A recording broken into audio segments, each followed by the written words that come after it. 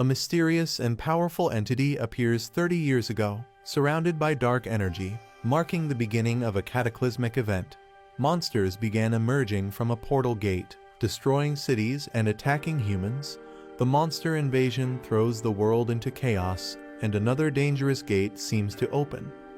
A young man, frustrated and full of anger, lashes out at the gate and the hunters responsible for handling them. Showing his despair, the boy vents his frustration, questioning why he has to endure such a miserable life. Feeling abandoned by the world, a police officer tries to stop the boy from jumping, warning him of the danger, but he remains defiant. The boy shouts back at the officer, claiming it's his choice to end his life, showing his deep despair. The officers try to calm him down, but the boy struggles, refusing to listen and venting his overwhelming emotions. The boy screams that no one understands the immense suffering he has endured, highlighting his feelings of isolation. 3 hours earlier, the protagonist is fired from the Bitchin Guild, shocked by the sudden decision.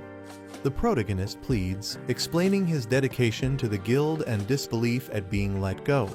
The guild leader dismisses his contributions, stating he hasn't achieved anything significant for the guild. The guild leader reveals he only hired the protagonist for his diligence, but is now disappointed due to his lack of growth as a hunter. The guild leader harshly comments on the protagonist's injury, saying he can't work with someone who's now useless. The protagonist is speechless, struggling to defend himself against the accusations. The guild leader tells him to quit and offers to calculate his severance pay immediately. Desperate, the protagonist vows to find a way to heal his leg and prove he can still work. As the protagonist turns to leave, he encounters someone with intimidating tattoos. A blonde man mocks the protagonist, telling him to leave as per the boss's orders. The protagonist recognizes him, shocked, and calls him Lee Youngjin. The blonde man ridicules the protagonist, mocking his attitude and calling him pathetic. He taunts the protagonist further, suggesting he should use his severance pay for snacks, belittling him as a D-rank hunter. The protagonist snaps, grabbing Lee Youngjin's shirt and accusing him of being ungrateful, stating he got injured saving his life.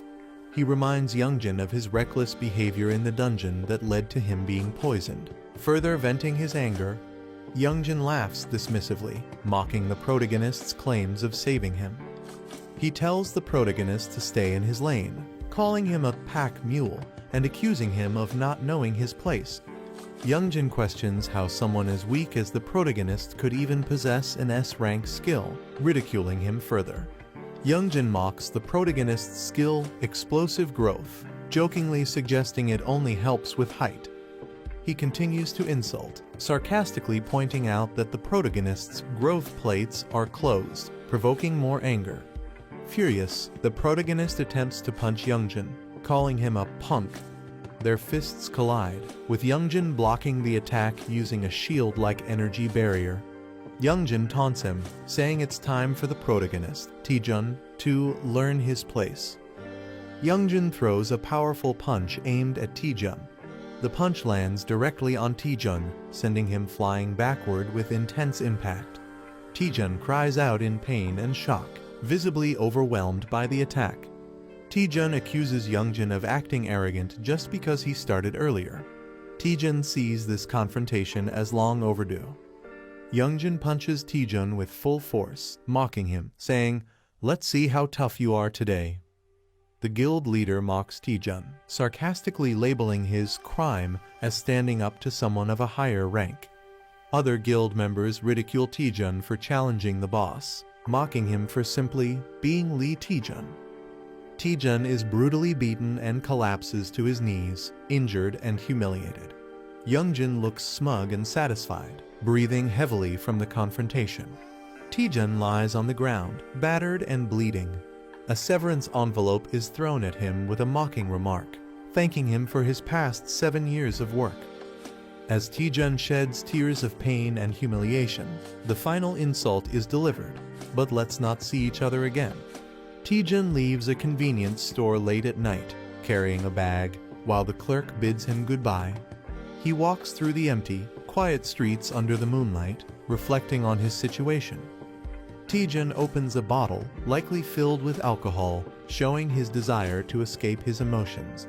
He drinks deeply, sitting alone, visibly distressed, trying to drown his sorrow.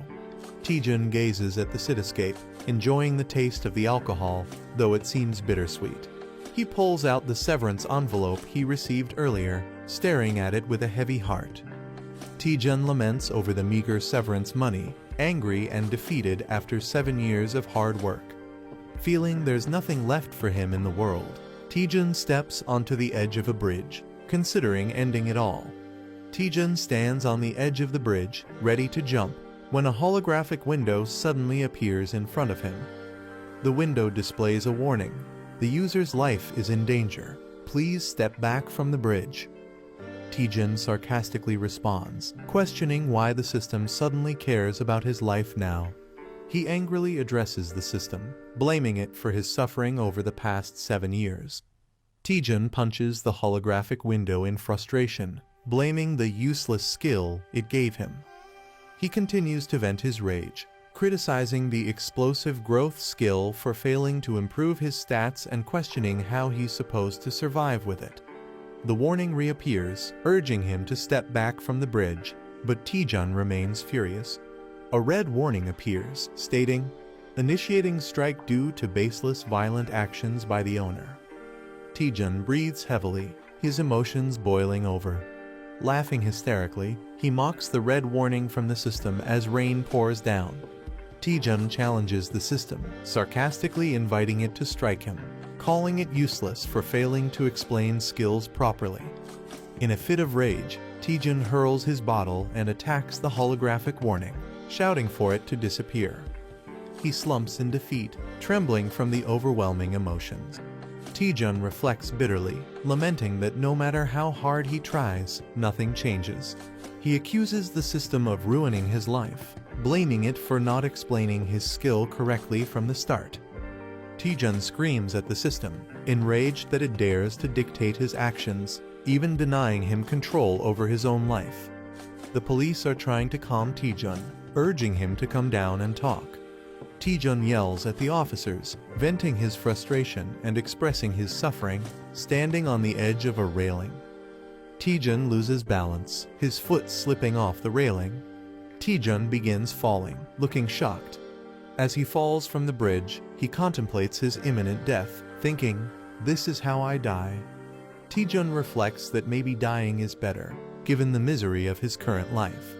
A mysterious system or entity acknowledges Taejun's complaint and initiates his transfer to the administrator's server. Taejun is enveloped by a glowing light, likely signifying his transportation to a different realm or scenario. Taejun is surprised and confused as glowing blue digital patterns start surrounding him. Taejun panics, asking what is happening, as the situation becomes more chaotic. Status windows appear, indicating that his system is being updated. Taejun is engulfed in a surge of bright blue energy, seemingly in the middle of a transformation or upgrade. The progress bar shows the update nearing completion, reaching 99%. The update is complete, confirmed by a glowing yellow status message. Taejun wakes up with a bandage on his nose, clearly feeling the aftereffects of something troubling. Sitting on a bench, he holds his head, complaining about a headache. Reflecting on his actions, he regrets drinking too much alone the previous night and vows not to drink again. Taejun recalls falling and suspects something unusual happened. He experiences strange sensations, as if a status window update is happening, confusing him. Laughing at the absurdity of a status window update, Taejun dismisses it as nonsense. He laments being jobless and wonders how he'll make a living. Considering doing day labor, Taejun is suddenly addressed by a glowing girl who knows his name. Shocked by her appearance, Taejun asks who she is, panicked and confused. A glowing girl introduces herself as Miri from the Status Window Management Department. Taejun is shocked and questions if such a department is real. He realizes that the strange events of the previous night were not a dream. Miri explains they investigated his case regarding explosive growth. She humorously admits his outdated status window wasn't working properly. Taejun is stunned, questioning if this was the reason for his struggles. Miri informs him that due to security reasons, she can't reveal further details. She assures him that the issue is now fixed, but Taejun wonders if all his effort was wasted. Taejun gets angry, realizing that all his hard work may have been for nothing. Taejun accuses Miri of making him train in vain for 7 years due to an outdated status window. Enraged, Taejun demands compensation for his suffering and threatens her in anger. Miri panics and explains that she has restored his stats and healed all his injuries to calm him down.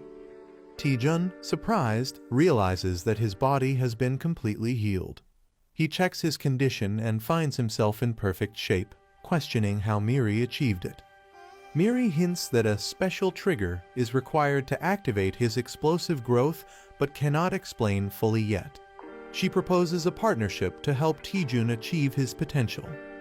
A sudden disturbance occurs as a massive gate opens in the city.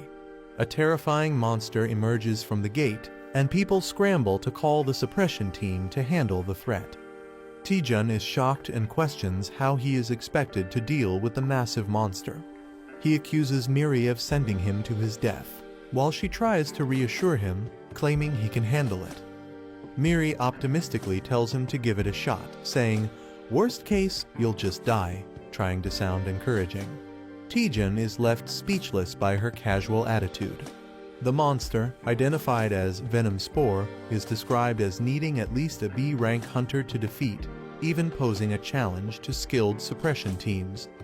Miri promises that defeating the monster will trigger Taejun's explosive growth. Taejun debates whether to trust her or not, finding the task insane. Despite his hesitation, Miri insists the monster isn't in the best condition, trying to convince him further. Taejun remains silent, deep in thought, contemplating his next move. Taejun reflects that his life has always been full of challenges and hardships. He considers running away but feels weighed down by his current situation. Determined, Taejun questions why he is hesitating and resolves to act. Accepting the chaos in his life, he prepares himself for what's to come, reasoning that it can't get any worse. With newfound determination, Taejun confidently declares, "Fine, let's do this." As the suppression team leaps into action, Taejun decides to join them despite his fear. He charges toward the monster, aware of the danger but ready to face it. The venomous monster retaliates, releasing its toxic attack. Taejun counterattacks with fierce determination, unleashing a powerful move against the creature. Taejun successfully attacks the monster, splitting it apart with great force. A notification confirms that the quest, "A Small Step Forward," has been completed. Taejun activates the skill, Undaunted Experience CC, after his victory. The skill, Explosive Growth, is also activated, enhancing his abilities significantly. He questions the simplicity of defeating a junior spore in one hit and wonders about the strange system notifications appearing. His stats are visibly enhanced, showing a dramatic improvement. A status window displays his updated information, revealing his new skills and significantly improved attributes. Miri excitedly asks Taejun how it feels to use Explosive Growth for the first time. Taejun, with a sinister smile, realizes how overpowered the skill is and revels in his newfound strength. Taejun, glowing with power, is warned by a companion not to celebrate yet as his explosive growth is just starting. Taejun's companion motivates him, urging him to keep fighting and eliminate all the monsters. Taejun charges forward, preparing to attack monstrous plant-like creatures. Taejun fiercely throws a powerful punch with determination. Taejun's punch explodes through the monster, splattering it in a burst of energy. Taejun realizes the massive stat boost he gains from defeating each monster, calling it a jackpot skill. Taejun's Explosive Growth skill activates multiple times as he fights, significantly enhancing his stats. Taejun leaps into action against monstrous creatures, evading their attacks while green energy splatters around. Taejun confidently thinks that at this growth rate, He'll surpass B rank and even stronger levels soon. Taejun envisions himself becoming stronger than an A rank hunter as he faces towering enemies. The scene shifts to a peaceful city setting, possibly hinting at where the battle is happening. The suppression team arrives on the scene to control the situation, noticing the aftermath of the battle. A group of hunters regrets missing the action, expressing their frustration. One of the hunters notices Taejun and mocks him, calling him a loser. Taejun holds a glowing pink crystal, surprising others who wonder if he's acting strange or consumed something unusual. The group arrives at the scene, mocking Taejun and questioning if he even knows where he is. The blonde hunter taunts Taejun again, calling him pathetic and predicting his failure. Taejun realizes the group led by Youngjin is also here for the hunt, further complicating matters. Taejun appears cautious and confused, sensing something ominous around him. Taejun's expression shifts to a sly grin, possibly plotting his next move or preparing for a confrontation. Taejun thanks a member of the suppression team, reflecting on his current injured state. The suppression team member acknowledges Taejun's efforts, praising him for preventing a dangerous situation. Taejun laughs it off, modestly saying he was just doing his duty as a hunter. The blonde hunter and another person are shocked, realizing Taejun's true capabilities. A soldier praises Taejun for his incredible performance, saying they couldn't imagine handling the venom spores alone. The blonde hunter, surprised, questions if Taejun really did it all by himself. The soldier confirms Taejun handled everything alone and asks if there's an issue. The blonde hunter and his group are stunned and find it hard to believe Taejun's achievement. Taejun tells the group to leave and assures he'll explain everything later. The scene transitions to an abandoned building, indicating a new setting or upcoming event. The blonde hunter confronts Taejun, asking if he truly managed everything by himself. The blonde mocks Taejun, doubting that a D-rank hunter could achieve such a feat. Taejun remains silent, standing unfazed despite the insult. A glowing notification startles Taejun, hinting at a new event or quest. Taejun reads the quest details, which challenge him to teach the disrespectful juniors a lesson in exchange for an A-rank skill. Taejun realizes the reward is an A-rank skill, a significant opportunity for him. Taejun smiles darkly, thinking about how he can get both revenge and a skill by completing the quest. Taejun apologizes sarcastically to the group, preparing to take action. Taejun sarcastically apologizes and asks if they mind if he beats them up. The blonde hunter is stunned and confused by Taejun's statement. Taejun dramatically pretends to cry, saying he's not good at sugarcoating things. Taejun repeats his challenge, asking once more if he can teach them a lesson. The group mocks Taejun, thinking he's gone mad or joking around. One of the group members angrily lunges at Taejun, demanding he stop talking nonsense and answer. The attacker emphasizes that in this world, those who commit crimes should be punished, delivering a strong blow. Taejun is grabbed by the head as someone questions if he's serious. The attacker prepares to punish Taejun but realizes something is wrong as he can't move properly. Taejun, with a dark smile, taunts the attacker, telling him to take his punishment like he deserves it. The attacker is shocked, unable to understand what's happening. Taejun strikes the attacker, sending him collapsing with one blow. Taejun easily overpowers the attacker, leaving him stunned and collapsing to the ground. The others are shocked, questioning what just happened. The others are confused, questioning why the attacker collapsed so suddenly. Taejun casually gestures for the rest of the group to come at him, inviting them one by one.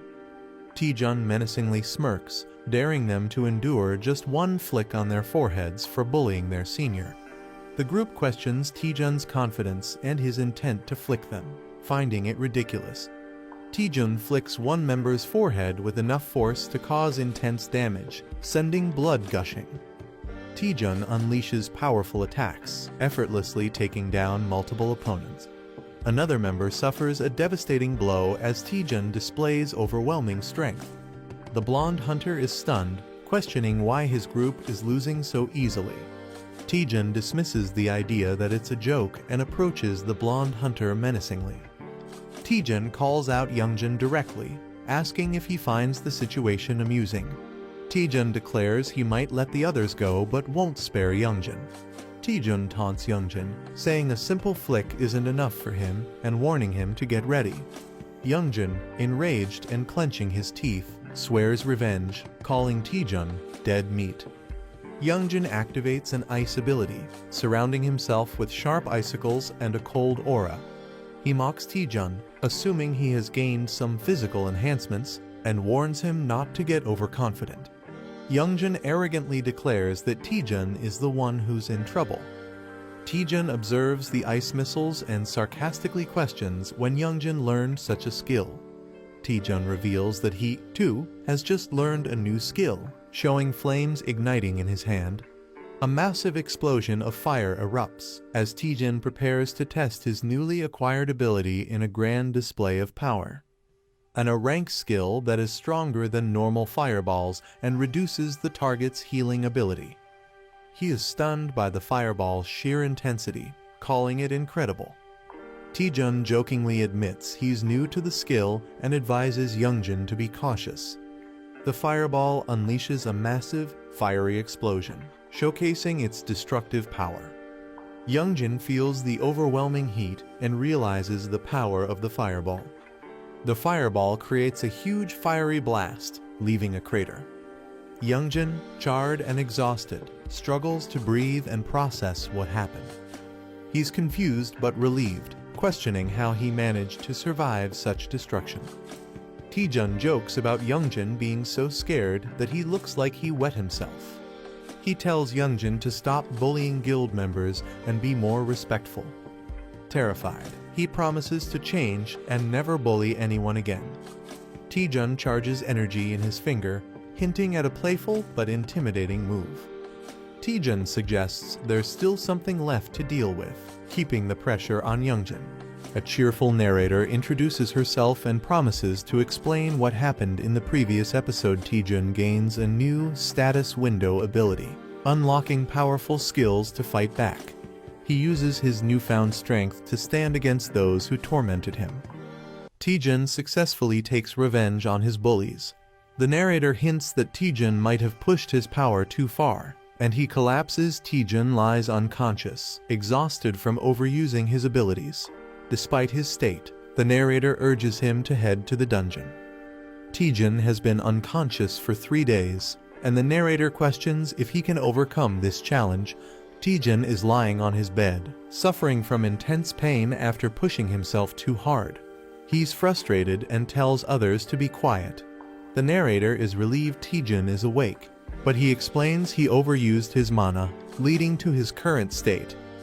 Taejun admits he was reckless and got carried away with his newfound strength.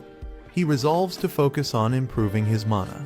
The narrator acknowledges Taejun's rapid growth, but questions whether he truly needs to focus only on mana. Taejun clarifies that his extraordinary growth boosted all his stats except mana, which is now his priority. Taejun explains that his skills, like the fireball, consume a lot of mana, forcing him to prioritize increasing it to avoid future collapses. The narrator wonders if there's a specific way to raise just his mana more efficiently. Taejun notices that he has a set recovery time of 8 hours and 30 minutes before he's back to full strength. A massive tower designed for training and improving mana is shown. Taejun explains to the narrator that the Tower of Training is a well-known dungeon where beginners go to boost their mana. Despite being famous, the narrator notices the tower is oddly empty and questions why no one else is there.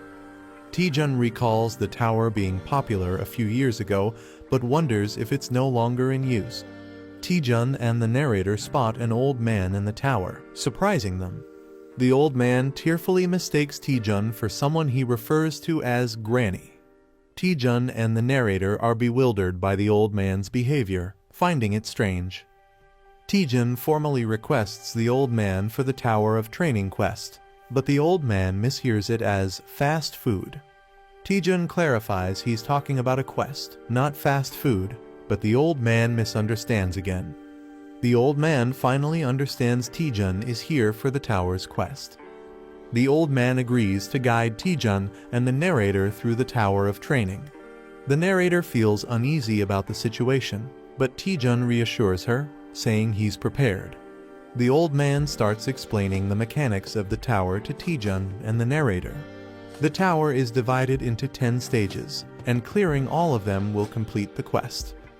Taejun guesses the first task is to defeat 10 goblins, and he's correct. The old man acknowledges Taejun's guess with a cheerful response. Taejun impresses the narrator with his knowledge of the tower, claiming no one knows its strategies better than him. Taejun reveals he studied dungeon strategies on YouTube and memorized them, even though he couldn't go on real expeditions. Taejun confidently declares the beginner dungeon will be easy for him, earning admiration from the narrator. Taejun mutters to himself, and the old man overhears, prompting Taejun to play it off as a joke. They reach the first trial area, and the old man prepares to summon monsters. The old man struggles dramatically while summoning monsters for the trial.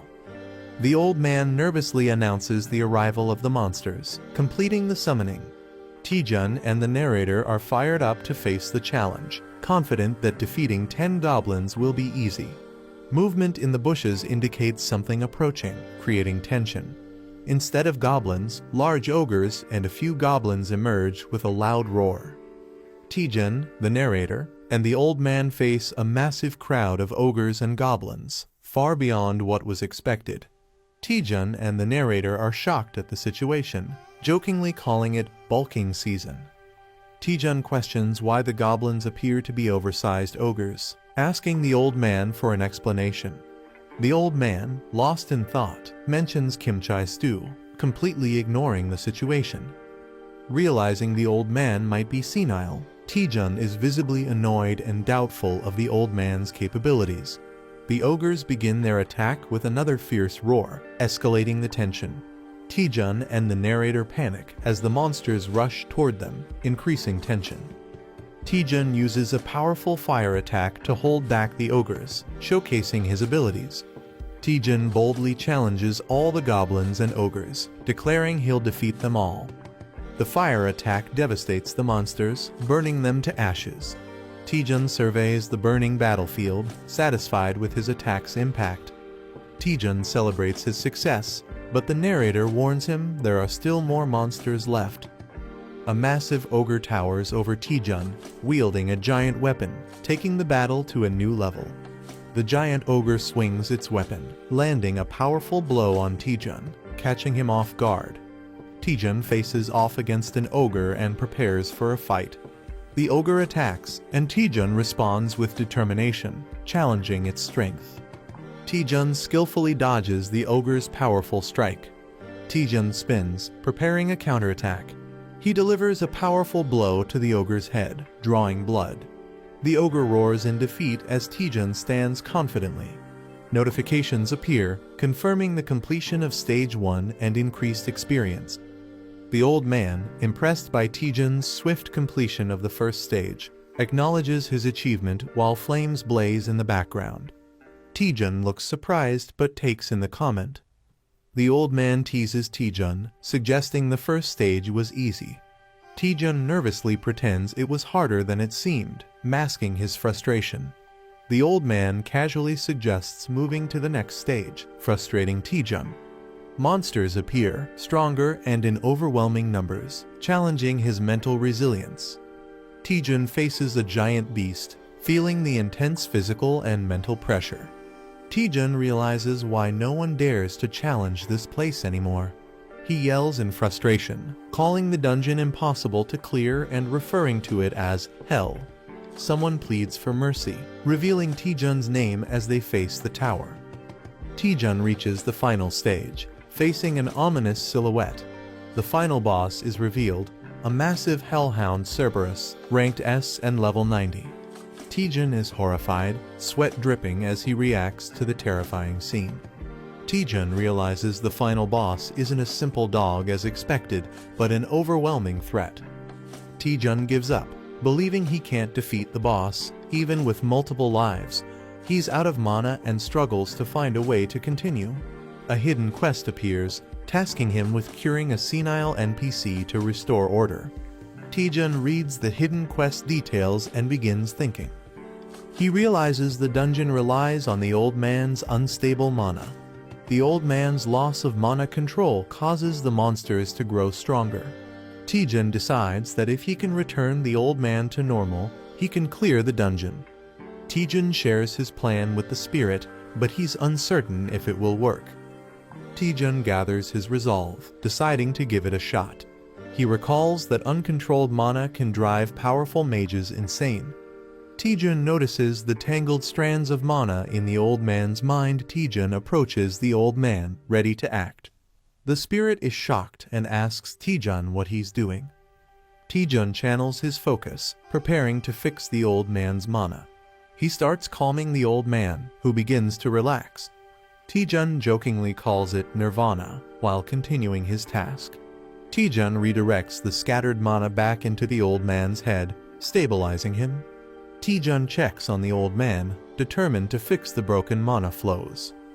A massive pink energy blast emerges, alarming the spirit. The pink energy intensifies, threatening Taejun and the old man. Taejun desperately shields the old man, bracing himself.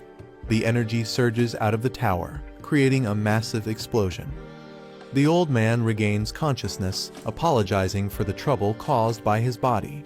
The old man transforms into a muscular and revitalized version of himself. Taejun is shocked, questioning the old man's new appearance. The old man expresses clarity and refreshment, thrilled to be himself again.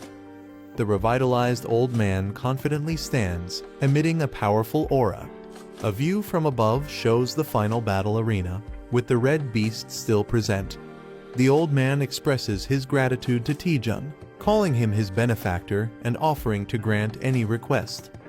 Taejun looks shocked as someone counts numbers, reaching 97 and 98. A glowing girl stands behind him. A muscular man lifts a heavy barbell, reaching 99 reps. The old man, now glowing with power, shouts 100 while lifting the weights. The weights slam into the ground, cracking it. The man explains that physical strength is needed for high-intensity mana use. His muscles flex, and he begins revealing something important. He proudly announces that his secret to becoming an archmage is intense physical training. The old man flexes and asks if they can feel the mana radiating from his muscles. He invites Taejun to touch them, but Taejun nervously refuses, questioning if this kind of power is necessary. The old man insists and then asks Taejun what he truly wants. Taejun hesitates to answer. Taejun complains about his low mana and asks if his mana capacity can be increased. The old man easily accepts the request and activates the mana body technique. He unleashes the mana technique build-up on Taejun. Taejun screams in pain as his mana increases dramatically to 500. Taejun coughs and complains that he almost died from the process. The old man observes that Taejun's issue isn't a lack of mana. Taejun, confused, asks what the old man means. The old man explains that Taejun is using too much mana for his Fireball skill. Fireball is supposed to be a basic skill. The old man explains that Taejun's Fireball is much stronger than normal but consumes too much mana. He reassures Taejun and offers to help him recreate his Fireball. A large modern cityscape appears, showing a tall building. A woman named Lee Seon-ah, a grade hunter from the Myth Guild, waves and calls out. Taejun's companion is surprised and asks if he knows her. Taejun says she's an old friend from Hunter's Den. The glowing girl teases Taejun, shocked that he has a female friend. Taejun gets annoyed. She asks why Taejun called Seon-ah. He explains it's to test his new Fireball technique. The Myth Guild has the largest training facility in the country. Taejun's previous Fireball was powerful enough to destroy a building. The new one will be even more dangerous. Taejun suggests they need a safe training area for testing his new Fireball. The glowing girl teases Taejun, surprised that he has more connections than she thought. Seon-ah hears something and asks what Taejun said. He nervously laughs and denies saying anything. In the elevator, Seon-ah comments that it's been a long time and asks how Taejun has been. He replies that he has just been doing his usual hunter duties. Seon-ah gives Taejun a curious look, making him wonder if there is something on his face. She smiles and tells him he seems different from before. Seon-ah tells Taejun that he used to rely on her, but now seems more confident. Taejun is surprised. She mentions that another person requested to use the training ground today. She hints that Taejun will be excited to see who it is. Taejun is shocked that someone arrived before him. Choi Jin-hyuk, a grade A hunter from Bichon Guild, appears riding a massive beast. Taejun and Jin-hyuk exchange intense stares, recognizing each other. Seon-ah notices the tension and wonders why they are acting like rivals after a year. Inside the training facility, Seon-ah activates the system. She explains that the strength of the training monsters depends on how much mana is used. Seon-ah summons a monster, calling it cute, but Taejun is horrified by its appearance. The monster rushes forward, and Seon-ah asks if that explanation was enough. She casually leaves to grab drinks, leaving them to train.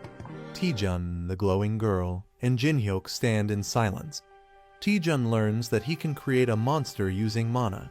A giant, muscular orc roars as it appears, surprising Taejun. Taejun cracks his knuckles, ready to fight. The orc charges at Taejun aggressively. Taejun focuses, preparing to counterattack with his fist. Taejun punches the ground, releasing a massive explosion of blue energy. A shadowy figure looms in the background. An ogre wouldn't even count as a warm-up.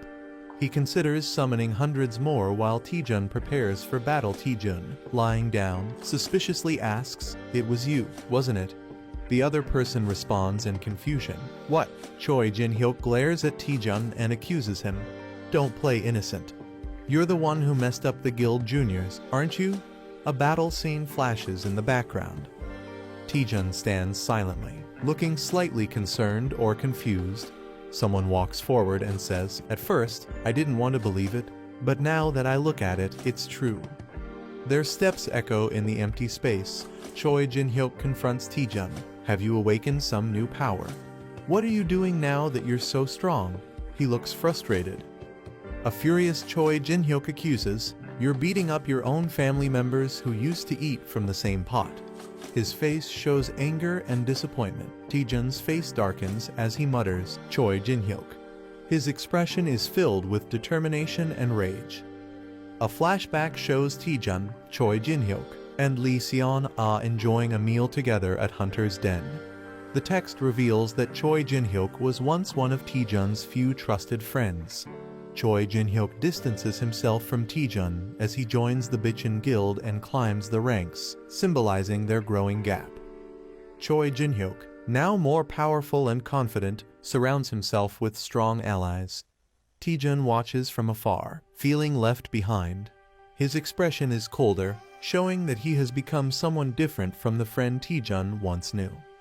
Taejun, carrying a large backpack, looks troubled. The text states, "I'm no longer a friend," indicating his bond with Choi Jin-hyuk is broken. A deformed man arrogantly admits, "Yeah, I did it. So what are you gonna do about it?" His expression is mocking and unbothered.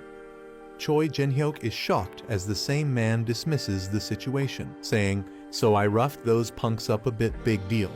The deformed man continues to justify his actions. "They were the ones who messed with me first, weren't they?"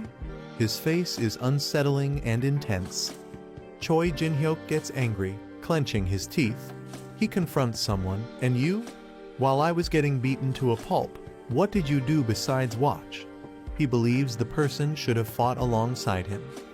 Choi Jin-hyuk grabs Taejun aggressively and yells, "Hey, you've got some nerve." Taejun is taken aback, responding, "Excuse me." Taejun stays calm despite being choked, saying, "You're strangling me. It's hard to breathe. I feel my life is at risk, so this is self-defense." His expression is indifferent. Lee Seon-ah enters the scene cheerfully, saying, "Sorry to keep you waiting. This sister has something for you." She holds a bag, possibly with supplies or weapons. Lee Seon-ah looks shocked. possibly reacting to the fight between Taejun and Choi Jin-hyuk. Seon-ah yells, "You two, what are you doing?" as Taejun and Choi Jin-hyuk clash fiercely. Choi Jin-hyuk swings his spear, sending a powerful red energy attack at Taejun, who dodges just in time. Taejun nervously calls for a timeout as he tries to escape. Choi Jin-hyuk responds, "There's no timeout." Taejun gets hit hard and is sent flying backward, crashing to the ground in pain. Choi Jin-hyuk acknowledges Taejun's growth, saying, "You've really become stronger, Taejun," while gripping his spear. Choi Jin-hyuk powers up with electricity and says, "I'll face you seriously." His aura crackles with intense energy. Taejun smirks and playfully says, "Should have done that from the start, tilde haha." He downplays his injuries, calling it just a scratch. Choi Jin-hyuk gets frustrated and thinks, when did this punk get so good at taunting? As his electrified power surges, Choi Jin-hyuk activates the Bichin spear technique, first form. His spear crackles with powerful yellow lightning. He fully unleashes Thunder Spear, surrounded by electric energy, showing his strongest attack. Lee Seon-ah is shocked and yells, "You're crazy, Choi Jin-hyuk," pulling out the Thunder Spear here. Taejun smirks and casually says, all right, tilde, I knew you'd use that technique, tilde." He seems unfazed by the attack. Taejun steps forward confidently, saying, "Then I'll go all out too." He prepares to counter Jin-hyuk's attack. Lee Seon-ah and the spirit next to her look surprised, reacting to something unexpected. Wait, is that? Taejun begins charging a powerful energy blast, glowing blue. He unleashes a massive fireball attack, engulfing the battlefield in bright blue flames. A system message appears, revealing the attack's name, Archmage's Fireball S. It reduces the enemy's healing ability on impact. Choi Jin-hyuk is stunned, thinking, that's just like an energy blast, as Taejun's attack threatens to overwhelm him. A character gathers immense energy, forming a glowing orb in his hands. He unleashes a massive blue fireball attack, sending it towards his opponent. The skill used is Archmage's Fireball S, which reduces healing upon impact. An enemy, wielding a sword, looks in shock, realizing the immense magical power of the attack. He panics, thinking he can't block such a powerful attack. The fireball explodes, creating a massive shockwave and engulfing the area. A mysterious mechanism activates, possibly a defensive tool. The explosion spreads, shaking the battlefield. Taejun, Lee Seon-ah, and Fighter all look in shock and fear *** at the overwhelming destruction. A mysterious figure appears, radiating powerful energy, and Taejun asks, "Who are you?" She is revealed to be Cha Soo-hyun, an S-rank hunter and the vice president of Myth Guild. She scolds Taejun, saying his reckless attack could have caused a serious accident. Taejun, feeling guilty, nervously explains that he miscalculated the power since it was his first time using the skill. The fighter sees the situation and thinks Taejun is in serious trouble. Cha Soo-hyun, in a dramatic moment, intimidates Taejun, making him sweat. However, instead of punishing him, she suddenly offers Taejun a chance to join Myth Guild. The blonde-haired fighter is shocked and furious, unable to believe it. It's revealed that Cha Soo-hyun is one of the strongest hunters in the country, making her offer a huge deal. Cha Soo-hyun officially offers Taejun a scout proposal, recognizing his talent. She admits she has never seen a fireball that powerful before and praises Taejun for pushing basic skills beyond their limits. She repeats her offer with an eager smile, showing genuine interest in recruiting him. Taejun is shocked but intrigued, realizing how rare it is to receive such an offer from the Myth Guild. Lee Seon-ah is overjoyed, feeling that Taejun's skills are finally being recognized. It's revealed that Myth Guild is one of the top 4 major guilds in Korea, alongside Hongik, Longhwa, and Chinjeon. Taejun considers the offer, thinking that joining Myth Guild would be a huge advantage for him. Cha Soo-hyun emphasizes that a true hunter must constantly train and overcome their limits. Taejun recalls his earlier excitement, remembering that he wanted to duel today to test his own limits. Choi Jin-hyuk looks confused, denying that he ever agreed to duel Taejun. Taejun, fired up, reflects on his fight with Choi Jin-hyuk, realizing something important. He sees Jin-hyuk as a massive mountain he cannot overcome yet, symbolizing his current limits. Determined, Taejun refuses the guild offer, stating that he still has mountains to climb before joining. Jin-hyuk is shocked and frustrated, wondering what Taejun is even talking about. Cha Soo-hyun laughs, admiring Taejun's dedication to training and liking his spirit. She asks for his name and rank, and Taejun proudly introduces himself as a D-rank hunter. Soo-hyun is surprised, believing that his talent is wasted at such a low rank. In recognition of his potential, she gives him a recommendation letter, showing that she still believes in his future. Taejun receives an invitation to take the B-rank hunter evaluation in a month. His friends congratulate him. Choi Jin-hyuk is furious, realizing Taejun is advancing quickly. Taejun reflects that higher ranks allow hunters to enter stronger dungeons, making this a valuable opportunity. 1 month later, he arrives at the hunter testing site to take the B-rank exam. Taejun feels excited and confident, believing the atmosphere itself feels different. His spirit companion notes how Cha Soo-hyun gave him a recommendation right away, proving her high regard for him. She then asks, why didn't you join the Myth Guild, since they were offering him so much support? Taejun comically shouts money, revealing his real reason. He explains that guild hunters have to share their earnings, making solo hunting more profitable. Taejun criticizes guilds, saying their rewards are low and they control schedules too strictly. He recalls how guilds exploit hunters, overworking them and discarding them if they get injured. He dramatically declares he would never join a guild, stating his only goal is making more money. Suddenly, someone calls out to him, catching his attention. A cheerful cat-eared girl, Yo Si-ah, from Chincheon Guild, greets him and asks if he's taking the test. Taejun is surprised she knows him, but she reveals that his reputation has already spread. She smirks, saying her guild is determined to recruit him, hinting at Myth Guild's interest. Taejun nervously laughs, realizing his name is spreading too fast. Suddenly, a tall, intimidating man appears, mocking Taejun, calling him a mediocre man. Kangjin, a C-rank hunter from H-Warring Guild, mocks the event, calling it overhyped. He boldly introduces himself, claiming he's destined to be the greatest hunter of the era. Taejun and Yo Si-ah are speechless, with Taejun internally wondering if this guy is crazy.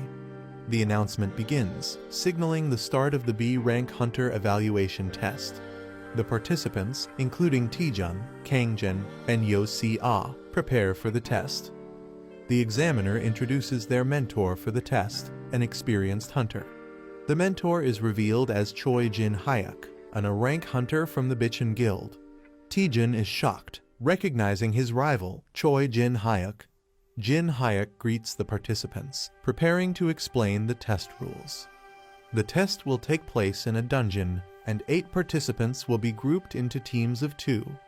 The dungeon has 4 entrances labeled A, B, C, and D. The first 2 teams to reach the merge point will proceed to the boss fight. A man announces that even if participants retire from the dungeon, they should not worry. Safety personnel are stationed throughout the dungeon to ensure protection.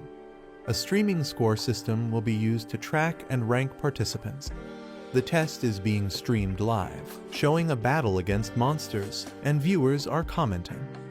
The test officially begins with red portals activating. The first team, Yu Si-rin and Kangjin, is called to start.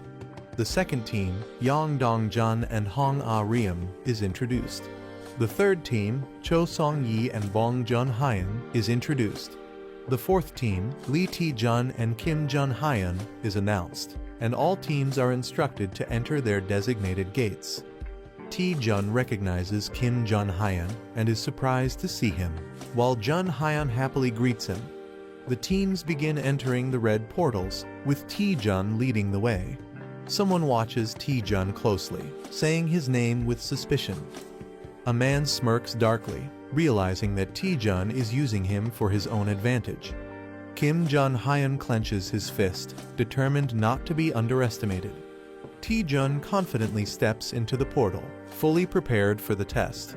A dark and eerie dungeon scene appears, with someone in the shadows vowing revenge, saying, "I'll make you regret it." A member of Bichon Guild is shocked when asked to participate in the B rank assessment.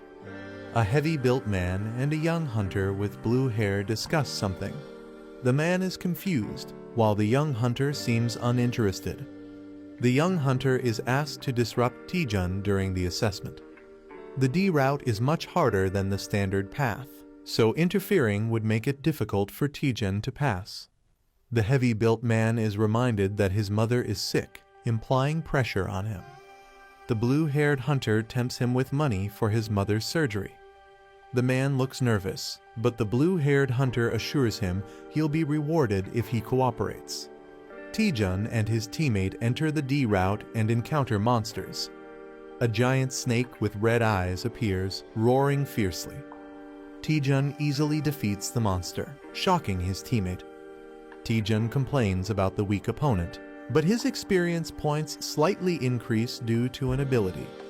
The heavy-built teammate is shocked at Taejun's sudden strength. He reflects, realizing that Taejun became much stronger in a short time. Taejun and his teammate were both in a weak position within the Bichon Guild, but Taejun never gave up. Taejun praises his teammate's skill to absorb attacks, calling it amazing. Taejun encourages him, saying he'll shine one day as a great hunter. Taejun's words gave his teammate hope when he had none. The teammate now struggles with guilt, realizing he's being forced to sabotage Taejun, despite how much Taejun supported him. The heavy-built man feels conflicted, but believes he has no choice because he needs money for his mother's surgery. He convinces himself that betraying Taejun is necessary for his family. He hands Taejun a bottle, acting innocent. He tells Taejun that it will help him, making it seem like a friendly gesture.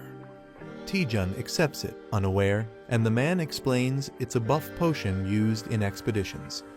Taejun happily drinks it, thanking him. However, the potion is actually poisoned, meant to paralyze Taejun. The man thinks this will quickly exhaust Taejun, making him fail. Taejun suddenly feels the effects, realizing something is wrong. Taejun starts feeling the effects of the potion, thinking something is awakening inside him.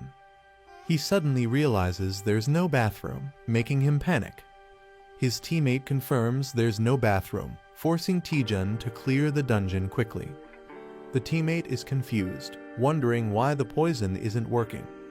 Taejun's poison resistance ability activates, making him immune. Taejun investigates the dungeon's layout, noticing something is off. They reach a dead end, forcing them to turn back. Taejun complains about going in circles, while his teammate sees an opportunity. The teammate considers pushing Taejun into the pit to sabotage his assessment. The heavy-built man nervously calls out to Taejun. Suddenly, he lunges forward, apologizing as he tries to push Taejun off the cliff. However, he loses balance and falls instead, screaming. Taejun is shocked, watching him plummet. Both of them are confused as they realize what just happened. The man keeps falling, panicking. He crashes into the cliffside, hitting the rocks hard. Taejun shouts at him, thinking he's trying to die on purpose.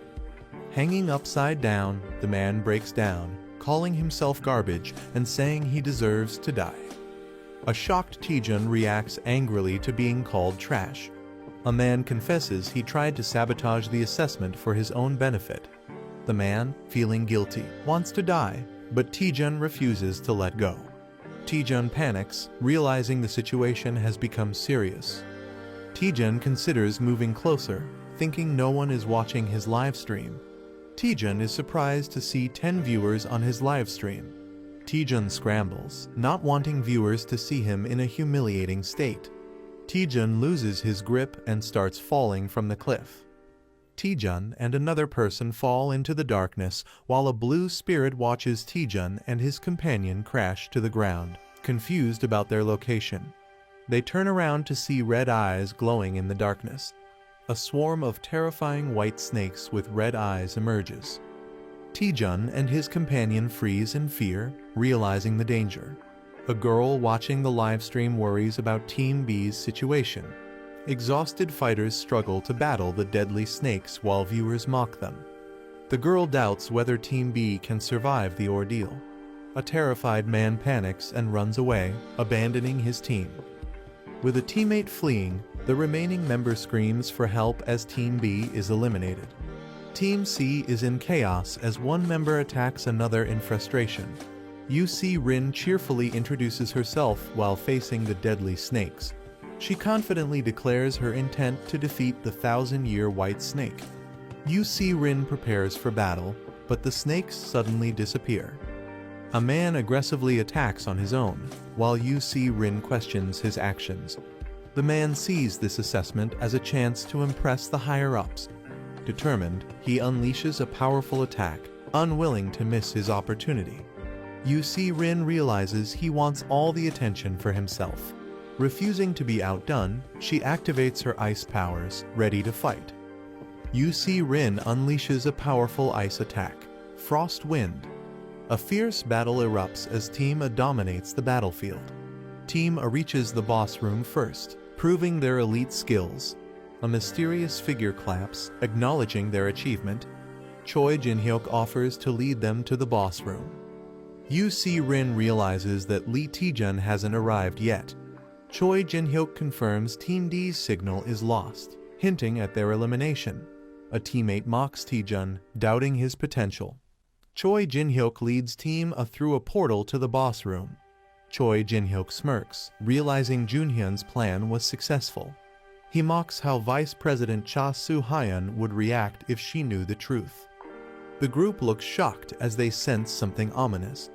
A monstrous spiked snake corpse lies before them, unsettling the team.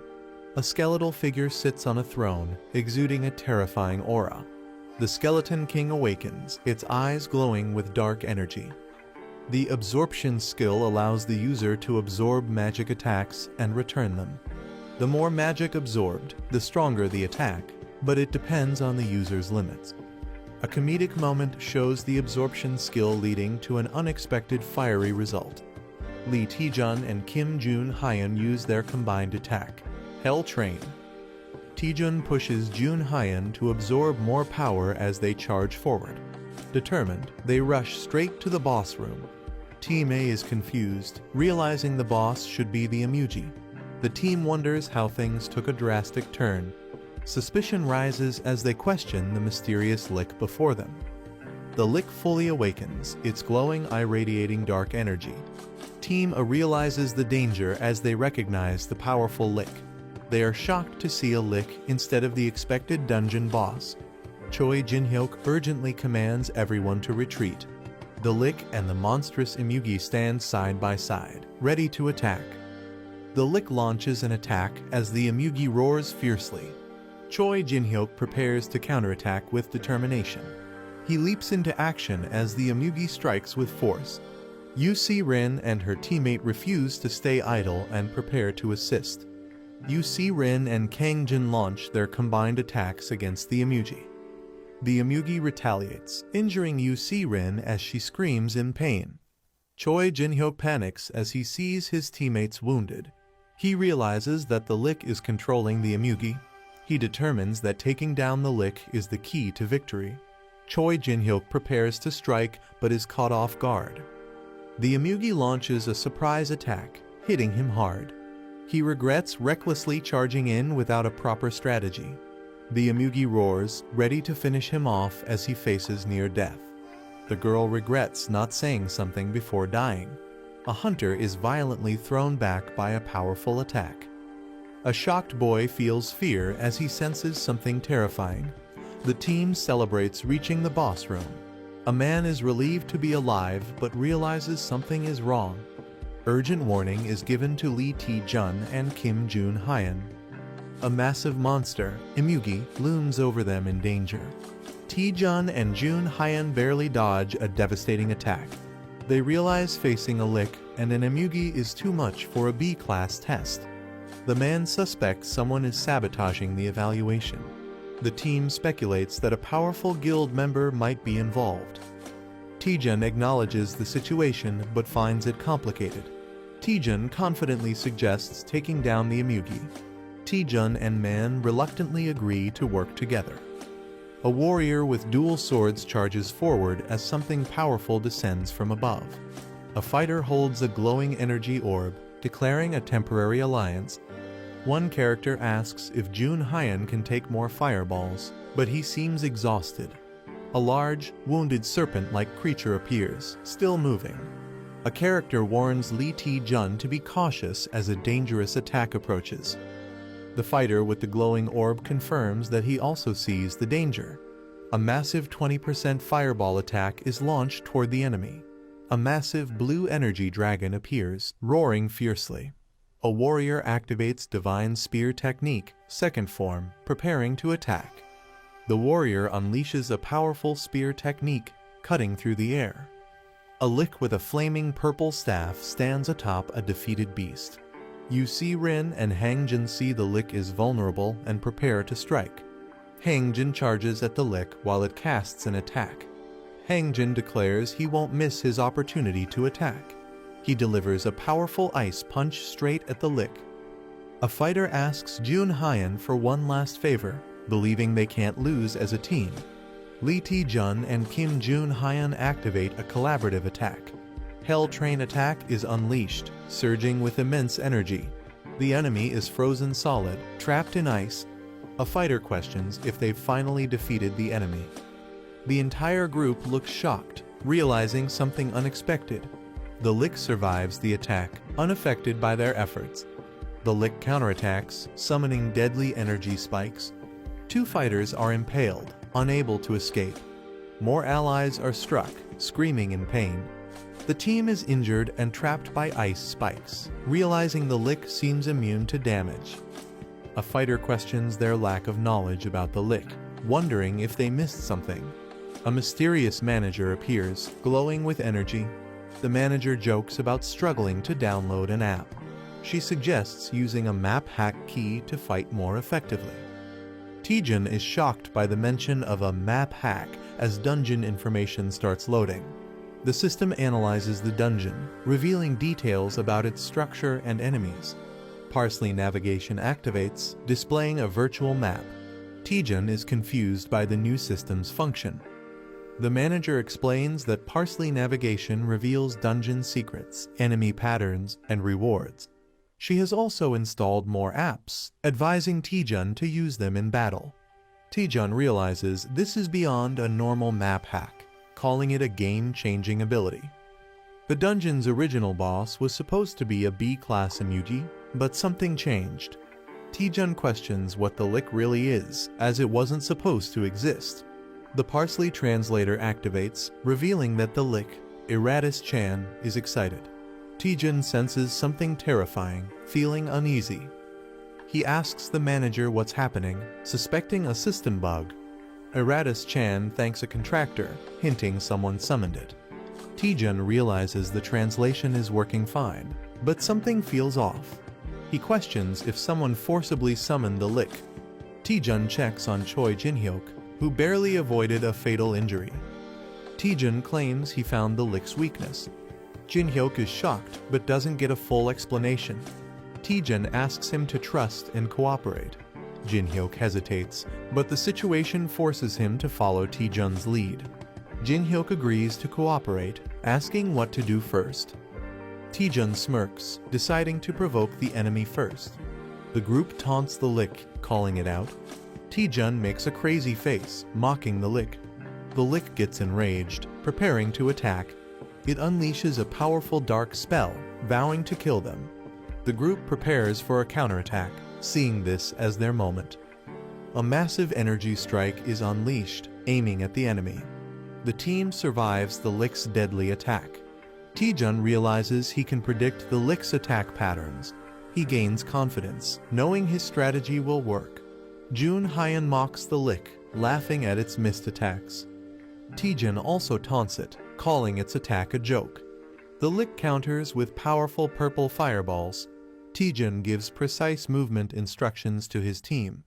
The attacks explode, but they dodge successfully. Taejin remains focused, ready for the next move. The team is amazed that they dodged everything perfectly. A skeletal enemy acknowledges the protagonist's dodging skills and prepares a stronger attack. The enemy unleashes a massive attack, covering the battlefield in dark energy and sharp projectiles. A panicked ally questions how they are supposed to dodge the incoming attack. A system or skill activates, with glowing barriers appearing around the characters. The protagonist realizes that the attack is unavoidable, covering the entire dungeon. The enemy's powerful skill, Death's Requiem, is fully unleashed. The enemy mocks the group, calling them foolish. The protagonist counters, saying if they keep dodging, the enemy will just use an undodgeable spell. They prepare to strike back. Someone realizes the enemy is on skill cooldown, a crucial moment for counterattack. The enemy is shocked, realizing they won't survive the counterattack. Chaos unfolds as the powerful attack shakes the battlefield, with everyone struggling to understand what's happening. The wide area attack grows stronger towards the edges, but its power weakens closer to the center. Taejin realizes the attack's weak point using his parsley navigation ability. Using this knowledge, he moves toward the center, reducing the damage taken. UC Rin steps in, using her ice magic to counterattack. She casts Frost Wind, freezing the skeletal enemy. The enemy acknowledges their effort but remains unfazed. The group realizes their attacks are ineffective, but they decide to focus on restricting the enemy's movement. The battle continues, and one of the characters asks for backup *** to cover the rear. The skeletal enemy is confused, calling out for someone named Hwawa. The enemy realizes something is wrong, looking shocked. It is revealed that the lick was summoned through a contract, using the contractor's sacrifices as hosts. Until the host body is destroyed, the lick remains immortal. Taejin finds the real body of the lick, hidden behind a magical barrier. The team understands they must destroy the objects sealing the lick to stop its summoning. The lick is enraged, accusing them of deception. The lick charges furiously at Taejin, vowing revenge. The lick attacks with its massive scythe, showing its full power. Taejin looks shocked as the battle intensifies. Choi Jinhyuk charges at the lick, taunting it to stay and fight. Jinhyuk, enraged, blocks the lick's movement, refusing to let it escape. He strikes fiercely, stopping the lick's attack. The lick screams in pain, showing its vulnerability. The team restrains the lick, urging Taejin to finish it off. Taejin thanks Jinhyuk, preparing for the final blow. The lick panics, trying to stop Taejin from reaching its core. Taejin delivers a powerful punch, aiming to destroy the lick's true body. The punch lands with massive force, shaking the entire battlefield. The lick is weakened, gasping in exhaustion. The sealed chest, which is the lick's true core, remains intact. Taejin finally finds the chest, preparing to destroy it. Bloodstained, dual-wielding spears, fighting skull with purple flames. Mystery, potential weakness mentioned by Taejin. Injured, shocked, searching for something inside. Speaking unknown language, reacting, resisting attack. Skull reacting aggressively, chaotic energy, others affected. Surprise discovery, secret exposed. Observing, mysterious presence, tension rising. Holding a treasure chest, taunting with excitement. Reacting to Taejin's unexpected ability to understand ancient language. Holding a treasure chest, smug expression, spirit companion behind. Explaining contract-bound status, reacting nervously. Dismissing concerns, confident in contract control. Doubting Taejin's abilities, disbelief. Questioning his ordinary status, asserting dominance. Sacred relic, magical significance, hidden knowledge. Doubting Taejin, realization setting in. Overwhelming presence, contract-breaking possibility. Reluctant agreement, forced cooperation. Offering wishes, tempting. complaining about stomach, uneasy, ordering skeletons to be released, questioning control, skeletons attacking, blue-haired man and green-helmeted man fighting back. Anomaly detected, unknown disturbance. Martial artist Hangjin and cat-eared girl UC Rin destroying skeletons. Accepting negotiations, communication success. Asking for Taejun's wish. Demanding everything. Confused by Taejun's sudden demand. Pressuring for items, accessories. Holding mysterious power, crucial item. Realizing Taejun's target, resisting. Pretending to break treasure chest, manipulating. Handing over staff, distressed. Holding staff, demanding contract release. Pretending ignorance about contract release. Realization hitting, caught off guard. Mocking, pretending ignorance. Intense red energy, furious reaction. Furious, overwhelming force, striking Taejun. Raising treasure chest, intimidating. Intense counterattack, explosion. Last struggle, refusing to fade. Declaring Eratus Chan's rebirth, sinister confidence. Mocking Skull's dramatic exit. Examining broken weapon, questioning its significance. Investigating summoning method, questioning target. Thrilled about new item, materialistic attitude. Observing Taejun's greed. Newly discovered item, unexpected find. Speculating value, linking it to the skull. Concerned, checking on him. Assuring he's fine, activating interface. Doubting Taejun's victory against the lick. Declaring victory, dismissing concerns. Hangjin acknowledges Lee Taejun's skills and calls him an impressive hunter, while UC Rin cheers him on. A shocked reaction as Lee Taejun stands bloodied, and someone calls out his name in concern.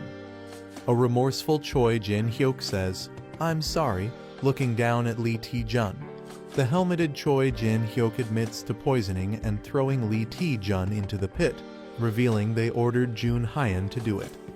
The guilty Choi Jin Hyuk admits they resented Lee Taejun for working hard despite lacking talent. The Choi Jin Hyuk sincerely apologizes to Lee Taejun. He smiles and mockingly tells them to do it properly next time, acting like he wasn't even affected. Taejun calls out the deception, questioning what's really going on. The Choi Jin Hyuk suggests moving forward, inviting Lee Taejun for a meal as a celebration for becoming a B-class hunter. Kim Jun Hyun admits to poisoning and throwing Lee Taejun into the pit, revealing that he ordered Jun Hyun to do it. Taejun awkwardly asks a secretive question. Taejun whispers, "Do you like Lee Seon-ah?" catching the other person off guard. Taejun's question about Lee Seon-ah causes a hilarious shocked reaction. The accused character frantically denies it, while another teases them. A glowing green gate appears, signaling their way out. UC Rin and Kim Jun Hyun celebrate being able to leave, dreaming about food. Taejun smiles and tells everyone to go back together. The group walks toward the portal, feeling the relief of survival. Taejun hesitates for a second as he steps through the gate. They successfully exit, and a mysterious figure watches them. Taejun is officially promoted to B-class hunter, greeted by some intimidating figures. Lee Taejun is shocked to see Seo Yeon HWA Clear Sky Guild representative and Maddie Pyong Hwarang Guild representative. Maddie Pyong, a powerful and imposing figure, raises suspicion as Taejun wonders why the strongest hunters are present. The elegant yet authoritative Clear Sky Guild leader enters. Seo Yeon HWA reveals that someone interfered with their test, manipulating the results. She explains that monsters, including the Lick and an undead Emugi, should not have appeared. The investigation suggests that a powerful force was trying to disrupt both the Clear Sky Guild and Hwarang Guild. Revealing the culprit, Seo Yeon HWA finally points to the responsible party. She looks directly at Lee Taejun and says, "It's you." Lee Taejun is left utterly dumbfounded, unable to comprehend how he could be the culprit. UC Rin and Hangjin defend Lee Taejun, insisting there's no way he could be responsible. She smirks and points out that Taejun seemed to handle everything alone. The high rankers reveal they witnessed everything live, including Tae-jun's leadership and strategic decisions against the Lick. She suggests that the Lick's weakness was concealed somewhere, and Tae-jun somehow knew about it. Seo-yeon HW questions how a D-rank hunter like Tae-jun knew so much critical information. Even Hangjin and Yu Si-rin start to hesitate, considering the possibility. Seo-yeon HWA steps up to Lee Tae-jun, pressing him for answers. She outright claims that Tae-jun knew about the Lick in advance. He freaks out, denying it completely, but his shocked reaction only makes him look more suspicious. Tae-jun looks nervous as someone questions his hesitation, likely in a high-pressure situation. A warrior unleashes intense energy, warning Tae-jun that he will cut him down if he doesn't answer quickly. Tae-jun panics, realizing that the threat is serious and his life is in danger. Tae-jun, sweating and desperate, tries to think of a way to explain or defuse the situation. Tae-jun recalls something important related to a Lick, a sacrifice, and a contractor, possibly a key mystery. Someone interrupts, asking everyone to listen, possibly to prevent a fight or explain something. A new character excitedly reveals that his dream has always been to become a necromancer. The warrior and the blue-haired girl are surprised by the sudden statement. The character explains that he has studied undead creatures since childhood, knowing their abilities and weaknesses. Tae-jun proudly reveals that he figured out the Lick's hidden weakness. A woman doubts Tae-jun's claim and questions its validity. The others, including the red-haired warrior, react in surprise to what Tae-jun shows them. Tae-jun presents a severed finger found in a sarcophagus, proving someone made a contract with the Lick. Tae-jun explains that the Lick wasn't a natural dungeon boss. Someone summoned it to interfere with the test. Tae-jun argues that the Lick obeys its contractor, meaning he and the other attacked hunters aren't responsible. The woman acknowledges Tae-jun's logic and accepts that the real culprit must be someone else. The warrior demands to know who the culprit is, suspecting the Dark Magic Guild. A dramatic moment as the mystery is about to be solved. Tae-jun boldly announces that the culprit is among them. Tae-jun asks everyone to check the hands of those nearby. People start showing their hands, nervously accusing each other. One man hesitates and appears nervous. The true suspect is exposed as the owner of the severed finger. She is impressed and questions how Tae-jun figured it out. Tae-jun casually jokes that he learned this from detective manga. She looks completely stunned and exhausted by Tae-jun's reasoning. The warrior charges at Seo-yeon HWA, who prepares a magical defense. Someone traps the culprit inside a glowing green barrier to prevent escape. Furious, he charges at the bald man, vowing not to forgive him for harming his apprentice. The warrior unleashes a devastating attack called Dragon Strike. He suddenly notices something unexpected. The bald man appears lifeless, making others question if he took his own life. The warrior orders the body to be sent to the Alliance headquarters. He instructs his men to investigate the suspect's origins. The woman realizes that someone is using dark magic to target multiple guilds. She vows to uncover the mastermind behind the attack. The woman apologizes to Tae-jun for misunderstanding him and promises to repay him. Suddenly, Tae-jun faints and falls to the ground, shocking those around him. Tae-jun lies exhausted, realizing he has completely run out of mana. He starts regaining consciousness, wondering where he is. Tae-jun sees Choi Jin-hyuk and Lee Seon-ah looking at him with concern. Tae-jun wakes up in a hospital bed, surprised to see them there. Seon-ah says she came because she was worried, while Jin-hyuk jokingly says he just wanted to see if Tae-jun was still alive. She questions how much he pushed himself to collapse like that. They mention that Tae-jun made a huge impact in the B-rank exam, surprising him. News about Tae-jun defeating the Lick spreads all over the internet. He is surprised to see himself being praised in online discussions. Jin-hyuk feels overshadowed and claims Tae-jun wouldn't have succeeded without him. Seon-ah playfully argues that the video clearly shows Tae-jun doing all the work. Tae-jun enjoys the friendly banter, realizing it has been a while since they talked like this. The representative makes an unexpected entrance. Taejun and his friends are shocked to see her there. Seo Yeon HWA reveals that she owns the hospital. She explains that Taejun was taken to their guild's hospital and that she owes him a debt. The cat-eared girl happily reminds Taejun that he saved her. She dramatically expresses how much she cherishes Yu Si-rin, making Taejun question the word precious. Seo Yeon HWA prepares to fulfill any request Taejun has. She leans in, confidently stating that she will grant Taejun anything he desires. Seo Yeon HWA, the Vice Guild Master, offers to grant Hunter Taejun anything he desires. Taejun seems unsure about what to ask for, while his friends react in surprise. Seo Yeon HWA assures Taejun that he doesn't need to decide immediately since there's plenty of time.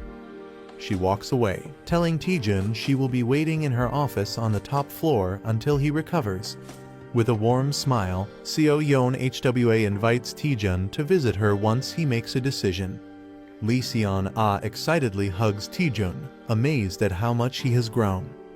She reminisces about how he used to get lost in dungeons and praises his progress, while Taejun looks embarrassed. Choi Jin-hyuk watches the scene and jealously calls Taejun a lucky guy. Lee Seon-ah asks again if Taejun has decided on his request, but he still hasn't thought of anything. Taejun considers asking for a magic-related item since Seo Yeon HWA is a top-tier wizard hunter. Taejun considers asking for a magic-related item. He realizes that recovery is more important right now and decides to think about it later. Lee Seon-ah cheerfully gives him a drink to help him recover faster. She and Jin-hyuk decide to leave, making plans to head out. A mystical spirit comments that Taejun has a lot to think about. The spirit excitedly imagines a beautiful woman granting a wish, while Taejun is unimpressed. Taejun debates what to ask for, considering money as an option. He quickly dismisses the idea, realizing he should ask for something priceless instead. Determined, Taejun decides he needs to figure out what he needs the most. Suddenly, he remembers and asks about the items he got earlier. Taejun realizes his items were automatically stored in the Parsley Market vault. Confused, Taejun wonders what Parsley Market is. The spirit excitedly acknowledges that Taejun is finally asking about it. Parsley Market is revealed as a massive second-hand trading platform with over 100 million users. It has users from various dimensions, offering a wide range of items at reasonable prices. The platform provides no currency exchange fees, membership rewards, and secure transactions. Taejun is shocked to learn that even people from other dimensions use it. The spirit encourages him to try it out, while Taejun realizes he has unique access on Earth. Taejun understands his advantage. He can buy artifacts from other dimensions and sell Earth items exclusively. Excited, Taejun realizes he has the opportunity to monopolize the market. Taejun gets greedy, imagining the money rolling in, while the spirit looks unimpressed. Excited, he decides to connect to Parsley Market and collect amazing items. Taejun initiates the connection, pressing the screen. The system begins analyzing his body and player data as he connects. Taejun is amazed as he enters a bustling marketplace filled with unique beings. A dwarf vendor offers a fully enhanced dragon skin shield for 1.8 likely currency. Another seller offers arcana gems, asking for offers first. Taejun compares it to a generic mobile game, while the spirit encourages him to explore. He approaches the dwarf vendor and asks to check item prices. The dwarf happily invites Taejun to take a look at the dragon skin shield. The Dragon Shin Shield Plus 13 is a powerful B-rank shield made from dragon scales, priced at 18,000 parsley coins. Taejun questions the currency value, asking how much 18,000 parsley coins is worth. The spirit excitedly reveals that 18,000 parsley coins equals 240,000 magic stones. Taejun is shocked, realizing that 240,000 magic stones is worth over 1 billion won. He wonders if there's a cheaper item, but the spirit explains that 18,000 parsley coins is the market average. Disappointed, Taejun realizes he can't afford anything. A new idea strikes him. He wonders how much the items he obtained earlier would be worth. Taejun approaches a vendor, pretending to be a newbie, and asks for a price check. He shows the vendor an unusual item and asks for its value. The vendor examines it closely, getting ready to determine its worth. The vendor declares the staff unsellable, surprising Taejun. The staff is cursed, making it difficult to use unless someone is a powerful mage. Taejun is shocked to learn the staff is completely unusable for him. He shows another item, a crystal he obtained from the same monster, for appraisal. The vendor values it at only 10 parsley coins, leaving Taejun frustrated at how worthless it is. Taejun feels disappointed, but the spirit encourages him to take things slowly. A mysterious figure approaches, asking Taejun for a trade. A demon lord offers a trade, requesting to examine the crystal. Taejun thinks it's just junk, but the demon lord insists he accepts the trade. The demon lord is pleased, revealing that with enhancements, the crystal will become valuable, and he even offers to cover the costs. Taejun excitedly accepts the demon lord's offer, thinking it's a great deal. The demon lord reveals a condition: if the enhancement fails, Taejun must cover all costs. Taejun and the spirit are shocked by the risky condition. The demon lord adds that if the enhancement succeeds, it's completely free, tempting Taejun. The spirit warns Taejun, whispering that the demon lord looks like a scammer and they should ignore him. The demon tricks new players with high enhancement costs, calling it a classic scam. A character sees through the scam, thinking only a fool would fall for it. Something unexpected happens, making the character hesitate. The demon reassures that the player can stop enhancing anytime. With confidence, he prepares to begin the enhancement. A girl tries to stop Taejun, fearing he'll lose all his money. He reassures her, saying he has a winning strategy. She questions his plan, but he tells her to watch and see. He declares he'll prove that luck-based mechanics can be broken. The demon lord explains the game rules, where Taejun can keep enhancing until he decides to stop. If Taejun succeeds, all costs are covered by the demon lord. If he fails even once, Taejun must pay everything himself, making it a risky gamble. The higher the success, the bigger the risk, making it a high-stakes game. The demon lord gives Taejun 100 parsley coins and materials for enhancement. The demon lord offers to show a perfect spot, but Taejun remains skeptical. Taejun confidently starts the enhancement, ignoring the demon lord's trickery. The obsidian crystal begins glowing, signaling something unexpected. The enhancement of the obsidian crystal was successful, granting +1 strength. The demon lord is surprised by the success rate and admires the player's boldness. The demon lord taunts, questioning if the player will stop at just one enhancement. The player smirks confidently, hinting at his next move. With a crazed look, the player declares he's going straight to +9, daring others to back out. The demon lord is shocked and questions if going straight to +9 is a wise choice. The player mocks the demon lord, laughing and asking if he's scared.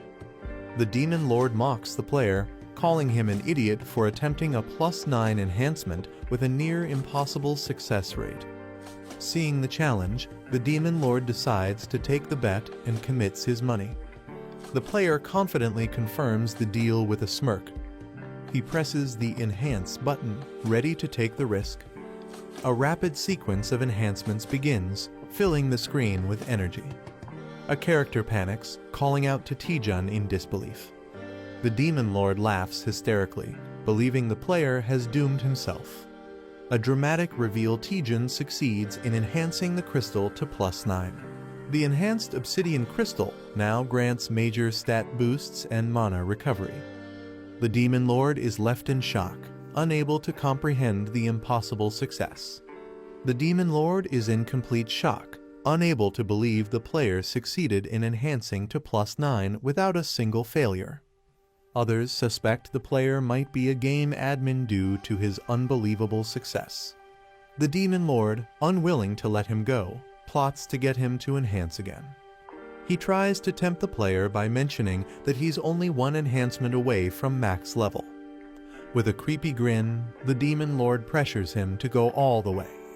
The player hesitates, holding the enhanced crystal and considering full enhancement. He reveals that his success up to +9 was guaranteed due to the extraordinary growth buff. However, the chance for the final enhancement is only 10%, making failure a huge risk. Despite the low chance, the player's curiosity and excitement push him to try. Instead of deciding immediately, he suggests making a deal with the Demon Lord. The player confidently suggests going to the perfect spot for the enhancement. They arrive at Pyrrhian Peak, a legendary enhancement spot. Other players pray desperately, fearing complete ruin if they fail their enhancements. The player stands calmly among the desperate crowd, exuding confidence. He claims he can feel the sorrow of all the failed enhancements from this place. The elf girl asks if enhancing at this location will increase his chances. With a smirk, the player bluntly states that it won't help at all. She is shocked and questions why they even came to this place.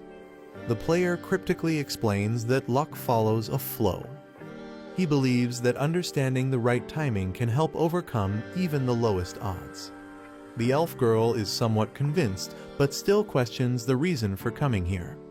The player cryptically asks if she can hear the wailing of countless items. He claims he can sense the precise moments when to proceed or stop based on the reactions of others. With confidence, he declares that luck is now on his side. He prepares for his final enhancement attempt, pouring all his energy into it. The enhancement process begins with a powerful surge of energy. The Demon Lord is stunned, unable to believe he's actually attempting full enhancement. He doubts the success rate, believing it's statistically impossible to succeed from 0 to +10 without failure. Everyone watches in suspense as the outcome is about to be revealed. The crystal glows intensely, marking the decisive moment. A man is screaming intensely, sweat dripping from his face. The same man shouts "See you" with excitement, while a demon and a cat-like character watch. A notification announces that the obsidian crystal of Passing Porter has been enhanced to +10, glowing with twilight energy. The star-shaped Demon Lord and others are shocked, realizing they are seeing a fully enhanced item, calling it National Power Level material. The Demon Lord angrily accuses someone of being a con artist, suspecting they used an illegal program to achieve the impossible. The man sarcastically questions who the real scammer is. He mocks the Demon Lord, accusing him of trying to extort a newbie while pretending to help. The Demon Lord, furious, threatens to report him to get him banned from the game. Instead, the man blocks the Demon Lord and happily logs out. The Demon Lord screams in frustration, demanding his resources back as the market logs out and synchronizes with Earth. Taejun, lying in bed, laughs about getting a maxed-out item for free, while his companion sighs in relief. The elf girl worries about what would have happened if he had failed and how he would repay all the coins. Taejun casually responds, saying he would have just run away if he lost. He then laughs menacingly, mocking the real scammer, while the elf girl wonders if he is a demon. Taejun reveals that he also got valuable intel from the Parsley Market, holding up a mysterious item. Taejun holds a mysterious staff, realizing he might be able to use it. The scene shifts to the Clear Sky Guild's office, located at the top floor of a hospital. Seo-yeon HWA, the Vice Guild Master, is working at her desk and allows someone to enter. Taejun arrives, greeting her and being asked if he has recovered. He smiles, saying he isn't fully recovered yet, but is able to move. Seo-yeon HWA smiles, assuming Taejun has come because he has made a decision. She reflects on Taejun's impressive performance, ranking first in the last assessment. She believes that if her intuition is correct, Taejun will become one of Korea's top hunters. Taejun takes a determined step forward, about to make an important statement. He suddenly grabs her hands and boldly declares, "I want you." A large building with a medical cross symbol is shown. Someone questions if their skill is what the other person wants. Seo Yeon HWA teases Taejun about his way of speaking. While he looks confused, Taejun is puzzled, but the woman laughs it off, saying it was just a misunderstanding. Taejun wonders if he said something that could be misinterpreted, while a girl observes him. Taejun and the Seo Yeon HWA arrive at the 3rd basement level. Seo Yeon HWA confirms that Taejun wants to lift the curse from his item, finding it simpler than expected. Taejun hands over a skull-shaped cursed item to the Seo Yeon HWA. Seo Yeon HWA examines the item, confirming that Taejun obtained it when he was a D rank hunter. Seo Yeon HWA prepares to analyze the curse, confident that it won't take long. She activates her magic, generating a glowing green spell circle. Taejun and the girl recognize it as one of Seo Yeon HWA's powerful S-rank skills.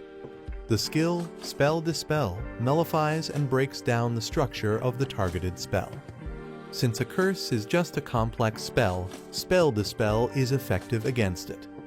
A sinister man reveals that he wants that exact skill and holds a glowing crystal. Perfect Mimic's Obsidian Crystal Plus 10 allows the user to scan and store another person's skill. A man confidently declares that he won't just lift the curse, but will also steal the skill. Holding a glowing triangular artifact, he prepares to initiate something powerful. Seo Yeon HWA performs a mysterious ritual, copying the skill using green magical energy. Seo Yeon HWA, now focused, looks ahead with a serious expression. A terrifying shadowy creature suddenly appears, shocking the Seo Yeon HWA. Covered in blood, she looks exhausted while a young man reacts in horror. A monstrous entity emerges, wielding dark energy and exuding a threatening aura. The young man runs toward the woman, calling her Vice Guild Master Seo Yeon HWA. The man attacks the creature with a powerful explosion, determined to complete his goal. His eyes glow red as he focuses intensely on the situation. A terrifying dark monster with glowing red eyes emerges, exuding an ominous aura. The young man realizes that physical attacks have no effect and prepares a new strategy. He unleashes a powerful 20% fireball, summoning blue flames in his hands. The massive fireball hurtles toward the monstrous creature, illuminating the surroundings. The young man checks on Vice Guild Master Seo Yeon HWA, who admits she let her guard down but isn't fatally injured. The young man is shocked and confused, wondering where the monster suddenly came from. Seo Yeon HWA corrects him, revealing that the entity is not a monster, leaving him puzzled. She explains that the eerie figure is actually a cursed spirit, a manifestation of the curse itself. They realize that the curse is attached to the staff and can only be lifted using spell to spell. Seo Yeon HWA, wounded and struggling, reveals that she has been hit with a debuff skill, preventing her from using spell to spell. Seo Yeon HWA decides to forcefully dissipate the curse using her magic. Surrounded by intricate magical symbols, she acknowledges the loss of the staff but promises to grant a wish next time. The young man panics as he realizes something is about to go wrong. He shouts in frustration, realizing that he won't be able to lift the curse or obtain spell dispel. Desperately, he asks Vice Guild Master Seo Yeon HWA if she has a skill called Power Infusion, to which she hesitantly confirms. The young man asks Seo Yeon HWA if she can temporarily lend him spell dispel, assuring her that he will handle the situation. Seo Yeon HWA warns that the cursed spirit is too strong to be defeated with borrowed power alone. The terrifying cursed spirit, a high-level entity, looms menacingly as she explains that even for her, dispelling it is a time-consuming process. The young man confidently asks if she would be willing to trust him despite the risks. Seo Yeon HWA hesitates, looking uncertain as she processes his bold request. Seo Yeon HWA sighs in resignation, Realizing the young man is determined to lift the curse, she explains that spell dispel requires high-level calculations and that he must carefully follow her guidance. As the ritual begins, she warns that the buff duration is short, while he confidently prepares to take action. A system notification confirms that he has been temporarily authorized to use spell dispellus. With a determined smirk, he confidently declares that if Seo Yeon HWA can't do it, he will handle it himself. With everything set up, the young man prepares to use his newfound ability while Seo Yeon HWA watches. As the battle intensifies, the cursed spirit lunges forward to attack. The young man unleashes spell dispel, surrounding himself with powerful green energy. His perfect mimic's obsidian crystal successfully scans and saves the spell dispel's skill, leaving one slot remaining. The cursed spirit screams in agony as its body begins to break apart from the impact of the spell. The Spell Dispel Enhanced Growth version combines Spell Dispel with a calculation system, allowing automatic skill execution. Seo Yeon HWA instructs Hunter Taejun to analyze the calculation formulas behind the skill structure.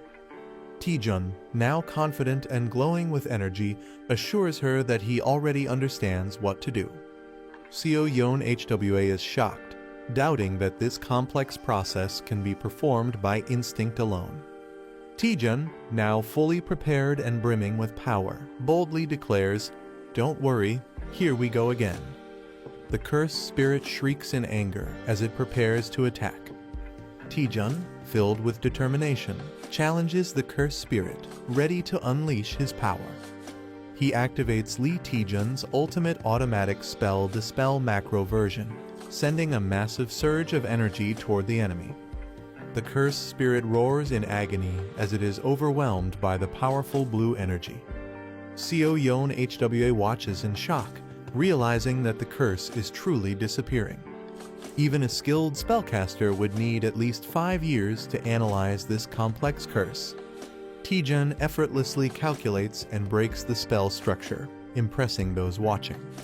The curse takes the form of a ghostly entity as it begins to break apart. Taejun successfully dispels the cursed spirit using Spell Dispel, leaving everyone in awe. The errata staff is now completely freed from its curse. Taejun sarcastically praises Vice Guild Master Seo Yeon HWA, shocking her. He humbly admits that handling such a skill proves YS rank hunters are on another level. Seo Yeon HWA is stunned, realizing Taejun is far more impressive than she expected. She worries that joining Clear Sky Guild might actually hold him back. She suggests that Taejun check out Hwarring Guild, where the guild master has something for him. She smiles, implying that whatever it is could greatly benefit Taejun. The scene shifts to Hwarring Guild, located in the mountains. A giant red-scaled beast appears, preparing to fight.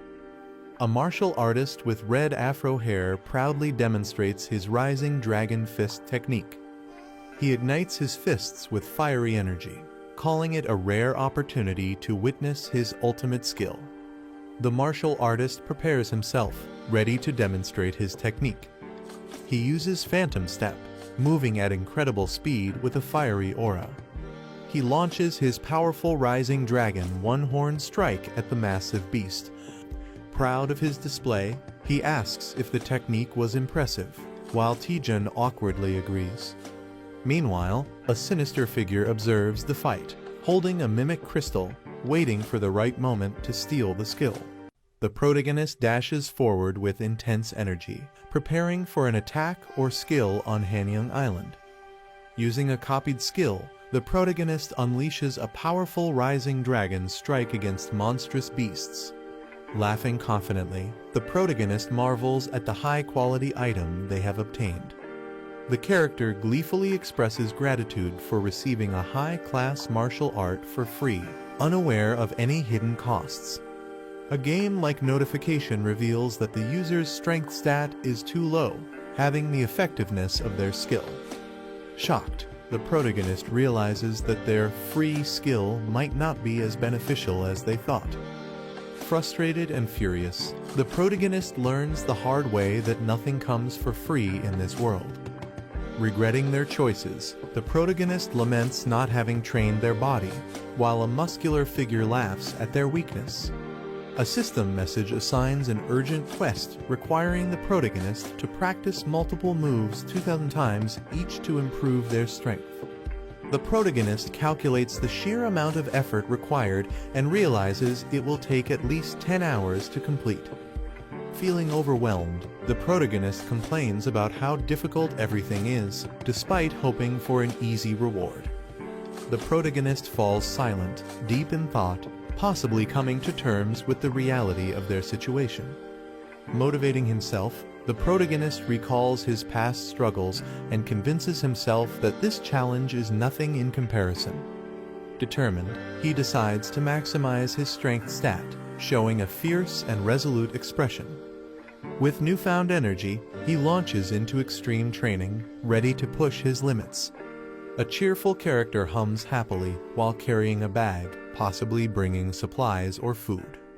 She warmly offers food to Taejun, reminding him to take care of himself while training. She is shocked or confused by something unexpected. A close-up of a sweating and exhausted Taejun, breathing heavily from intense training. Taejun, now muscular and toned, stands confidently, surprising those around him. The female character observes Taejun's unusual behavior, suspecting something has changed about him. The narration reveals that Taejun, once ordinary, is excelling in the B-rank hunter exam and gaining attention from guild leaders. Taejun's rapid and unnatural growth is compared to a butterfly emerging from a cocoon, highlighting his transformation. Lee Xian-ah feels conflicted about someone's growing recognition, sensing they are drifting apart. She is startled when addressed, realizing she might be caught for unauthorized training. She nervously tries to cover up, fearing punishment for using the training room without permission. Instead of scolding, the other person reassures her, patting her head. They notice an unusual aura, which turns out to be Taejun fighting inside the training room. The observer recognizes Taejun's martial art style and seems intrigued. Taejun, surprised, greets the observer, who acknowledges their past acquaintance. The man acknowledges Taejun's success in passing the B-rank hunter exam. Taejun humbly thanks him for the compliment. The man asks if Taejun is still working as a freelancer, and Taejun confirms. The man decides to make an offer to Taejun. He explains that an expedition is planned, but a member dropped out due to injury. Lee Xian-ah panics and interrupts, concerned about something. She expresses her worry that the expedition might be too difficult for Taejun. Taejun asks about the dungeon's difficulty, and they reveal it's a grade 2 dungeon with little information available. Lee Xian-ah worries about the unknown dangers in the dungeon and is concerned about Taejun's safety. Taejun is surprised by her concern and calls her name. Internally, Taejun feels frustrated, believing she is underestimating him. The man reassures them that Taejun should be able to handle the dungeon and reminds them that joining is optional. He suggests that fighting real monsters will be more beneficial than just training in a controlled environment. Taejun realizes that fighting in real battles gives a significant advantage compared to training. He agrees to join the expedition, but has one question. Taejun slyly confirms that freelancers keep all the magic stones they collect. Taejun walks through the city with a small spirit-like creature following him. A text conversation shows someone reminding Taejun to arrive on time, but he's still on his way. Taejun finds the situation annoying while the spirit calls out to him. The spirit warns him that it's dangerous to move freely since the culprit behind the evaluation manipulation is still unknown. Taejun reassures the spirit, saying he'll be with Shinhwa Guild members this time. The spirit questions if Shinhwa Guild can be trusted. A backstory panel explains that Hwarang Guild's Mati Pyong and Shinhwa Guild's Cha Sunhyun have been close friends for 20 years, strengthening the relationship between both guilds. Taejun explains that Shinhwa Guild is highly unlikely to be involved in the manipulation. Taejun confidently brags about his strength, claiming he's nearly invincible. He insists his confidence is justified, but the spirit warns him to stay cautious. They arrive at a grade 2 transfer-type dungeon, which has no prior information. Lee Seon-ah is surprised to see Taejun already there. She introduces him to the team members from Shinhwa Team 3. No Young-chul, the youngest member, enthusiastically introduces himself. The team prepares to enter the dungeon, ensuring everyone is present. Lee Seon-ah reveals that one more person is joining, which surprises the team. She explains that a member got injured last night, so they called in a replacement hunter. Taejun is shocked to hear about another hunter, just as someone yells at him to move. Taejun turns around, noticing someone approaching. A rough-looking man steps out of a car, annoyed by Taejun. The man rudely questions if Taejun is deaf, acting intimidating. Taejun and the others realize this is the replacement hunter, and his appearance makes them uneasy. Taejun politely introduces himself to the rough-looking hunter and asks for his name. The man remains silent, staring at Taejun with a serious expression. He suddenly bursts into loud laughter, making the situation awkward. He rudely questions who Taejun is, clearly unimpressed. Ignoring Taejun, he tells the team to hurry up and enter the dungeon, frustrating Taejun. Lee Seon-ah calms Taejun down, explaining that despite his rough attitude, he is a well-known figure in the industry. Kim Ji-hoon is revealed as an A-rank freelance hunter, infamous for his terrible personality but unmatched skills. Kim Ji-hoon hoards all the magic stones, taking advantage of his freelancer status. His teammates suffer, left without resources, even for medical treatment. Taejun and Lee Seon-ah discuss Ji-hoon's reputation, realizing how terrible he is. Taejun has a moment of self-reflection, feeling like he can relate to Ji-hoon's greed. Taejun acknowledges that meeting someone like Ji-hoon was bound to happen sooner or later. Ji-hoon intimidates one of the younger team members, asserting his dominance. Taejun, with a sinister grin, plans to give Ji-hoon a taste of his own medicine, signals danger as a monster appears. Ferocious monsters charge forward, screeching wildly. The team prepares for battle, maintaining formation. Lee Seon-ah watches as the fight turns intense. A strong fighter swiftly eliminates low-level monsters. Kim Ji-hoon laughs, feeling rusty in battle. Lee Seon-ah scolds Kim Ji-hoon for acting alone. She warns that his reckless actions endanger the team. Kim Ji-hoon dismisses her concerns, questioning her leadership. Lee Seon-ah is furious after being insulted as a leader. Kim Ji-hoon mocks her, emphasizing power and fame. He laughs, belittling her leadership as he walks away. Another team member grits his teeth in frustration. A mysterious castle welcomes them under the red sky. Duke Duwas, the ruler of the cursed land, introduces himself. Kim Ji-hoon rudely interrupts, demanding answers. Duke Duwas reassures them he won't keep them long.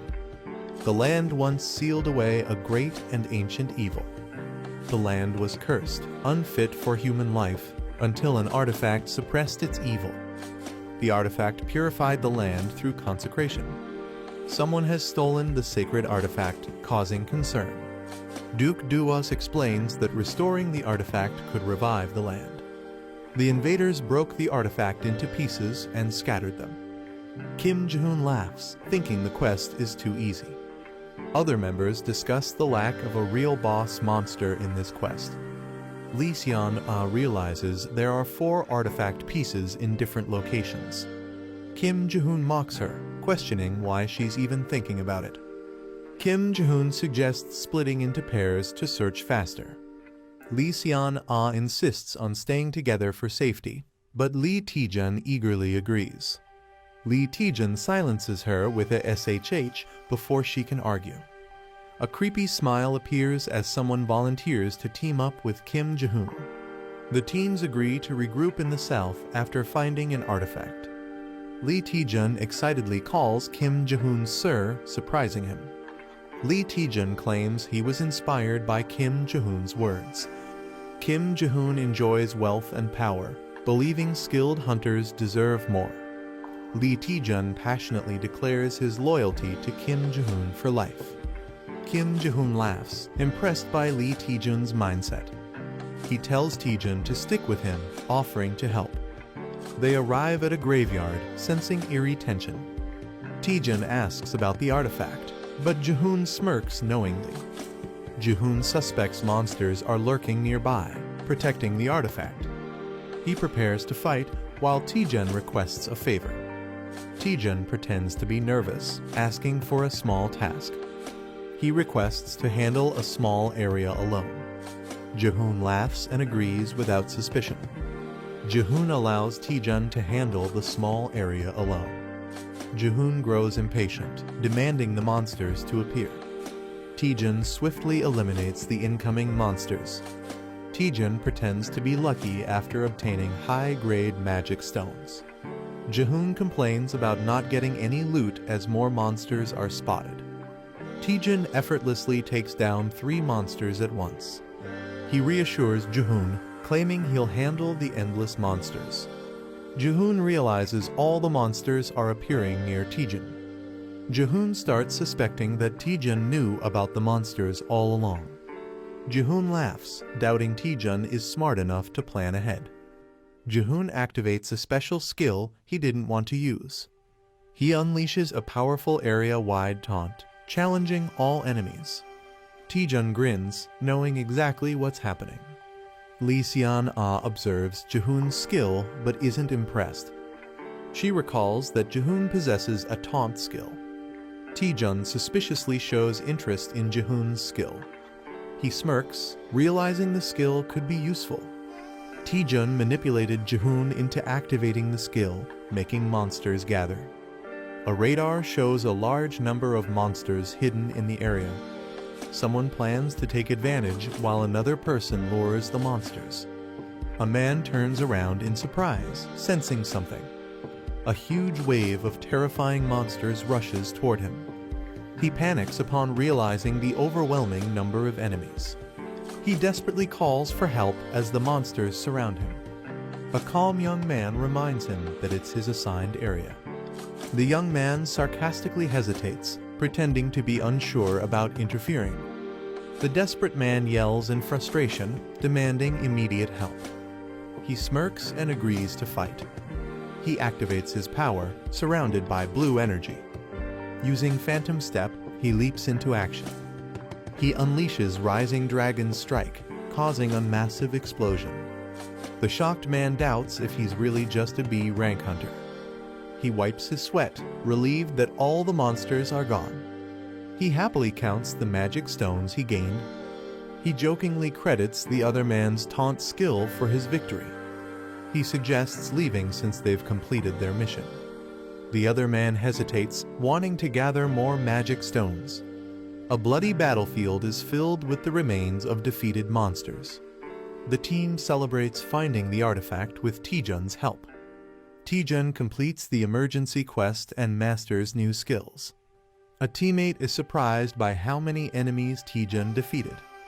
They discover a massive pile of glowing magic stones. Taejun acknowledges the large number of magic stones as a problem. Taejun decides to share the magic stones with his teammates. Others hesitate, feeling that Taejun is being too generous.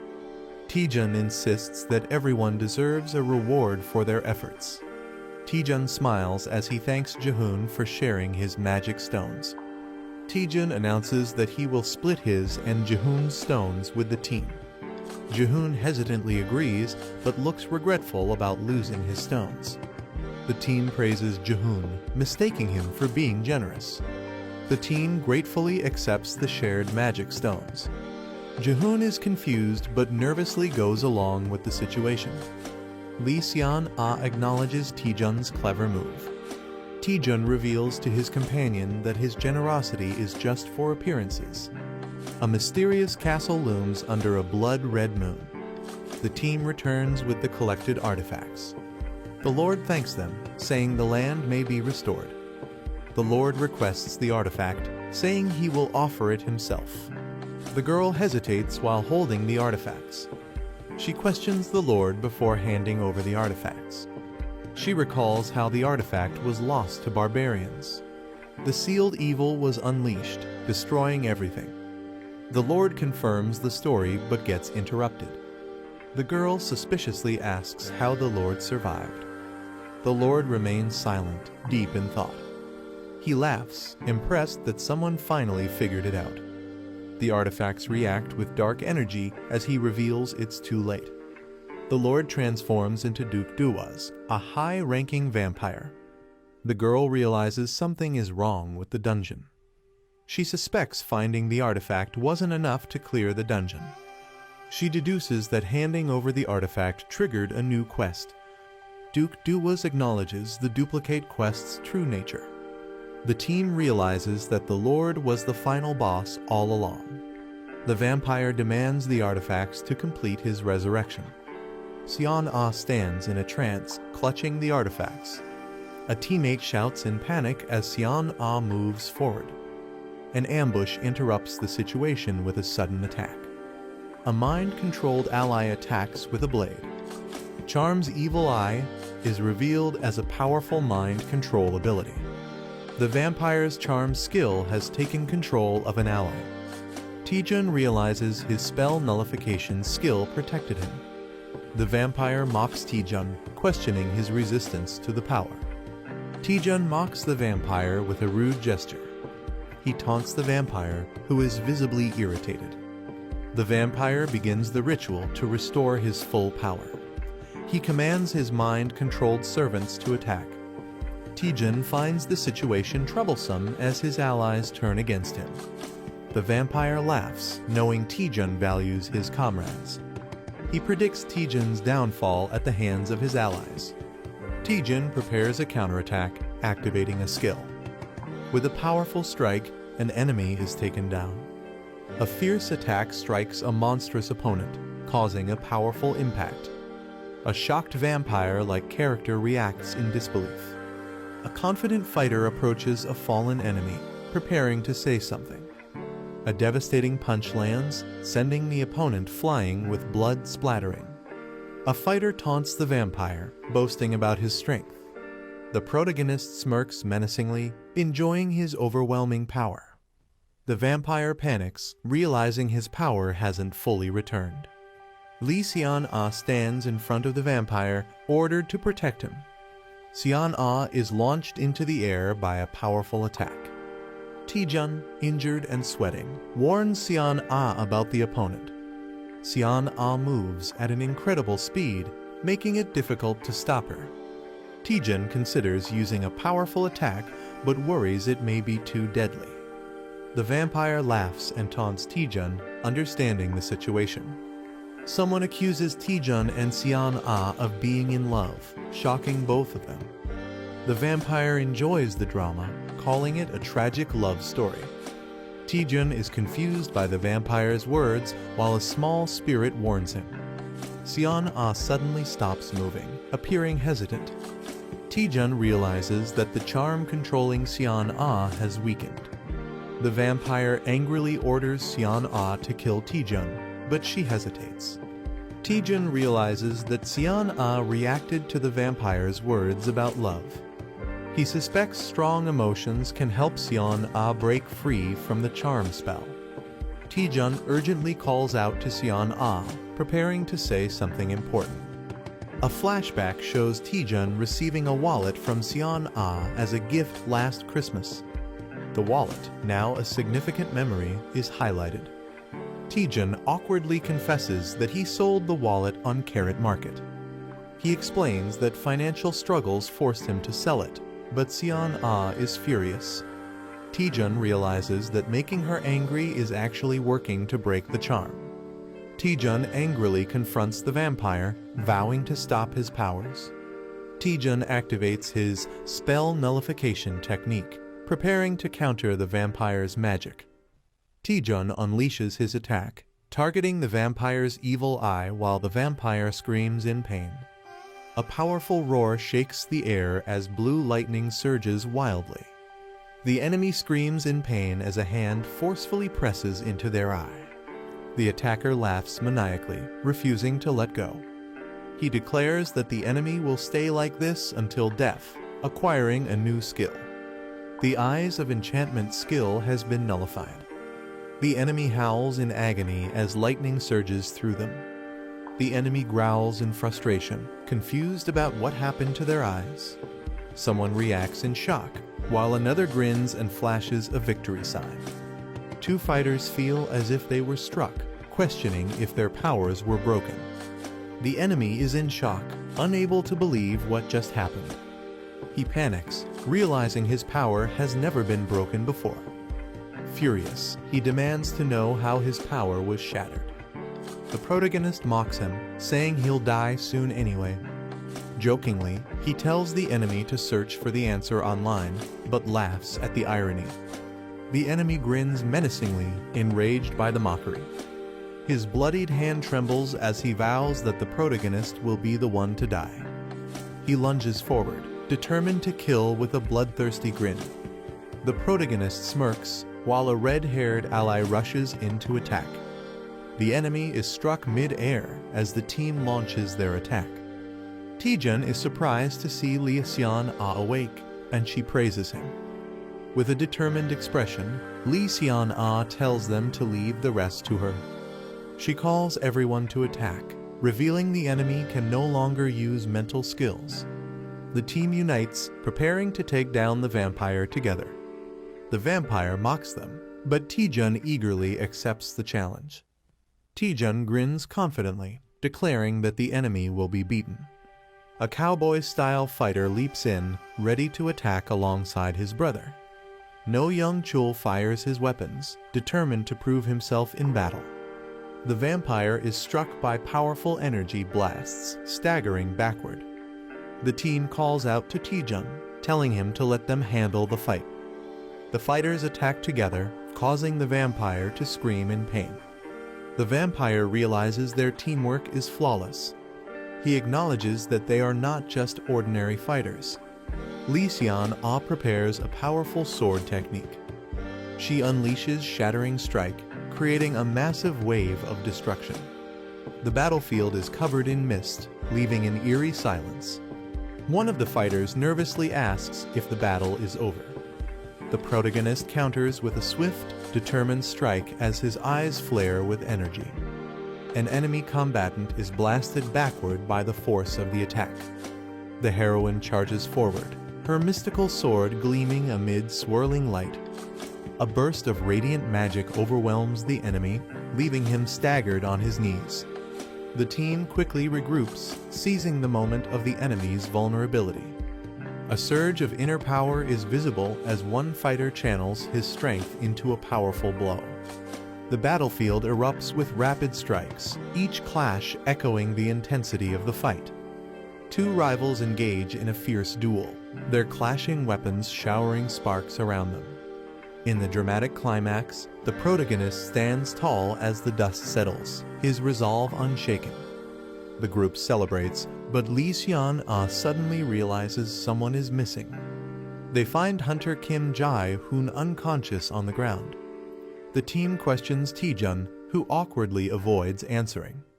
They confirm Kim Jae-hoon's injuries are not serious and decide to head back. The group invites Taejun to join them for a meal, but he declines.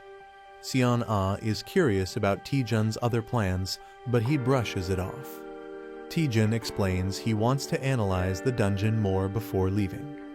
He considers it part of his training, looking at the mysterious dungeon. The team admires Taejun's dedication and commitment to his goal. Lee Seon-ah sighs, acknowledging Taejun's extreme passion. She admires his dedication to staying in the dungeon for research. A mysterious warning is given with a gentle touch on the face.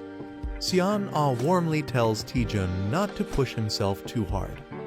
Taejun is left speechless and flustered by her concern. The team waves goodbye, reminding Taejun not to go overboard. Taejun stands alone as a spirit questions his unfinished business. The spirit correctly guesses his real intent to study the dungeon. Taejun reflects on his past struggles, recalling how hard he worked to survive. Taejun excitedly explains that he found something interesting using parsley navigation. The navigation points to a mysterious jackpot treasure. Taejun can't resist the excitement and insists on exploring, while the spirit looks unimpressed. The spirit questions if Taejun ever studied dungeons, and he playfully claims he was a hard worker. Taejun explores a library, looking for clues. The spirit doubts the treasure's existence, but Taejun insists the navigation led them there. Taejun decides to try pulling a book like in the movies. The book triggers a hidden mechanism, revealing something. Taejun finds a secret passage and celebrates discovering hidden treasure. Taejun excitedly rushes forward to explore, but his companion warns him to wait. Taejun steps onto the ground, unknowingly triggering something. A trap activates, sending Taejun flying through the air. Taejun narrowly avoids deadly spikes and realizes the place is full of hidden traps. The navigation data suggests the traps are intentionally concealed. Taejun acknowledges the difficulty, thinking about how to proceed. Taejun decides to use a special ability to navigate the dungeon safely. Taejun summons a powerful skull-adorned staff with dark energy. The summoner calls upon Eratus using a dark ritual. A man is shocked upon recognizing the name Eratus. Eratus emerges from the summoning circle, demanding to know who summoned him. Eratus greets the summoner with an eerie presence. Eratus, the harbinger of death, introduces himself with his stats displayed. A ghostly creature screeches in fear, questioning the summoner's identity. Eratus is confused and questions how he was summoned. The summoner smugly confirms that he used the staff to summon Eratus. Eratus warns that the staff is filled with countless evil souls that could take over one's body. The summoner grins and proudly declares that he killed it. Eratus is in disbelief, but the summoner casually confirms it. The summoner mocks Eratus, questioning his authority. Eratus is struck by a powerful attack, stunned. The summoner warns Eratus to obey or face destruction. The summoner teases Eratus about his speech being too formal. The summoner gives Eratus his first command. The summoner confidently orders Eratus to charge forward. Eratus hesitates, confused about the direction. The summoner warns Eratus not to disappoint him. Eratus panics and rushes forward at full speed. Eratus turns in shock, realizing something is wrong. Eratus screams as he is shattered and unsummoned. The summoner calmly marks one trap as cleared.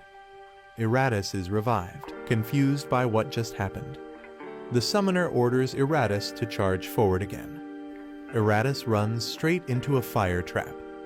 Eratus burns to ashes and is unsummoned once more. The spirit questions if the summoner will continue this madness. The summoner grins and confirms without hesitation. Lee Taejun declares he shows no mercy to his enemies. The spirit awkwardly accepts his reasoning. The summoner commands Eratus to body slam. The summoner praises Eratus for being a great detector. Eratus has grown stronger through repeated deaths. The summoner realizes Eratus is surviving traps better. He wonders if this is due to an extraordinary growth ability. Eratus blushes, feeling proud of his progress. The summoner plans to research extraordinary growth after the expedition. Eratus is shocked that his master is leaving after just saying, "Good job." Eratus protests, claiming even immortals have rights, but the summoner doesn't care. Eratus is unsummoned once again. The summoner moves on while the spirit calls him cold-hearted. The spirit believes they have reached the end of the dungeon. The summoner wonders if something feels off. He notices a suspiciously large tombstone. The summoner suspects something is hidden inside the massive structure. He touches the surface, triggering glowing purple symbols. A statue presents a red box containing a bracelet. The spirit recognizes it as a bracelet made from previous relics. The summoner considers appraising it, but worries about the cost. He hopes it turns out to be a powerful, world-class item. The elf girl excitedly explains that items don't need to be appraised one by one. She introduces the Item Analyzer app that makes analyzing items easy. The guy is shocked and frustrated that she didn't mention this earlier. She insists she told him before, but he was too distracted to notice. He tries using the Item Analyzer, and it scans an item automatically. The Relic of Malice is revealed as a unique grade bracelet with special vampire-related skills. He is shocked by its high grade, while the elf urges him to check the skills. The aesthetic of the vampire passive skill allows rapid healing except for severe injuries. Charm of the vampire skill allows controlling weakened targets. He gets excited about automatic healing, while the elf girl compares it to a duke's skill. She questions if the charm skill will ever be useful. He grins sinisterly, confident it will be very useful. He laughs, saying humans are everywhere, while the elf girl looks uneasy. He tells Mary Mai that she doesn't understand how the world works. He warns that humans can be scarier than dungeon monsters. A mysterious figure confirms their target, a newly ranked B-class hunter. A stealthy assassin with the Silent Shadow skill is assigned to handle the target alone. Lee Taejun arrives at the location, unaware that the assassin is watching him. The assassin recalls that Taejun was a D-rank porter not long ago but quickly rose to B rank. The assassin believes Taejun must die for becoming too noticeable. He launches a swift attack while Taejun finds the situation strange. Taejun stands victorious after a sudden counterattack, confused about the navigation error. The assassin is down, and Taejun questions when he appeared. Taejun wonders if the assassin had an invisibility skill, as he wasn't detected before. Taejun confidently tells the assassin to stop hiding and come out. With a sinister smile, Taejun unleashes powerful energy, warning he'll keep attacking until the assassin is dead. He throws a powerful, blue energy kick. The kick lands with explosive force on the opponent. A man watches in shock and fear. He unleashes a flurry of punches, overwhelming his enemy. The enemy begs for mercy, but the fighter hasn't even started. He mocks the defeated enemy, saying kids lack toughness. He casually asks the beaten man to introduce himself. The man, scared and bruised, reveals he's from the Red Hounds. The protagonist thinks the name Red Hounds sounds familiar. He remembers the Red Hounds as a criminal group that assassinates hunters for money. He questions the Red Hound member, who pleads for his life. He mocks the man's excuse of just following orders, calling him shameless. He prepares to interrogate the man using a mysterious power. He activates Vampire's charm to control the man's will. A loud scream echoes from inside a castle. Two Red Hounds wonder why their teammate hasn't returned. Han Jong-pil thinks it's taking too long to deal with a B-class hunter. He says next time he'll handle it himself, joking about the rookie's slow work. Han Jong-seo says the rookie's just slow due to lack of experience. The older brother mocks, saying the rookie might end up beaten like him. The protagonist appears with the captured brother and calls them out. He says their late parents would be ashamed of what they've become. They ask how he knows them. He admits he interrogated the youngest. He jokes that he came himself to gather the rest of the info. One brother gets angry and blames Han Jong-chul. The leader defends him, saying he's too well trained to break easily. He suspects the enemy used a mental skill, while the hero mocks their trust. He jokingly gives a praise sticker, while the spirit looks confused. The Red Hounds are stunned and wonder if he's actually insane. One regrets not dealing with him personally from the start. He threatens Lee Taejun, saying he won't leave alive. Lee Taejun casually tells him to go ahead and try. The assassin prepares to use a deadly technique called Shadow Strike. Before he finishes, Lee Taejun punches him right in the face. His brother screams in shock while Lee casually comments on how boring it was. The last red hound hesitates, saying he's low on mana. Taejun threatens the last brother to talk or end up like the others. The red hounds are arrested and taken into custody by the Hunter Alliance. The brothers had planned their ambush using dungeon info. They disguised themselves as cleaners, waiting for Taejun to exit the dungeon. When he didn't come out, they went in to kill him themselves.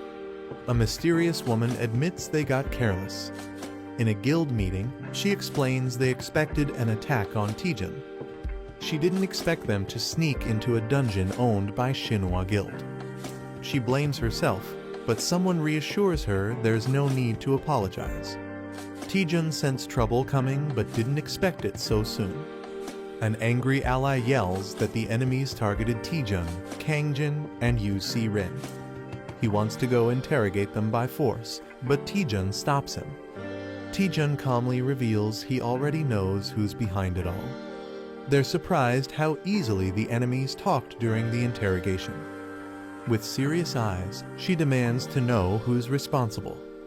She's furious about the attacks on multiple hunters, including Taejun. Taejun silently stares, ready to expose the truth. He names the culprit, Bi-Hyun-soo, the head of the Seong Guild.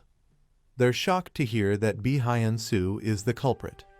The man claims he knew it just by B's suspicious face. Seong Guild rose rapidly in rank, known for dirty and ruthless tactics. Until now, they only had suspicions Taejun brought real proof. They trust Taejun's judgment, completely no room for doubt.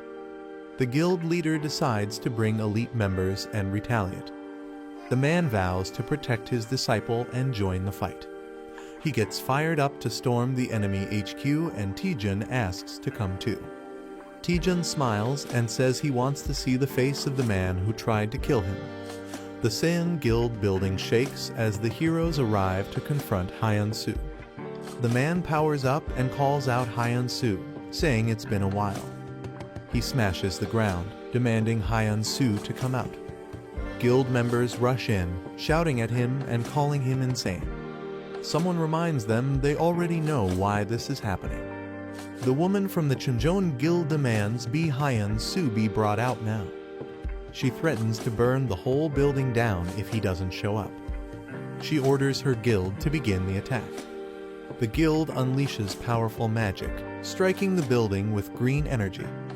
A man desperately bangs on a vault door, calling for his boss. The boss is panicking as he's told 2 guild leaders have broken in. He curses his situation, blaming himself for hiring incompetent people. He angrily questions where everything started to go wrong, blaming Lee Taejun. Planning to flee, he decides to take the money and escape unnoticed. He hears a sudden noise and looks back, startled. Someone finds his hiding place and taunts him. Shocked, he recognizes the intruder. A creepy man introduces himself as B-class hunter Lee Taejun with a chilling smile. A surprised man asks how Lee Taejun got there, and Taejun casually replies he walked. Taejun enters confidently, saying he's great at finding people. The seated man suspects Taejun wants something for showing up secretly. He offers Taejun a suitcase full of money, asking if that's what he wants. Taejun is stunned by the cash, but his spirit companion warns him to stay focused. Taejun refuses the money, saying he's not after dirty cash. He steps closer, saying there's just one thing he wants to confirm. Taejun accuses him of rigging the promotion exam and suspects another person is involved. The man is shocked, but Taejun insists he already knows most of the truth and wants honesty.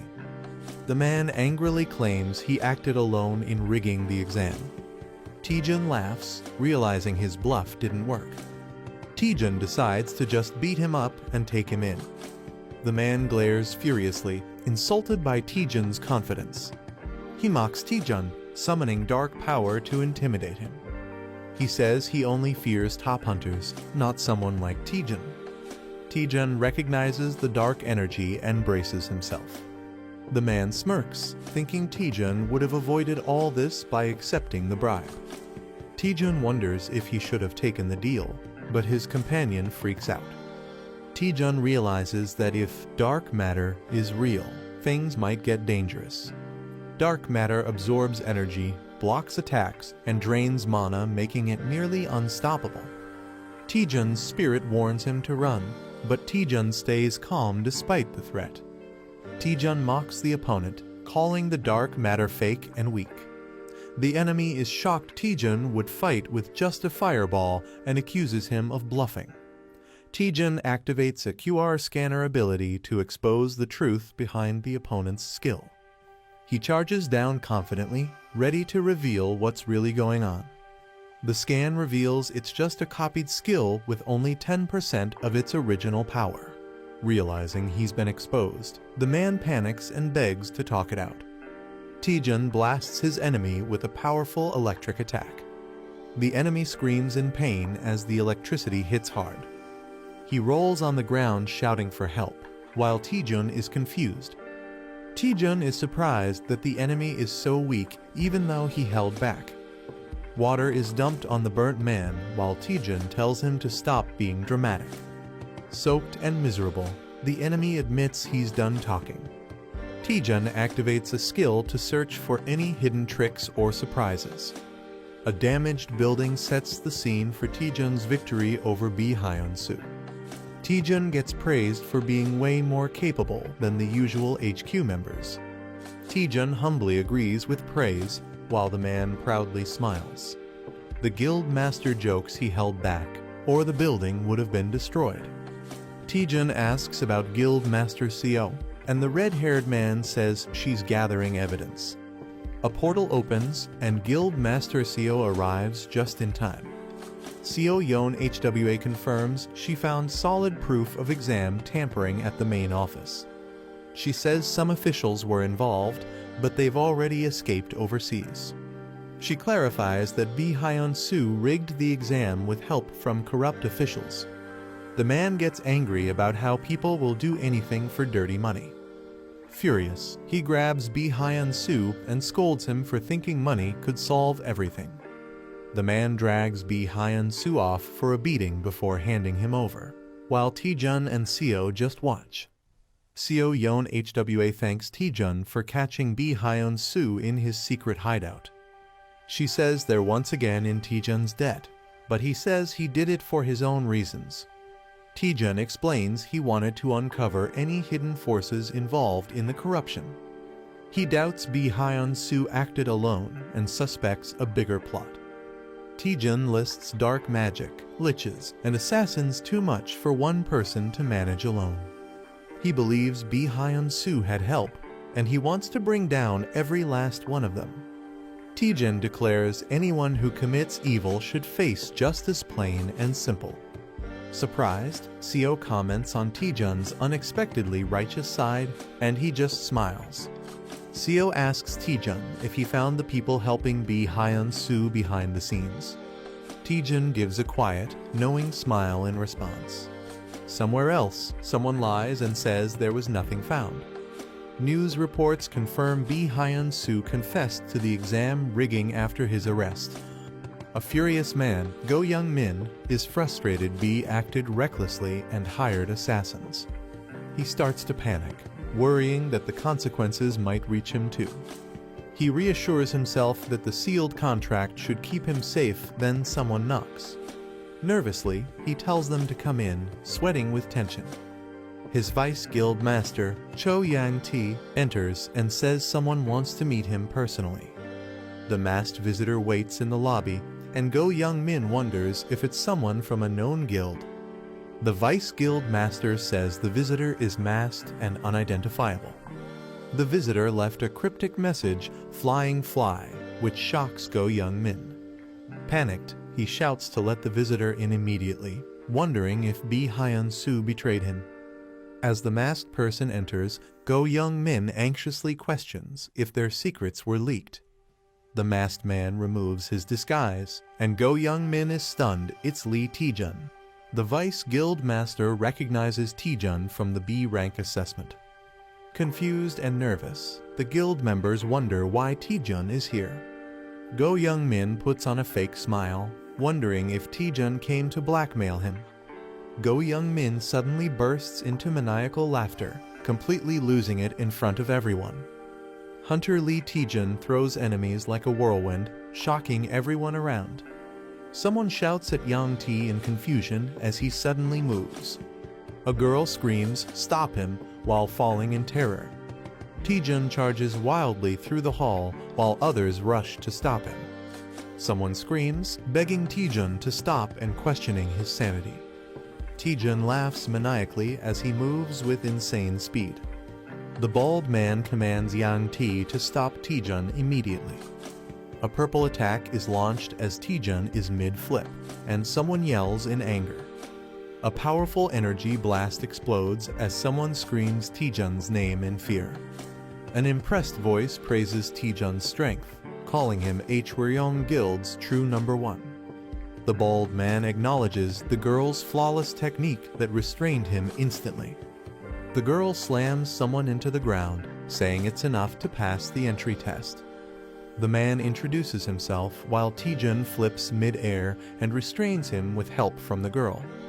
Taejun proudly states his name with confidence and a smile. Taejun says he attacked just to test the guild's skill level before joining. He smirks and says it was all just a test to see how they'd react. Someone watches Taejun nervously, thinking he's totally insane. The man is stunned by Taejun's behavior, calling it beyond crazy. He warns Taejun not to act foolish, reminding him of where he is. He mocks Taejun, saying a weakling without necromancy has no place here. Taejun mocks back, laughing at how obsessed they are with necromancy. The Hwryong Guild was built by Go Jin-ho, a master of uncontrollable blood magic. He changed how people saw necromancy and dark magic, making the guild one of Korea's top 5. But now, after the first guild master retired, it's nearly bankrupt. Taejun says they can't afford to be picky and should see crisis as opportunity. He boldly declares that joining him will revive the Hwryong Guild. The man hesitates, unsure, while Taejun prepares to reveal more. Taejun hands him a paper, saying, "Take a look at this." The man reads the document in shock, realizing its significance. A dramatic gasp bursts out. Whatever he saw left him horrified. Go Young-min panics and hides the document when asked what it is. He realizes Lee Taejun had known everything from the very start. The paper reveals shady deals and manipulation in the B-rank assessments. Taejun grins smugly, asking if they've changed their mind yet. He leans in creepily, pressuring Young-min to sign the contract. Angrily, someone slams their fist on the table, shouting, "You little!" Yang T yells at Young-min for letting a non-necromancer into the guild. Young-min nervously tries to calm Yang T down. He nervously argues Taejun is weird, but his skills are top-notch.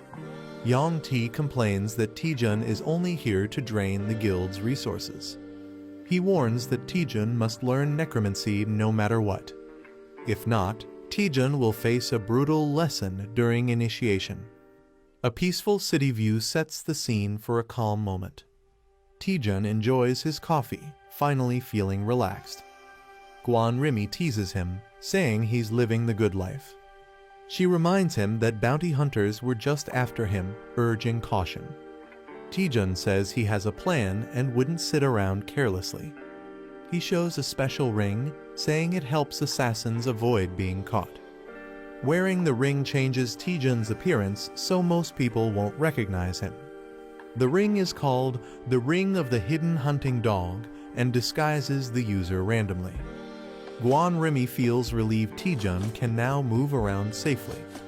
She wonders why Taejun chose Hwryong Guild over the better-known ones. Taejun says other guilds are fine, but dealing with their demands would be too much trouble. He doesn't want to deal with constant international expeditions. He also dislikes being dragged into political events by top guilds. Since Hwryong is ranked low, it lets him freely profit from monastones. He even gets to set his own contract terms. Gwon Rimi now fully understands his reason. Taejun casually says he might go shopping since it's been a while. Gwon Rimi is surprised by his sudden interest in shopping. Taejun says splurging now and then is worth it. Let's go waste some money. They arrive at a huge, impressive building that leaves Taejun in awe. Taejun laughs, saying he never imagined this life before money really is powerful. Gwon Rimi questions the place, feeling it's not an ordinary mall. Taejun explains it's the largest marketplace for hunters, packed with all kinds of gear. The mega mall has everything from weapons to armor, updated weekly with rare items. It's called Gwimuljeon, a massive hunter-only shopping complex in Korea. Taejun is about to shop when someone suddenly recognizes him. A girl says she barely noticed him with the item on. She says she's heard of him from her brother. Taejun is confused. She introduces herself as Cha Yerin, leader of the Shinhwa Guild. Taejun greets her and realizes she's the sister of Cha Soo-hyun. He asks why the Shinhwa Guild leader is at a mall, and she's surprised he doesn't know. Cha Yerin reveals she runs the mall and visits to check new items weekly. Taejun is shocked the biggest mall in Korea belongs to Shinhwa Guild. He apologizes for not recognizing her, and she says it's fine since she avoids media. A girl asks Taejun if he has some free time, catching him off guard. She tells Taejun she heard about his heroic actions during the dangerous dungeon expedition. She offers him a reward as a token of thanks for saving lives. Taejun politely refuses, saying he didn't do it for a reward and her gratitude is enough. She smiles softly and agrees not to insist further. Still holding a gift, she hesitantly asks if he's really sure about refusing. Taejun looks shocked when she says he could have picked anything he wanted. She shyly reveals the gift was from their exclusive VIP item store. She double-checks if Taejun is really okay with giving up the reward. She reminds him it's a rare VIP exclusive item she was offering. Taejun is stunned to realize she was offering such a valuable item for free. She starts to walk away disappointed, but Taejun stops her.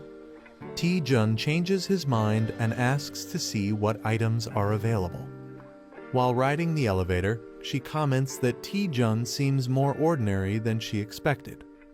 She admits she thought Taejun would have a more unique presence. She explains her expectations were based on all the impressive rumors about him. Taejun laughs awkwardly, realizing he unintentionally hyped himself up. She reassures him kindly. She admits she likes how humble and grounded Taejun seems. She laughs, wondering if Seon-ah might not like her saying that Taejun is confused. As the elevator opens, she tells Taejun that the area ahead is only for VIP customers. She invites him to look around freely in the special VIP section. Taejun is amazed they've entered the rare item store's VIP section. He realizes the items are worth billions and is shocked at their value. He's stunned to realize that she, the person before him, owns everything here. She asks Taejun if anything caught his eye. He admits it's hard to choose. Blushing, Taejun says there is something that definitely caught his eye. Taejun points to a set of items and asks what they are. She smiles and says Taejun has unique taste.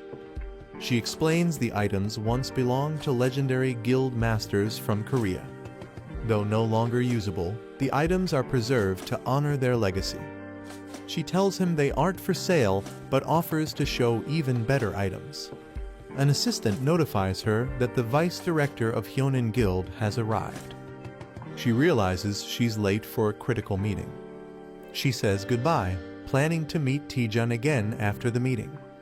The spirit warns Taejun about his deep bowing, but he says it's part of work life. The spirit is confused why Taejun is interested in such an old, useless item. The item is a broken gauntlet with zero durability, once used by a forgotten martial artist. Taejun admits it's useless, but something about it draws his attention. He can't explain why. but he feels strongly interested, especially since it connects with his skill set. He receives a quest: obtain a synergy item to unlock a new status window function. He recalls that the system never gives him impossible quests, always something he can handle. He realizes there must be a way to restore the broken gauntlet somewhere. Taejun dramatically pleads with the director to help him fix it, desperate for a solution. He even gets on all fours and barks like a dog to show how serious he is, leaving the spirit speechless. Taejun lies on the floor, desperately trying to think of a way to convince the director. He overhears something surprising and snaps to attention. He's confused, hearing someone mention a previous agreement and contract fee. Director Cha Yerin appears surrounded by guards. Someone seems to be causing her trouble. Taejun realizes something: he might have a chance here. He sees an opportunity to help the director and earn her favor, and maybe that item too. Determined, he dashes off to help her like a dramatic hero. He dramatically declares himself as the loyal hound, ready to serve Director Cha Yerin. Cha Yerin, unimpressed, expresses her disappointment and asks how long he'll keep being stubborn. Kang Young-seok sarcastically praises the director's boldness while defending his high pricing. He smugly says it's only fair business to charge what something's worth. Director Cha Yerin is visibly annoyed by his attitude. He's pushing her buttons. Taejun rushes in after hearing the commotion, ready to help. Young-seok dismissively tells Taejun to move aside, not knowing who he is. He claims they're in the middle of an important business meeting. Cha Yerin tries to stop Taejun, but he plays along, pretending to respect the business. Taejun throws a cheeky line, saying he enjoys business, especially business class flights. With a smug grin, Taejun takes a seat and suggests they talk business. Kang Young-seok asks who Taejun is, and Director Cha hesitates to respond. Taejun looks at the weapons and begins to piece together the situation. The Hyonin Guild specializes in item appraisal and dominates the Korean market. Because of that monopoly, the Shinhwa Guild is forced to comply even with unfair treatment. Taejun confidently introduces himself as Cha Yerin's legal advisor. With a big grin, he asks what the issue is, as if it's just casual business. Director Cha is confused by his bold claim, while Kang accepts it without question. Kang explains they're being asked to appraise too many items in too short a time. He says hiring extra staff increases cost, and the added payment wasn't nearly enough. Kang Young-seok demands double the original fee, shocking both Taejun and Cha Yerin. Taejun says he understands the issue, but finds something suspicious about it. He confirms with Kang that the Hyonin Guild is supposed to be an appraisal specialist. Taejun questions why experts would need a whole week. It sounds too slow and inefficient. He mocks them, laughing that a week per item is absurd and saying he'd have found another guild by now. Kang becomes visibly angry and offended by Taejun's words. Kang challenges him, warning that switching guilds could ruin all their items. He explains that a wrong appraisal can permanently destroy an item's value. Taejun listens as Kang insists that taking a chance with another guild is too risky. The director questions if any other guild can handle the job. The woman tells Taejun to back off before things get worse. Taejun apologizes for stepping out of line and disturbing business. Taejun leaves quietly, and the director feels satisfied. The director smugly claims their appraising skills are unmatched. Cha Yerin shows up, surprising the director. Lee Taejun cheerfully introduces himself as the new item appraiser. A man nervously greets Director Cha Yerin for the first time. Lee Taejun proudly introduces himself as the new item appraiser. Taejun excitedly examines the weapons laid out on the table. Taejun confidently assures Director Cha the appraisal will be quick. Taejun eagerly suggests starting, surprising Director Cha. Taejun asks the other appraisers to leave, calling it a trade secret. The older appraiser is shocked and mutters that this is ridiculous. He angrily warns Taejun that lying could lead to legal trouble. He mocks Taejun and tells him to stop pretending and leave. The appraisers mock Taejun for claiming he can finish in 1 hour. Taejun pulls out a necklace and asks them to look at it. He says he already checked this item earlier out of curiosity. Taejun reveals he finished the appraisal in just 10 seconds. He jokes that even he could become an appraiser at this rate. The boss tells his assistant to confirm if the appraisal is real. As the assistant reaches for the item, Taejun stops his hand. Taejun grabs and twists his arm, warning not to act without certainty. The assistant, shocked and hurt, says he doesn't want to be treated like this. Taejun tells the deputy director he must also risk something if he wants proof. The deputy director bursts into laughter, amused by the situation. He agrees to the bet, saying Taejun finally makes sense. The condition: if Taejun can't appraise all items in 1 hour, he loses. The deputy director wagers 1 billion won and asks what Taejun will risk. Taejun laughs and praises the director's boldness. As tension builds, Taejun suddenly agrees to the bet with a firm deal. Taejun ups the stakes dramatically by adding 10 billion won more. Everyone is shocked, and someone yells out, questioning Taejun's sanity. Director Cha questions how Taejun plans to appraise everything and handle 10 billion won.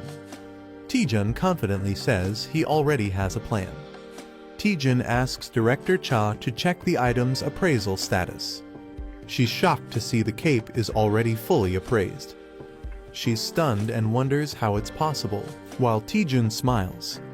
The spirit reveals the secret Taejun used the new Item Analyzer feature. She wasn't sure it would work for others until now. Director Cha realizes the appraisal data can be shared with others. Taejun celebrates, dreaming about making a fortune as an appraiser. Director Cha is surprised Taejun really did the appraisals. Taejun proudly announces all the items have been appraised. Shocked, Director Cha is told to check the items herself. She places her hand over the weapons to verify. She sees detailed information about each item instantly. She's amazed the data appears instantly, unlike normal appraisals. She asks Taejun in awe how he pulled this off.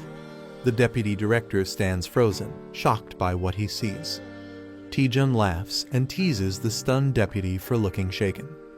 Taejun smugly reminds the deputy he warned him not to bet without certainty. Taejun lightly mocks him, offering compensation and sarcastic advice. The deputy director loses it and grabs Taejun, accusing him of scamming. He lashes out, suspecting everyone is in on the trick. Director Cha calmly tells him to look at the proof himself. She confirms the contract states he owes Taejun 10 billion won. Taejun grins and tells the deputy to stop whining and pay up. Devastated, the deputy drops to his knees, unable to believe it. In denial, the deputy convinces himself it must all be a bad dream. The deputy director loses his mind, laughing hysterically and calling everything a dream. The girl feels pity as the boy grins oddly with a strange monocle on his eye. She thanks Taejun but warns him that his actions can't be ignored. She says his skills could revolutionize item appraisal and destroy the market overnight. She's shocked and asks how he managed something so impossible. He laughs nervously and says it's a trade secret. Taejun brings up a forbidden antique, saying he found it interesting. He offers a hint about his technique in exchange for the antique. She hesitates, surprised that he wants the item so badly despite the rules. He celebrates excitedly after getting approval to take the antique. She casually sits and asks him to explain. She directly questions how he appraised the items. He stays silent with a smirk, not answering right away. He begins to respond while a tall building is shown. Outside a store, someone thanks the director. She waves goodbye while he happily holds the antique. Someone asks the director what she found out. She says he told her everything before leaving, surprising the other person. She exhales softly, smiling with mixed emotion. He claims the secret is listening to the item's voice, baffling others. She suspects he never planned to reveal the truth or simply couldn't. She warns she won't let Taejun off that easily. With determination, she vows to recruit him into their guild. He laughs maniacally after finally getting a mysterious item. Taejun clings to the item like it's his true love. The girl tells him the item is now just useless junk. Taejun asks if the item can be fixed. He admits with a grin that he has no clue how to repair it. Still hopeful, he believes he'll figure something out. The girl suggests posting about it on Parsley Market. She explains the market has people from many dimensions who might help. She tells him he can post using just the status window. He gets ready to post something using the virtual screen. He asks if anyone can repair the broken spirit sword. He wonders if the post will help. She's unsure but smiling. He says it's not urgent and expects someone to reply eventually. He shifts focus to more important items lying in the room. He laughs about tricking someone to get these powerful tools. She notices all the weapons have holy attributes. She questions why holy items are needed for a black magic guild. He reveals the ceremony will involve dark summoned monsters. She's confused why he's using items in a duel where they're forbidden. He smirks and tells her to just watch how he handles it. The Worm Guild welcomes Hunter Lee Taejun. Taejun arrives earlier than expected and is being guided in. The man says preparations for the duel are already complete. It's revealed that the duel is against Deputy Leader Jo Yangti. A special arena is prepared to witness Taejun's necromancy skills. They enter a dark arena where a grim opponent awaits. Taejun and his guide walk past a strange crowd of bald men. Taejun suspects the guild is trying to mess with him. He thinks they want to humiliate him for being weak at necromancy. He always felt something was off, but now it's clearly worse. The girl wonders why all the necromancers are bald. She panics after learning dark mana may cause baldness. The opponent reminds Taejun of the duel rules. The duel will be strictly limited to necromancy skills. If Taejun wins, he can join the guild on his own terms. But if he loses, something ominous awaits. If Taejun loses, he must serve the guild leader forever. Taejun expected this and isn't surprised at all. Jo Yangti secretly controls the guild from behind the scenes. The guild is crumbling because of Jo Yangti's selfish rule. Taejun decides to add his own condition to the duel. If he wins, Taejun wants to replace the current deputy leader. He also demands compensation for the guild's financial damage. Taejun adds a wicked grin, making it entertaining for the crowd. The opponent realizes things might not go as planned. He angrily denies causing any harm to the guild. He claims the guild survives only because of him and summons a powerful Death Knight. He dares Taejun to show what he's got. He wants to see if Taejun's necromancy is truly impressive. The battle begins as energy builds around them. Taejun confidently calls out to a spirit named Eratus. The audience reacts with surprise and confusion. Taejun's summon is revealed to be a single skeleton warrior. Everyone doubts Taejun, mocking him for summoning just a skeleton. The guild leader laughs at Taejun for summoning just a skeleton. Taejun orders Eratus to attack. The skeleton responds loyally. Eratus delivers a powerful blow during the clash. The opponent is shocked that his Death Knight's armor broke instantly. Taejun grins, taunting that light magic melts darkness. Taejun jokes about the new gear while Eratus humbly compliments it. It's revealed Eratus wields holy power rare for a skeleton. The enemy refuses to believe it's possible. He's stunned by the existence of a wholly attributed skeleton warrior. Mana exists in fire, holy, earth, wind, dark, and water elements. Each attribute has power differences that affect battles. Eratus was once a dark-type skeleton under his master. After training, Eratus evolved to resist holy mana. Taejun commands Eratus to strike as the Death Harbinger. Eratus charges in while an ally yells at him to dodge. Eratus slams down a powerful attack, shaking the floor. A demon prepares to counter with a massive red blade. The demon's slash lands hard, shaking the battlefield. He mocks the idea that darkness can defeat light. Taejun commands Eratus to unleash his secret weapon.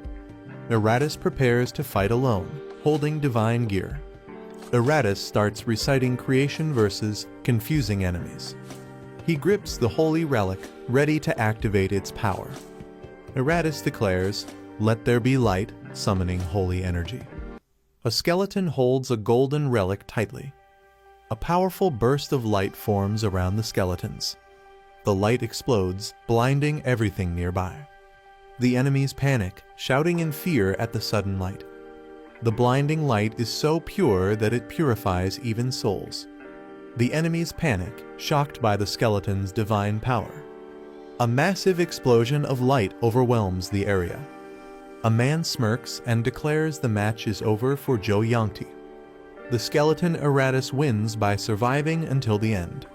It's weak, but slowly takes small damage over time. The skeleton is praised for being incredibly durable. The opponent panics while the victor demands the promised rewards. The victor demands everything the opponent gained from the Worm Guild. The crowd is shocked, wondering if he will claim all the rewards. The defeated enemy regrets not having more time to fight back. A hidden plan is revealed where Baek Woohyun was secretly tipped about the Lick's relic. Secretly, evidence was gathered to blackmail Ko Youngmin during his deal. The plan was to take full control of the Worm Guild. Lee Taejun stands confidently as the enemy kneels, furious. The defeated man curses him for ruining everything he worked for. The man refuses to surrender and reveals a dark, forbidden item.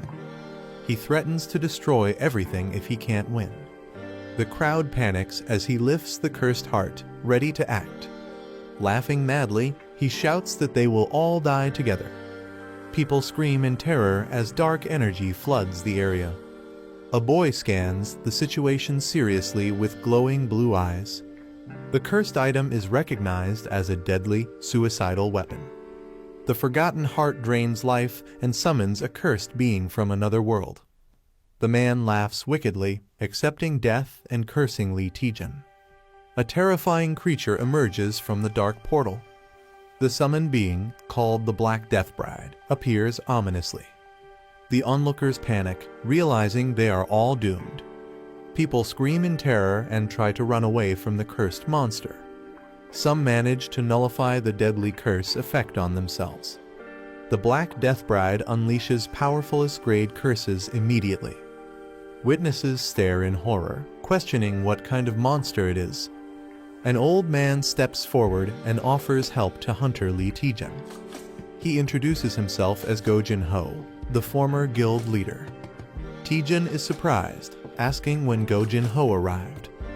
Go Jin-ho comments that the summoned skeleton is no ordinary one.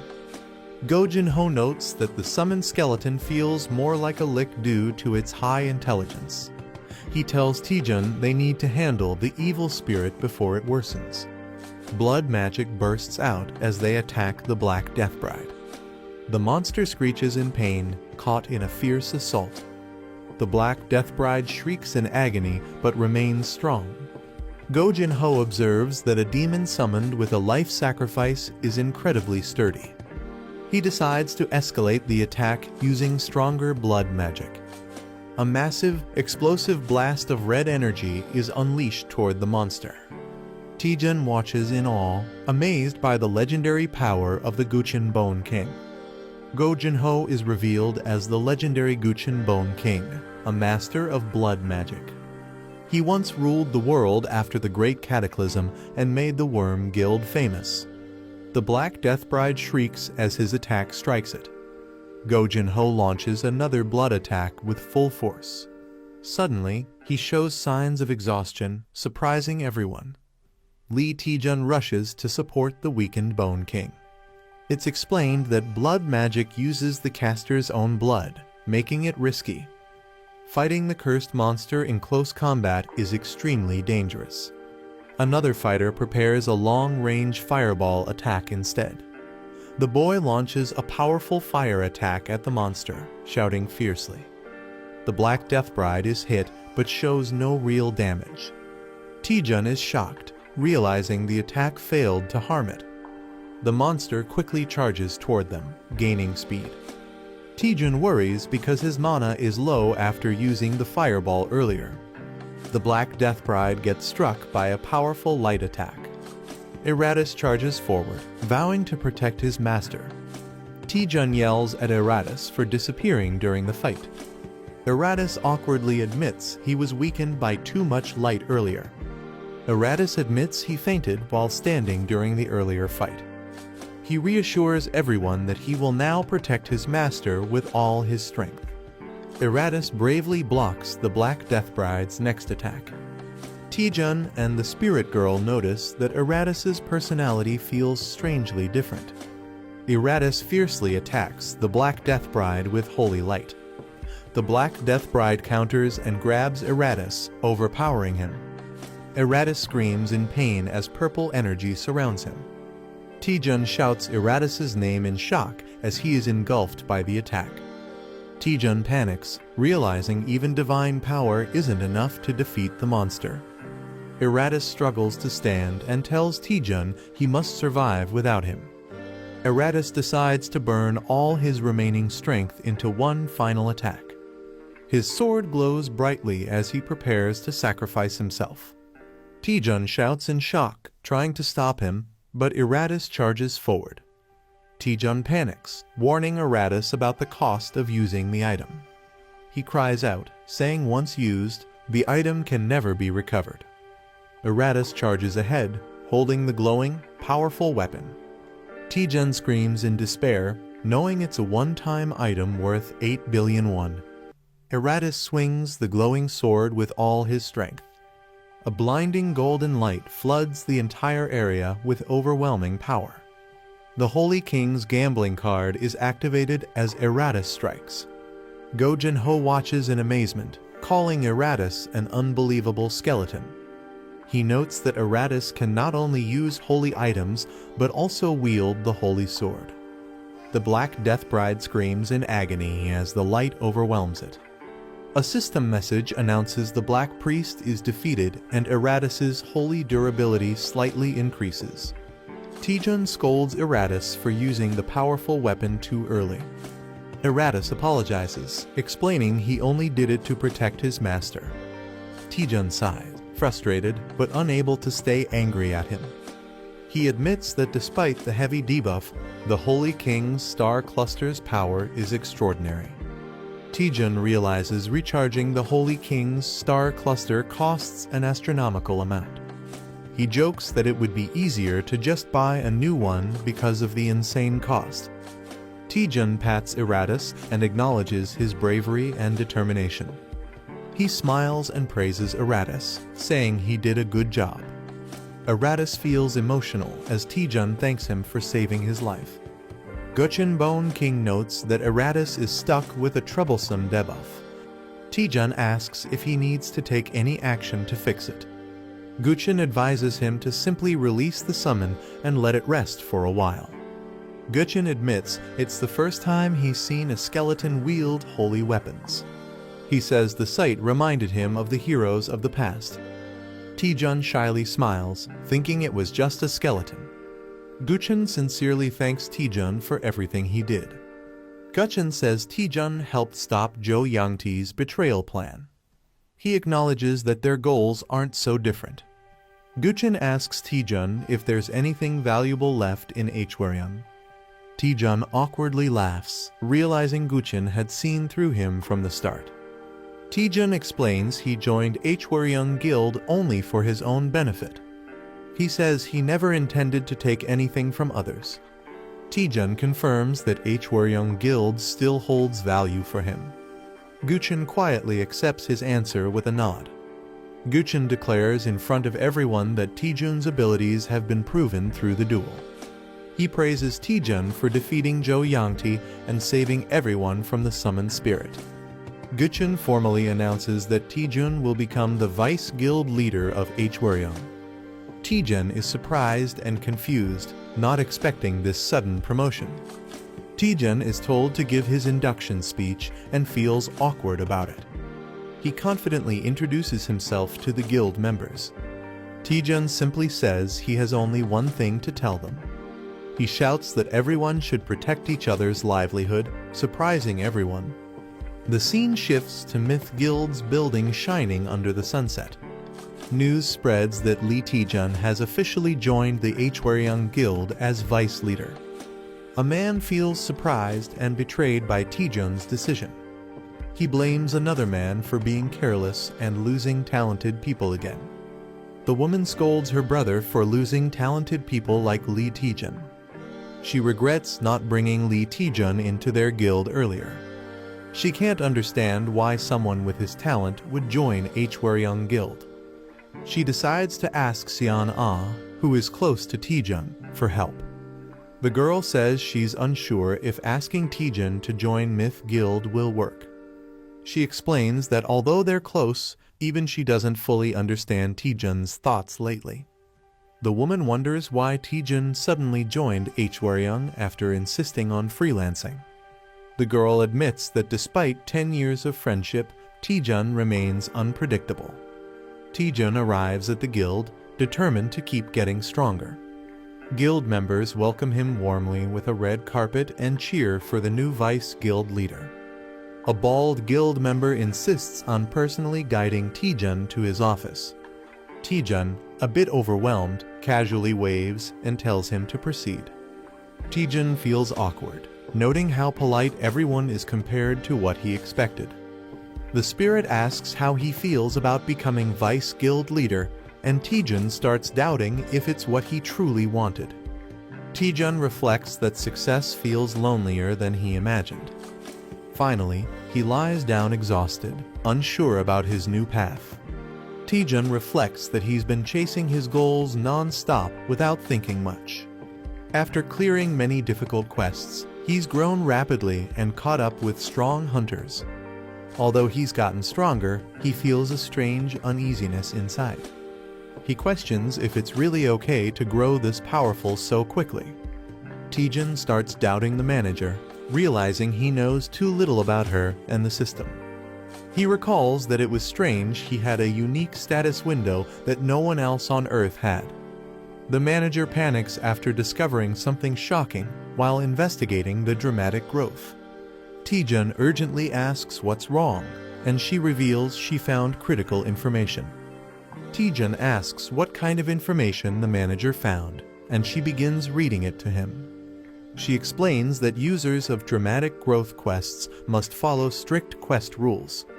If users fail to complete quests in time, their growth effects will be immediately invalidated. Taejun is shocked and panicked after hearing the serious consequences. Taejun panics after learning that the dramatic growth system limits user growth and could erase everything he's gained.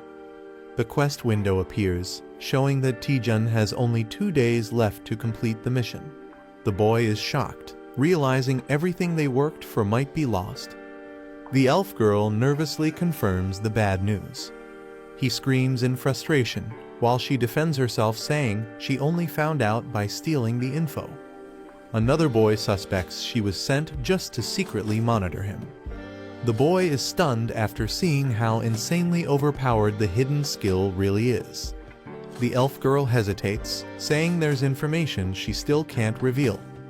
He complains about how she always avoids giving straight answers, frustrated by her secrecy. She clenches her fist with determination and assures him that she is always on his side. The boy asks if he can trust her, and she responds with a cheerful yes, calling him a friend. He thinks deeply, concluding that she doesn't seem like a bad person. Remembering her concern during past dangers, he decides to give her the benefit of the doubt. Gaining some trust, they shift focus to check the remaining time on their quest. The elf girl updates the interface, and Taejun is relieved he can finally see the quest details. They discover only 2 days remain to complete the Radical Growth quest, which puts Taejun under pressure. She reminds him to check the item post he made earlier at the Parsley Market for a solution. Curious, Taejun opens the post, wondering how many comments it received. Taejun checks the comments and is disappointed to find only one, and it's useless spam. He panics, feeling like all his effort was wasted. Suddenly, a new comment appears mentioning an ultra-legendary item. A mysterious user responds, recognizing Taejun from a past encounter involving a strange staff and enhanced crystal ball. Taejun gets frustrated waiting for the slow reply while the elf girl watches over his shoulder. The message explains that the item contains complex mana circuits that require precise repair. Taejun is shocked to learn he'll need at least a 7th circle mage to fix it. The mysterious commenter jokingly suggests finding such a mage, and Taejun quickly thanks them for the tip. The mysterious user logs off, leaving Taejun frustrated and wondering if he knows any 7th circle mages. They consider asking Seo Yeonhwa, but she's only a 5th circle mage at best. Taejun explains that 7th circle mages are extremely rare and top tier even on a global level. As panic sets in, Taejun reveals that he might know one person who fits the requirement. Taejun admits the person he's thinking of isn't the most reliable, but he's their last hope. He knocks on a door, calling out with a polite, "Excuse me." A tired-looking staff member peeks out and says he's brought documents for the deputy guild leader. The staff member reluctantly enters, asking the leader to treat the task as part of his responsibilities. The staff member finds a note saying, "Today's a vacation day," on the guild leader's door. Surprised, he realizes the leader is absent on his very first day. Taejun and the elf girl arrive at the Tower of Training in search of the 7th circle mage. The elf comments on how the place hasn't changed, still empty and unwelcoming as ever. She questions why a dungeon is in the middle of the city instead of behind a gate. Taejun explains that the tower is actually a massive gate, and in rare cases, the surroundings adapt to the dungeon. Despite its odd location, he clarifies that the dungeon itself is just like any other. Taejun notes that the dungeon used to be a regular building, though he wasn't around back then. As they walk through the arena, he wonders aloud if the old man they're searching for has gone missing again. Suddenly, a loud explosion erupts as a muscular figure crashes down, yelling, "Trainee." Taejun and the elf are caught off guard, shielding themselves from the debris in shock. A muscular old man suddenly appears, shouting about protein and startling Taejun. Recognizing him, the old man greets Taejun warmly and praises his improved physique. Taejun explains that he's been training thanks to the old man's previous help. He then politely asks the old man to repair an item with broken mana circuits. The old man gladly agrees to fix the item as a favor to his lifesaver, surprising Taejun. Before starting, he says he wants to ask Taejun an important question. Standing tall, he asks Taejun what strength means to him. Taejun is caught off guard as the old man explains that true strength is about upholding one's convictions. The old man explains that some pursue strength by building their bodies, while others dedicate themselves to training their skills. These people devote their lives to chasing great ambitions with conviction. Pointing directly at Taejun, he demands to know what Taejun wants to become strong for. Taejun sheepishly admits he never thought about it, prompting the old man to call him a foolish youth. The old man shouts that strength without purpose is poison and leaps toward Taejun. He launches into a surprise move called practical compressed muscle training. Taejun barely dodges the explosive punch, shocked by the sudden attack. As the dust settles, he stands up, stunned, realizing he just barely avoided death. Taejun yells at the old man, calling him crazy, but the old man calmly says Taejun's body moves fast while his heart is uncertain. he compares Taejun to a lost, aimless beast with no direction. Taejun tries to fight back, but the old man easily counters and offers to give him a valuable lesson. With a confident pose, the old man assures Taejun that he'll take it easy on him despite his overwhelming strength. Taejun, clearly annoyed, glares at the old man and accuses him of provoking him on purpose. He launches into an attack, jokingly warning not to report him for hitting an elder. Using a powerful skill, he charges with intense force toward the old man. The old man blocks the move effortlessly, impressed by the weight and force behind Taejun's strike. Taejun, filled with determination, declares the fight isn't over yet. He unleashes his powerful technique, the Rising Dragon Divine Fist. His glowing fist charges forward, bursting with intense blue energy. The old man braces himself as the attack comes crashing down from above. Taejun's powerful attack creates a massive explosion, making it seem like the battle is over. Excited, Taejun and the elf girl wonder if they've actually defeated the old man. But the old man calmly reappears, praising Taejun's strength and creative combat skills. He warns them they've forgotten something crucial while Taejun focused on physical power. The old man reveals a glowing magical attack and reminds them that he's also a mage, casting Elkiroid's Fireball X. The old man confidently states he's a wizard and prepares to cast a powerful fireball. Taejun is shocked, wondering if the spell is the same as his own fireball technique. The old man explains that the fireball's power varies infinitely based on the caster's mana. He demonstrates how mana strength and quantity shape countless versions of the same spell. He then tells Taejun that while his fireball has improved, it still lacks the essence of ultimate power. The old man explains that mana is fueled by one's desires and inner cravings. He unleashes his ultimate fireball, an embodiment of his dreams and willpower. He shouts that mere desire to grow stronger isn't enough to reach the highest level. Taejun panics as the massive attack barrels toward him, accusing the old man of not going easy. The old man urges Taejun to block it with everything he has and discover his true self through the clash. Taejun questions his true reason for wanting to become stronger in the first place. He recalls the silent years he spent climbing from the bottom with no recognition. The more others belittled him, the more determined he became to improve. Even without acknowledgement or support, he pushed himself forward through pure persistence. Taejun realizes that he sought strength to prove all his effort and pain hadn't been meaningless. Still unsatisfied, he channels the frustration of years of struggle into a new surge of power. As he charges forward, he vows to keep pushing ahead no matter what. The old man is stunned by the burning intensity in Taejun's new flame. Though it's still weak, he can feel the raw, genuine desire, the spark of Taejun's true purpose behind the attack. As their clash ends, the old man wonders if Taejun has finally discovered his true answer. Taejun stands firm, glowing with newfound power and purpose after unleashing his full strength. The old man acknowledges Taejun's progress, saying he's finally found the right path. Although Taejun isn't yet ready to fully wield that power, the old man sees great potential in him if he continues training. Taejun collapses from exhaustion, relieved he survived the intense ordeal.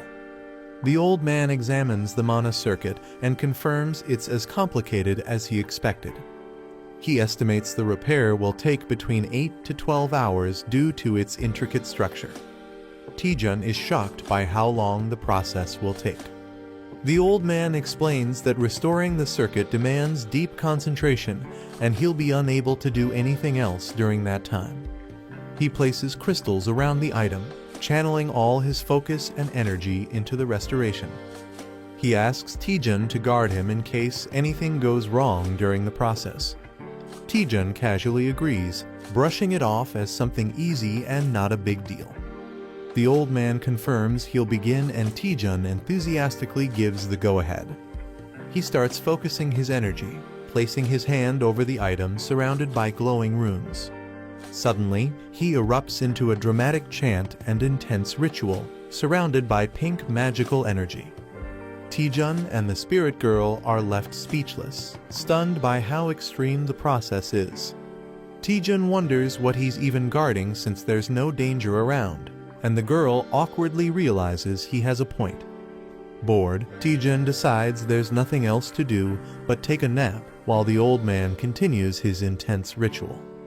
He jokes about shadowboxing for 8 hours and lies down to relax, finding the situation surprisingly peaceful.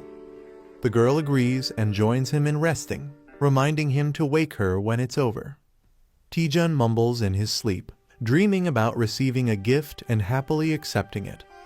Meanwhile, a monstrous spider-like creature creeps toward his unguarded body. Just as the creature gets dangerously close, it growls, breaking the silence. Taejun slowly opens his eyes in confusion, sensing that something is wrong. Taejun wakes up screaming as a monster nearly bites him, reacting in pure panic and smashing it in self-defense. After the loud screech and impact, he looks around in confusion, wondering when monsters even appeared. He realizes something's off. The tower was supposed to be cleared of monsters by the old man. More creatures begin to emerge from the shadows, and his spirit companion urgently checks if he's okay. Taejun realizes the monsters are not ordinary, they're void creatures invading through a dimensional shift. He recalls that such beings sometimes target strong mana sources in dungeons. Observing the old man deep in concentration, he connects the dots. They've come for the old man's powerful mana. It now makes sense why he was asked to guard him during this ritual. Energized and excited, Taejun powers up, ready to fight back with a grin finally shaking off his laziness. Taejun unleashes his Dragon Fang Slash, violently slicing through the wave of void monsters. His companion urgently warns him to watch his back as more creatures approach. Taejun sharply turns, realizing he's surrounded from behind. Facing the incoming threat, he braces himself with frustration, calling the monsters disgusting. Taejun casts a barrage of multi-fireballs to stop the monsters from reaching the item. His attack causes the void creatures to screech and fall, seemingly defeated. He cautiously asks if it's finally over while observing the aftermath. With a proud expression, Taejun declares that above all, he's someone who will always protect his items. Taejun wonders where all the monsters came from, and the spirit explains they're void creatures drawn by mana. Suddenly, a massive swarm begins pouring out from a dimensional rift with a loud screech. Taejun freezes in shock as he realizes just how many enemies are incoming. The spirit panics, warning Taejun about the overwhelming number of monsters, and he snaps back in frustration, already aware of the threat. Overwhelmed by the void spiders, Taejun realizes he can't fight them alone. He summons Eratus, his skeletal ally, to defend the old man during the battle. Taejun urgently commands Eratus to guard the area, and Eratus eagerly obeys without question. The intense fight against the void spiders drags on for nearly 2 hours as they fend off wave after wave. As they keep fighting, endless waves of void spiders continue to pour in, each swarm stronger and more numerous than the last. After 4 grueling hours, the battlefield is filled with corpses, yet the attacks show no sign of stopping. Exhausted and terrified, Taejun begins to break down, pleading for the relentless assault to end. With fear consuming him, he cries out in despair, realizing they might all die at this rate. A massive void spider lunges toward Taejun, leaving him paralyzed with fear and exhaustion. Eratus warns him to move, but Taejun is too drained to react and accepts he can't dodge anymore. Suddenly, a powerful blast hits the spider mid-air before it can strike. Taejun, stunned and confused, wonders what just happened. As he looks back, he senses something familiar about the attack and realizes he's seen it before. A confident man steps forward, sarcastically asking who's causing chaos in the dungeon, and recognizes Taejun. Taejun is shocked to see Choi Jin-hyuk and Lee Seon-ah appear together. Jin-hyuk greets Taejun casually, smirking and asking how he's been after a long time apart. Lee Seon-ah hands a potion to an injured man while Choi Jin-hyuk casually responds, explaining how they got there. Jin-hyuk, looking frustrated, asks if they even know what's happening outside the gate. A visual flashback reveals a berserk dungeon unleashing monsters, forcing civilians to flee in panic. Still annoyed, Jin-hyuk vents about their bad luck, lamenting how a national emergency ruined their rare vacation. Taejun drinks a potion while recovering and realizes the situation after hearing the explanation. It's revealed that each dungeon has a limit to the number of monsters it can contain before becoming unstable. When that limit is exceeded, mana destabilizes, leading to a dungeon break, releasing monsters into the outside world. Lee Seon-ah, shocked by the scene, questions Taejun about what happened and asks about the mysterious old man. Taejun stands silently as he watches a glowing magic formation in the distance, sensing something ominous. Taejun hesitates, unsure how to explain the mysterious old man's presence to Seon-ah. He reveals the old man is actually an NPC who guards the dungeon and is currently recovering from an injury.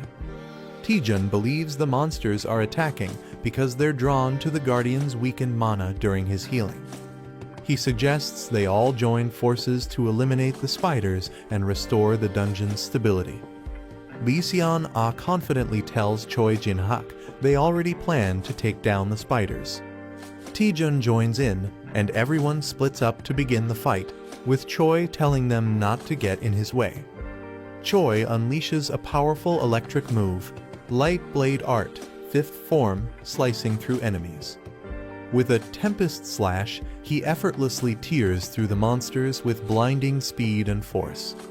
Confident in his strength, Choi mocks the threat level, but is suddenly warned to watch out as danger strikes from above. Choi Jin-hyuk is caught off guard by a sudden enemy strike. Lee Seon-ah slashes through enemies and warns him not to lower his guard. She explains that even weak monsters can be dangerous when they attack in overwhelming numbers. Embarrassed, Jin-hyuk denies being careless, but Seon-ah bluntly tells him he already let his guard down. Choi Jin-hyuk agrees with Lee Seon-ah's warning and urges everyone to stay alert. A talking skeleton warrior suddenly appears, declaring the need to work together and not get complacent. Both Jin-hyuk and Seon-ah look confused and try to ask who or what this skeleton is. As they question him, the old man NPC is seen being swarmed by a wave of incoming monsters. Taejun unleashes a powerful strike that sends a wave of monsters flying. He notes that monsters targeting mana isn't unusual, but seeing such an overwhelming number of them surprises even him. Suddenly, Jin-hyuk senses a tremor and looks around, alarmed by the shaking ground. A sudden motion catches everyone's attention as a dark force stirs. Someone shouts to alert the group that something is emerging from the shadows. A powerful boss monster appears, towering with glowing red eyes and a fearsome presence. Taejun realizes the endless wave of enemies must be linked to this boss summoning them. The group realizes that the Queen Spider, an S-rank monster, is the source of the endless void spiders. Taejun figures out the spiders weren't being summoned endlessly, they were being spawned by her. He confirms the Queen was the first to appear and has been behind all the chaos from the start. Acknowledging the threat, he warns that the Queen won't go down easily and definitely revealed herself for a reason. Taejun warns that the Queen Spider might be baiting them into a trap. Choi Jin-hyuk argues they can't just stand by while it's exposed in the open.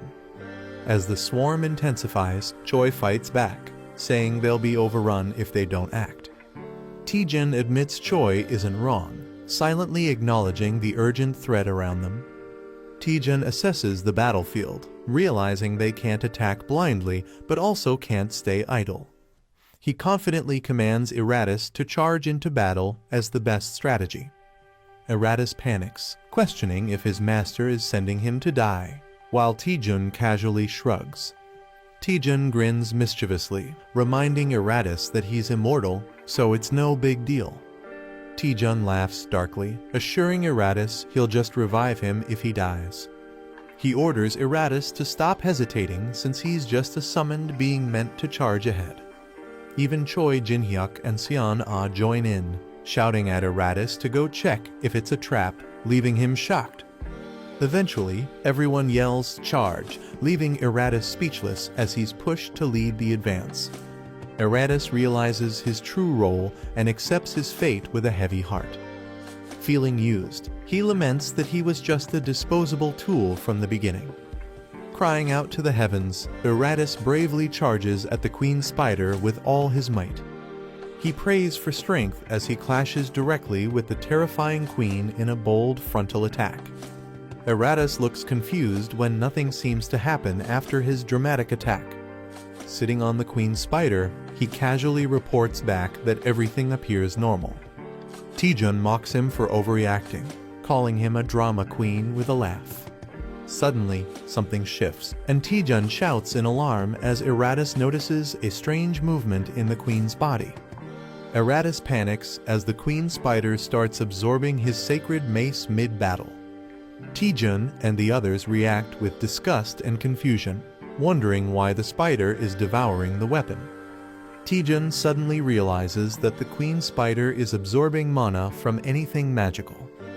He urgently warns Choi Jin-hyuk and Lee Seon-ah to stop using skills and fight without mana-based attacks. Jin-hyuk is shocked at the idea of fighting without skills, calling it absurd, but admits Taejun is right. Lee Seon-ah recalls that stronger attacks only caused more spiders to spawn. She realizes the monster has been feeding off their mana all along. Frustrated, Jin-hyuk admits this dungeon is far more troublesome than any he's faced before. Jin-hyuk decides to fight without using any skills, determined to adapt to the situation. He charges forward boldly, declaring he doesn't need mana or flashy moves to win. Swinging his weapon with raw strength, he overwhelms the spiders and calls them weak pests. Taejun gives him a thumbs up and tells him to keep it up, impressed by his efforts. Taejun rushes ahead, declaring he'll take on the Queen Spider while the others hold the line. Jin-hyuk grumbles that Taejun is trying to steal all the credit again. He warns that if Taejun fails just to show off, it'll cost him his life. Taejun stays focused, confirming that the Queen's real target is mana, as proven by Eratus's earlier attack. Taejun realizes the Queen Spider doesn't absorb just any mana, it targets specific types. He taunts the Queen, suggesting it's still hungry for more, as he prepares a risky move. Charging up a powerful fireball, he deliberately offers it as bait to test the Queen's reaction. Seon-ah and Jin-hyuk are shocked, questioning why Taejun is using skills after warning them not to. Jin-hyuk yells at Taejun, warning that using magic will only spawn more spiders. The Queen Spider reacts as the blazing fireball hurtles toward her. Taejun watches as the Queen is overwhelmed, revealing that mana reflects the caster's desires. He concludes that the type and effect of mana vary depending on what the user truly wants. Taejun explains that if one can conceal their desires, they can mask the mana's attributes. A powerful greedy fireball skill is launched, confusing Jin-hyuk with its hidden nature. Taejun mockingly offers the fireball to the Queen Spider, pretending it's a harmless gift. With a mischievous grin, he calls it a perfectly roasted fireball prepared just for her. A fluffy void spider shivers and cries out, looking both strange and cute. The boy sits down, clearly disgusted by the creature's appearance. Despite the spider's odd looks, he realizes it's a valuable discovery. The system reveals that the spider produces high-priced silk called void silk thread. Overjoyed, the boy exclaims that it's like finding a spider that lays golden eggs. The boy realizes the spider requires a constant mana supply to keep producing silk. Someone knocks and asks to enter, calling out for Hunter Taejun. Taejun responds with a creepy smile, unsettling the small spirit beside him. A woman, exhausted by reporters, enters and demands to know what madness he's been involved in. The woman panics about a dungeon break, saying it's beyond her ability to handle. Taejun reassures her with a fake smile, saying the guildmaster is taking care of it.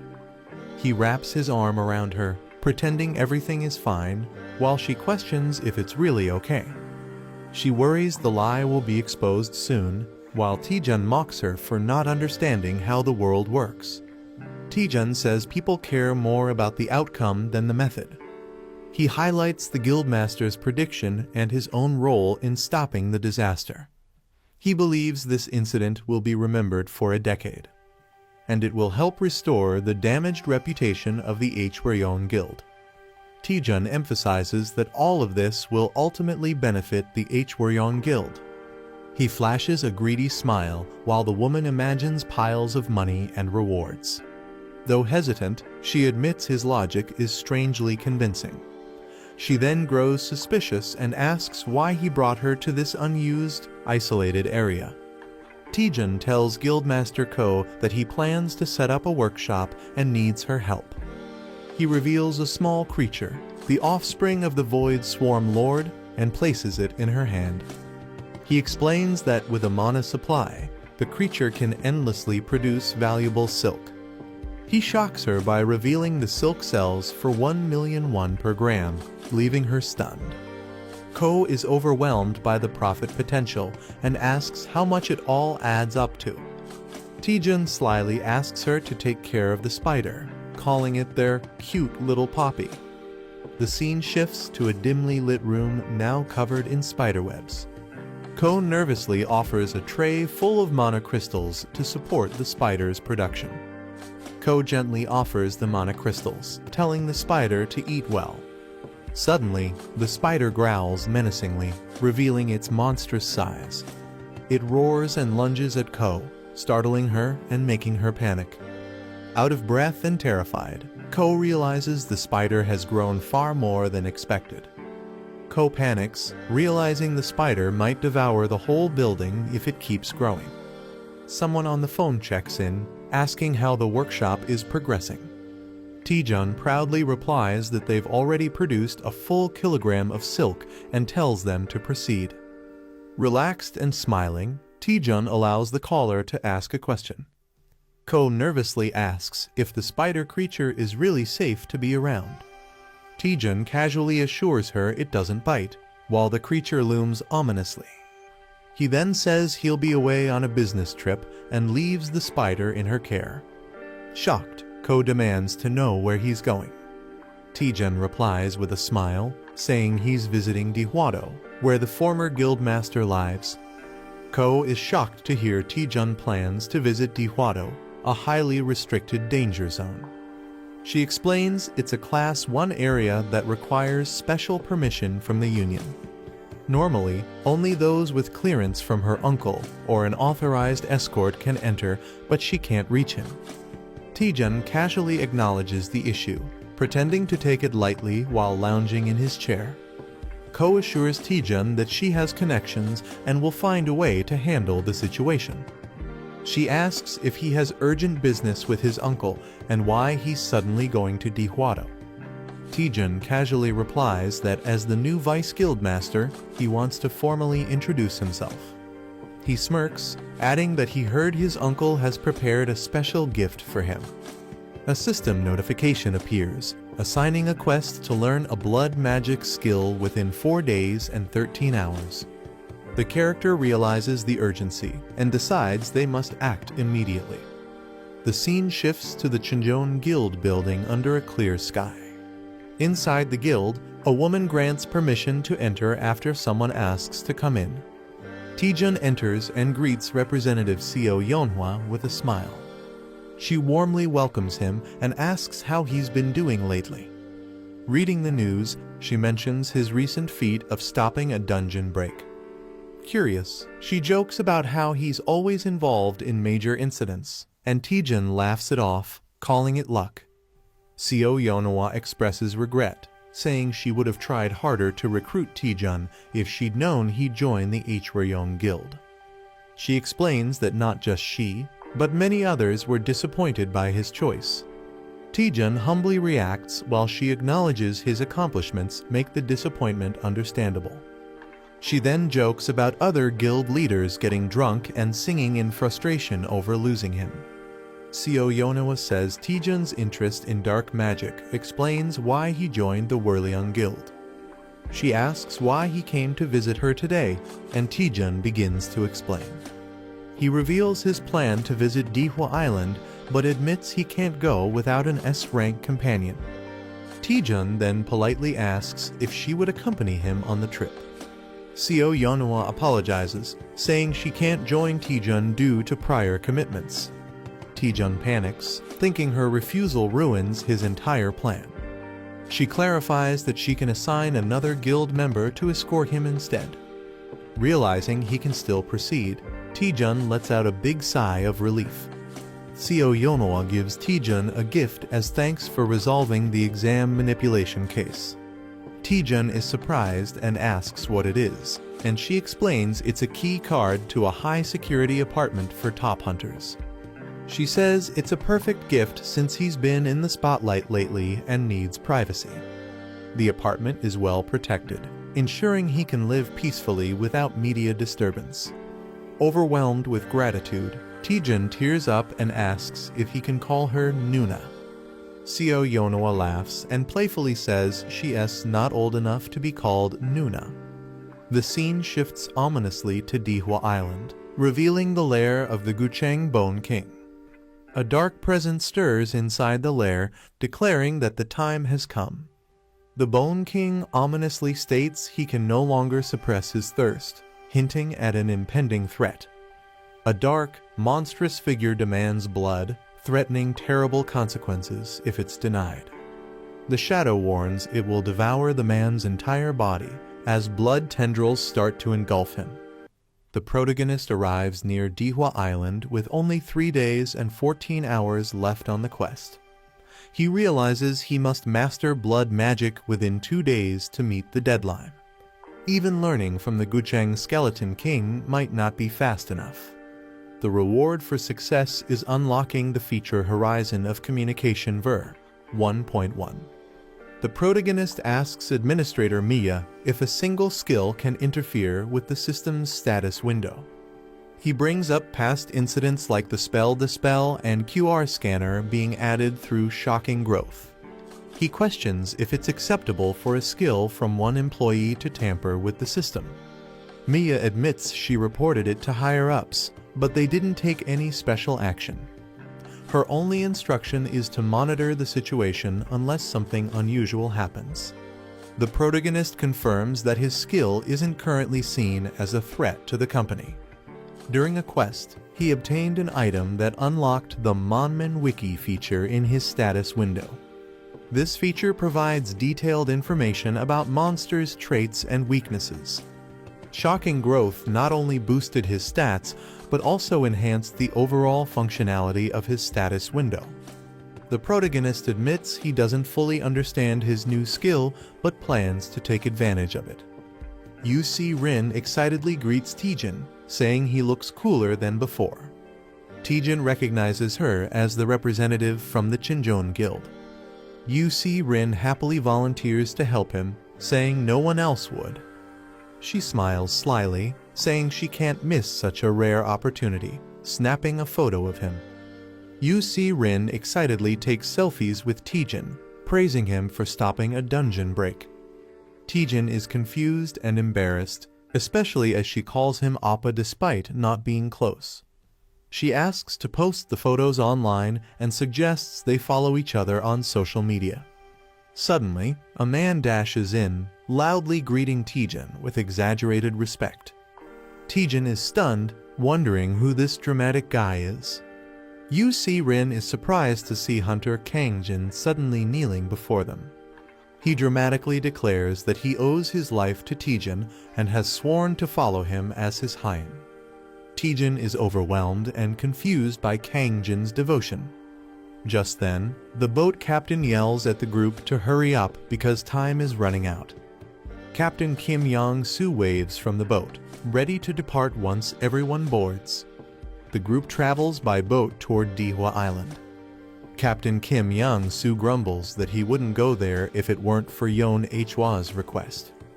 He asks if the hunters are unaware of the monsters near the island. They mention that many monsters exist, especially a large number of sirens. The captain warns them that it's currently the sirens' breeding season, making the journey even more dangerous. Monsters guarding their eggs become extremely aggressive during breeding season. Even a slight intrusion into their territory can trigger a massive swarm. Captain Kim suggests taking a detour to avoid provoking them. Taejin, however, places a hand on his shoulder and says there's no need for that. With a creepy smile, he insists they head straight through instead. The captain is shocked by Taejin's order to sail straight into dangerous waters. Taejin confidently assures him that even a swarm of sirens won't damage the ship. He urges the captain to trust him and take the fastest route. Despite being convinced, the captain firmly refuses the risky plan.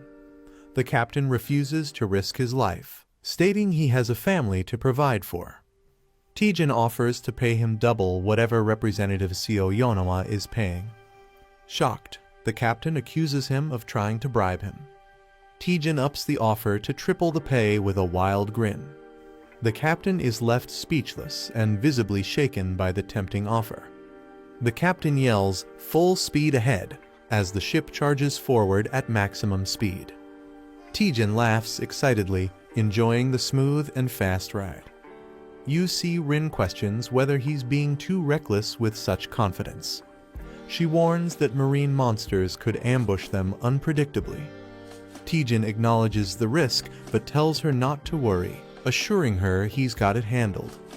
Taejin uses the radar system and confidently announces he knows the exact positions of the enemies.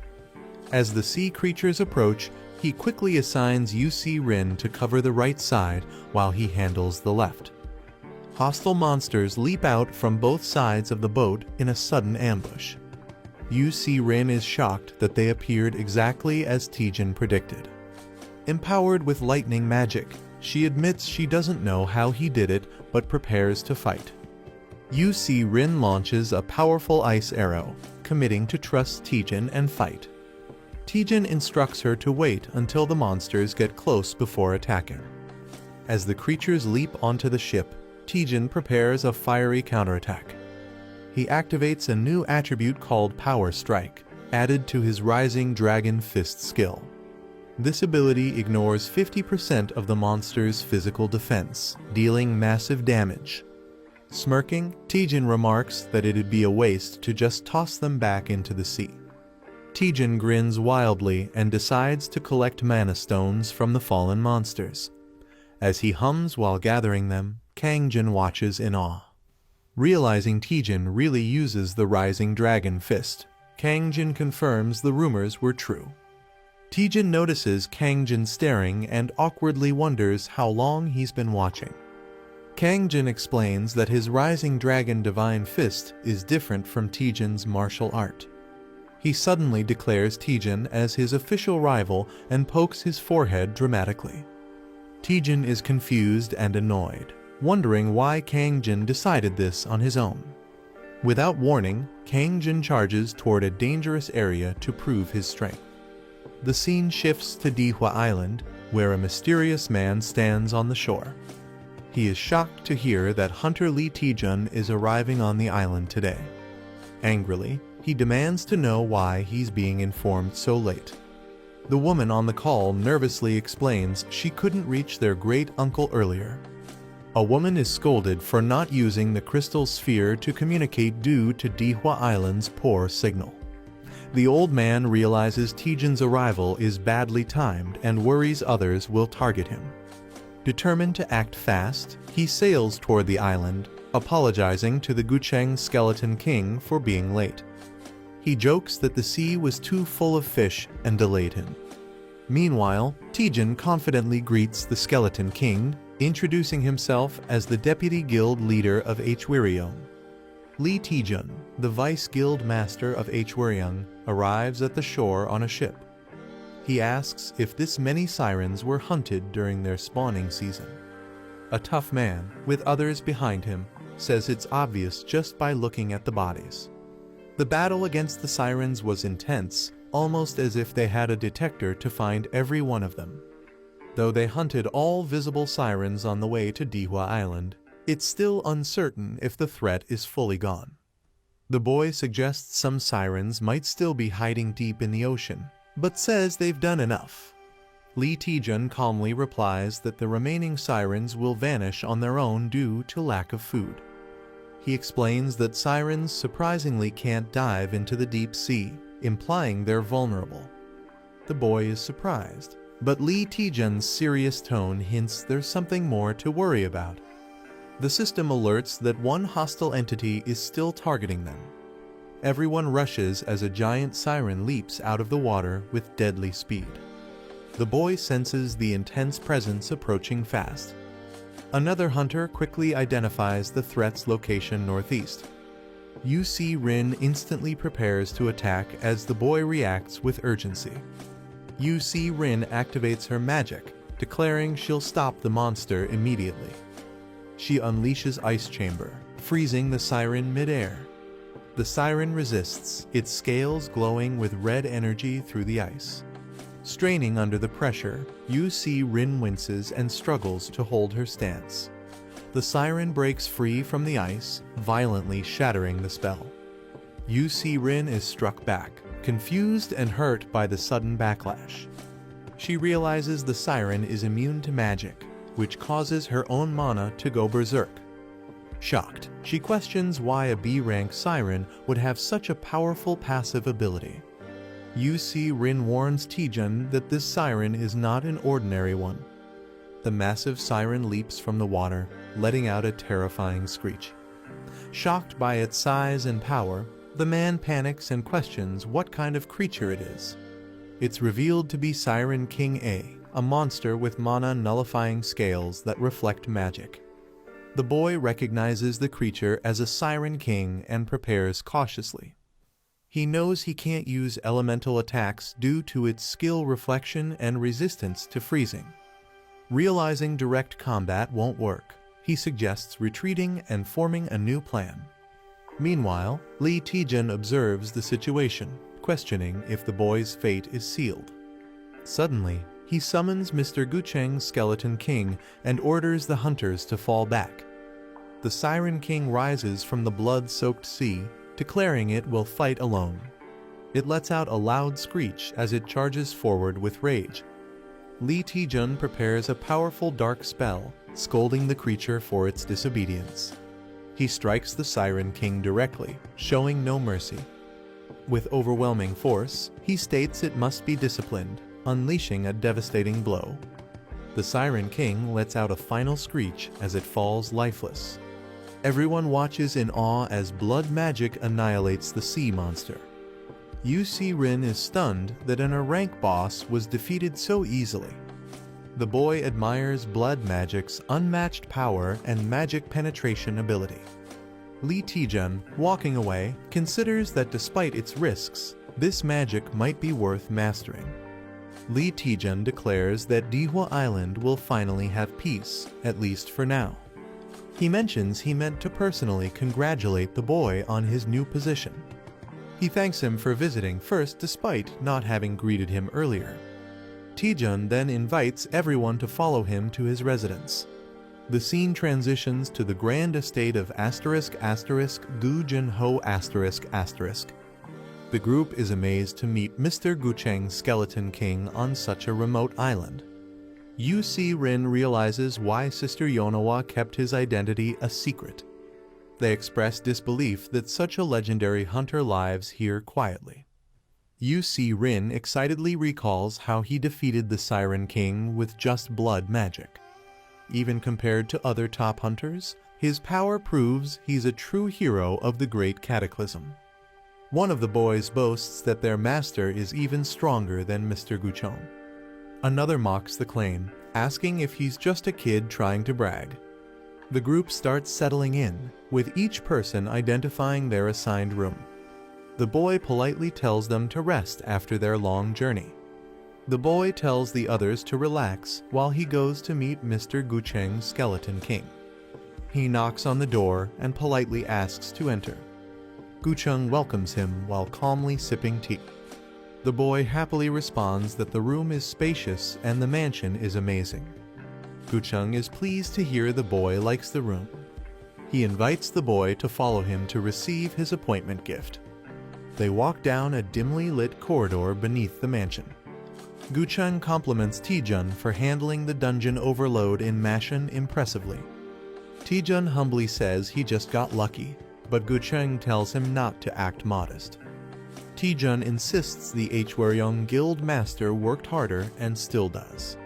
Gucheng mocks his own nephew, calling him useless. He reveals the nephew ruined Hweryong with mismanagement and unpaid taxes.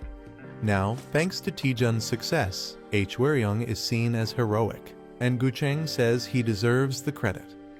Tijun reflects on how Ko Young-min turned out to be worse than expected. He questions why Mr. Gucheng entrusted Hweryong to someone so unfit. Tijun presses further, saying even Gucheng must have known his nephew wasn't ready. Gucheng pauses and begins to explain, saying, "That's because..." Gucheng admits he's grown weak and suggests they continue the conversation elsewhere. Tijun wonders how someone like him could be considered weakened. He reflects that even awakened beings are still human and time affects everyone. As he thinks this, he tries to scan Gucheng's status using a QR reader. The scan fails, revealing that Gucheng's level is far beyond what the system can detect. Tijun is shocked that Gucheng can't be scanned, something only top hunters can resist. He recalls other legendary hunters whose stats also remain hidden from him. He wonders if Gucheng is still powerful enough to stand among them. A shadowy figure looms behind Gucheng, making Tijun question what secrets he might be hiding. Tijun is amazed as they enter a glowing, hidden underground room. He's surprised that such a space existed beneath the mansion. Gucheng calls it humble compared to the other major guilds. He then tells Tijun that his initiation gift has been prepared inside. Gucheng offers Tijun a choice from powerful items, warning some have penalties. Tijun considers his options carefully and picks Magnetus's skull.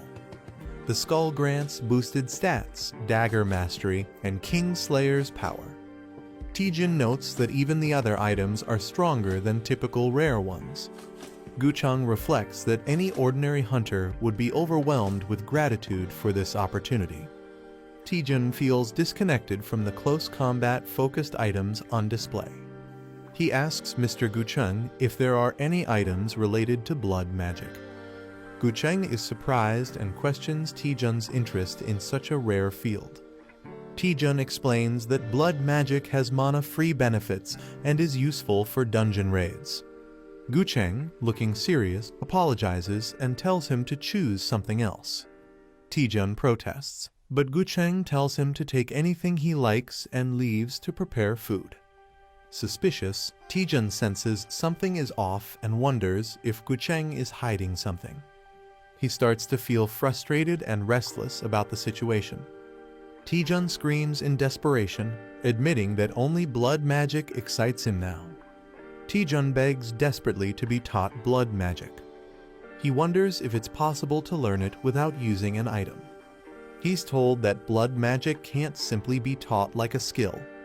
Without the passive ability Mana Blood, it's impossible to use blood magic, no matter how hard one tries. Tijun searches for a skill book that might awaken his Mana Blood. His system's newly added flash function activates and detects a hidden device. Surprised by the function, he recalls adding it after getting stuck in a dark dungeon. The light reveals a secret compartment with something unusual inside. Tijun finds a red button and hesitates, fearing it could be something dangerous. Tijun jokes that a secret button can't possibly be a nuke and decides to press it. With a playful grin, he pushes the button, saying it's all or nothing.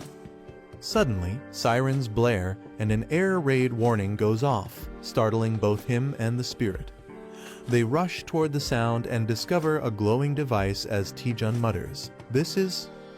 Taejun finds the Codex of Blood, a forbidden book that grants mana blood and enables blood magic. Delighted, he clutches it like a treasure, calling it "my honey." At dinner, Gucheng questions his choice, calling it underwhelming for an initiation gift. Taejun insists it's perfect for him, especially because he needs mental contamination resistance. He also receives Banjir's Onyx, which boosts his stats and grants resistance to mental corruption. Gucheng accepts Taejun's choice and calmly ends the dinner, telling everyone to rest for the night. The group thanks Gucheng for the delicious meal and leaves the dining hall. As night falls over the island, something ominous begins to stir. A mysterious hand drenched in blood appears, and a voice reflects on past memories involving Gucheng's skeleton king. A dark entity confronts Gucheng, claiming Lee Taejun seeks to learn blood magic. It reminds Gucheng of his own past desire for power and accuses Taejun of having the same hunger. Gucheng resists, shouting that Taejun has nothing to do with the entity. The entity reveals that Taejun has already found the Codex of Blood, the key to forming a blood magic contract. Shocked, Gucheng realizes Taejun might already be on a dangerous path he tried to avoid. Gucheng is restrained by the dark entity as it declares it's no longer content with his offerings. The entity senses a new, more suitable host has emerged, one stronger than Gucheng's aging body. With a sinister tone, it says it will temporarily take control of Gucheng's body. Gucheng, now under possession, walks quietly into a room where a girl sleeps unaware. The entity expresses hunger for a greater feast, hinting at dark intentions as it approaches her. The possessed Gucheng looms over the sleeping girl, driven by the entity's growing hunger. The entity mocks Gucheng for only feeding it weak souls, calling them trash. With a sinister grin, it prepares to consume the girl's soul slowly and completely. Just as the situation turns critical, someone enters the room and calls out to Gucheng. The sudden interruption snaps Gucheng's attention, putting the entity's plan at risk. Taejun walks in, catching Gucheng off guard while he's dangerously close to the unconscious girl. Bowing in guilt, Taejun confesses that he couldn't sleep due to the dishonesty about his initiation gift. He admits he lied about his true desire and wasn't entirely honest with Gucheng. Finally, Taejun reveals the real object he wanted all along, the Forbidden Codex of Blood. Taejun apologizes for taking the codex without permission, explaining he has a powerful reason to learn blood magic. He declares that his motivation is so strong, he's willing to give up everything to achieve it. Gucheng, concerned, warns him that blood magic is far more dangerous than he can imagine. He questions whether Taejun is truly prepared to bear the enormous cost that comes with such forbidden power.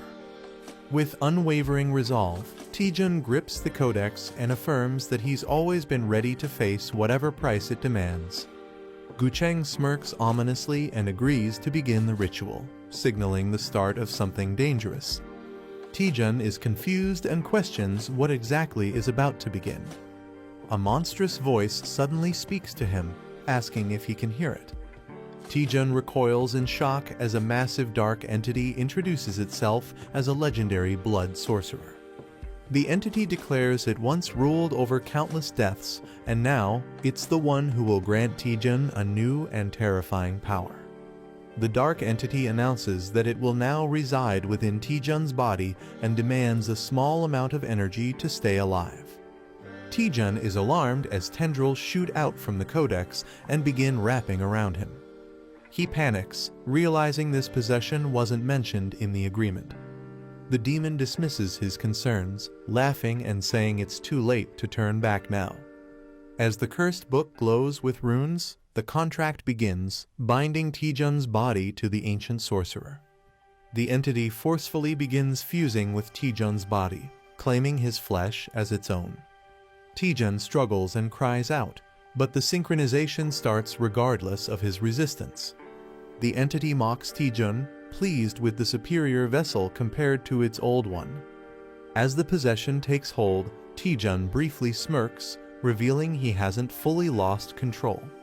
Laughing maniacally, Taejun surprises the entity, leaving it confused by his unexpected reaction. Taejun bursts into uncontrollable laughter, moving chaotically as the entity inside him panics. The sorcerer, now trapped, screams in confusion, realizing he can't control Taejun's body at all. A man screams in panic as his body moves against his will. He discovers a magic book hidden deep within a secret location. The girl's spirit feels uneasy and warns him not to touch it. He realizes the Skeleton King never meant for anyone to read this dangerous book.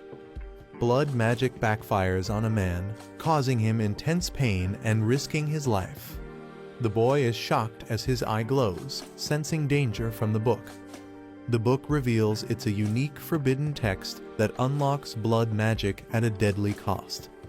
He finds it unusual for a magical item to clearly warn about its risks. He nervously wonders just how dangerous the book's price truly is. The boy asks if powerful items like the book exist in other dimensions. The manager explains that ancient tomes are usually collected by experts. She suggests getting the book appraised at Parsley Market. The boy remembers and agrees to check Parsley Market. They begin connecting to the Parsley Market system for appraisal. The boy posts a question online asking for information about the mysterious item. He learns that sharing more details could lead to better rewards. A user named Knowledgeable Wanderer quickly requests a chat. When asked if he's selling it, the boy replies he wants to check its details first. The boy chats online and learns the book is a soul-bound codex. He's told the book grants skills, but at the cost of the user's life. Shocked, he realizes his life might be the price. He anxiously asks what that actually means. When a contract is signed, the mage's consciousness merges with the user's body. This allows the user to access the mage's magic without limits. The boy realizes the book lets someone overwrite another's mind. But he's told the book is outdated and considered trash. Modern systems would block it instantly due to security risks. The boy smirks and says thanks after learning about Magic System 2.0. He promises to send a generous reward with a creepy grin. Suddenly, he hacks into the system, triggering an alert. The attacker laughs, thinking he's winning, but a virus is detected. Shocked and burning, he realizes too late that something has gone terribly wrong. The intruder is denied access and panics, realizing the system isn't normal. He suspects everything was a setup from the beginning. A fiery force strikes and sends him flying violently. Stunned and confused, he utters Lee Taejun's name, demanding to know who he really is. The firewall blocks the virus, preventing the system from being hacked. The attacker watches in disbelief, thinking the outcome is impossible. He mocks the failed attack, calling it pathetic until the end. The boy grabs the magic book with confidence, ready to claim it. A golden glow appears as he successfully acquires the Tome of Heavenly Blood and gains the passive skill Blood Magic. Lee Taejun unlocks a new feature called Horizon of Communication after completing a quest. He thinks the new function seems useless at first. Someone rushes to him in concern, asking if he's okay. Smiling, he reassures them and checks on the Skeleton King's condition instead. The older man is shocked, insisting he saw a demon's soul enter Lee Taejun's body. He questions why nothing seems to be happening afterward. He's confused how Lee Taejun is unaffected despite making a contract. Surprised, he asks if Taejun defeated Azazel on his own. Smiling, Lee Taejun replies that he simply chose not to listen to the demon. The man is shocked as Lee Taejun explains he broke the contract at the last moment. Tae-jun says the demon's soul was rejected from his body. He refused to sell his soul, no matter how powerful blood magic is. He declares that true strength comes from within. He jokes that the demon might now be lost in the afterlife, searching for a new host. The older man realizes the dark voice haunting him has vanished. He's amazed that Lee Tae-jun removed it with such a simple method. He thanks Tae-jun, recalling how he struggled with the contract for 30 years. During the Great Cataclysm, he had made a dark pact to protect the world. Now, he reflects that Tae-jun has shown him a better path. Mr. Guchun reflects that none of the power he wielded was truly his. Lee Tae-jun acknowledges the heavy burden Guchun has carried for so long. He reassures him that even without blood magic, he's already strong. Tae-jun gently urges him to finally let go of that burden. Suddenly, a girl complains about the noise, waking up and interrupting their moment. The girl wakes up and panics upon seeing Lee Tae-jun and Mr. Guchun in her room. She yells, demanding to know why they're both there. Tae-jun awkwardly laughs, trying to explain the misunderstanding. Embarrassed and fuming, the girl hides under her blanket in frustration. Everyone panics as a terrifying sound echoes through the room. A sinister voice calls them foolish mortals, declaring its immortality. It claims that without a vessel, it still cannot be destroyed. The demon vows to be reborn using their flesh and blood. A monstrous, heavenly blood tree begins to emerge, summoned by blood mages. The group is stunned as they realize the massive figure is actually a tree. The system identifies it as the Thousand Blood Tree, a powerful blood sorcery entity. It reveals that summoning it usually requires 100 human sacrifices. Since no humans are present, Lee Tae-jun deduces the caster sacrificed himself. A sinister beast with glowing red eyes appears, confirming the dark ritual's result. Silver Fang beasts suddenly charge in, roaring as chaos erupts. The girl panics, shocked by the arrival of the strange tree and monsters. Mr. Guchun declares they can't ignore the growing threat. He orders the girl to wake up hunter Kang-jin immediately for support. The enemy, still hungry after consuming countless souls, continues its advance. The monstrous tree begins absorbing all life around it, expanding its reach. Mr. Guchun calls it greedy and prepares to fight using a massive bone weapon. A panicked hunter demands to know what's going on. Another fears that a gate has opened nearby, worsening the situation. Lee Tae-jun steps forward, ready to explain everything before it's too late. Lee Tae-jun explains that the monstrous tree is the remnant of the blood mage who once haunted Mr. Guchun.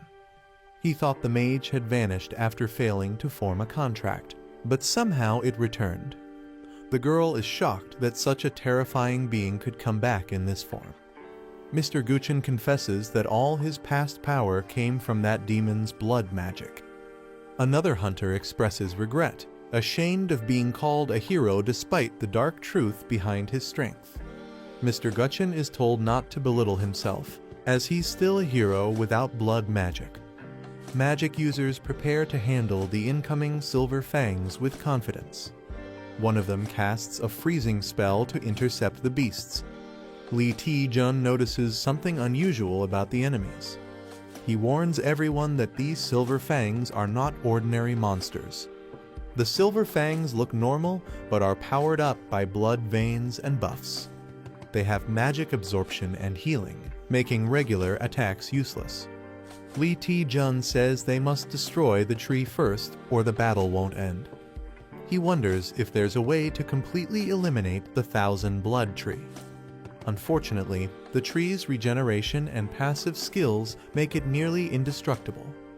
Lee Tae-jun thinks hard, unable to find any weakness in the monster. Then he confidently says there must be one, and he knows a way. He asks everyone to trust him and buy time by handling the Silver Fangs. Mr. Guchun agrees and prepares to fight, ready to show his skills again. A powerful green energy strike slams down as the battle begins. A creature emerges from the ground, relieved that the parasite on its body is gone. Surrounded by undead, it declares that it feels great for the first time in ages. The silver fangs roar fiercely, ready to attack. A muscular fighter charges forward with a loud battle cry. Using triple step charge, he smashes into the beast with explosive force. Seren summons ice magic, calling upon the spirits of the frozen earth. She activates the blessing of the Ice Spirit King to empower their undead allies. She signals Mr. Gucheng to launch his coordinated attack. Skeleton warriors clash with the Silver Fangs in a fierce battle. But the monsters activate a regeneration buff set to fully recover in just 13 seconds. Seren admits that if things continue like this, they won't be able to win.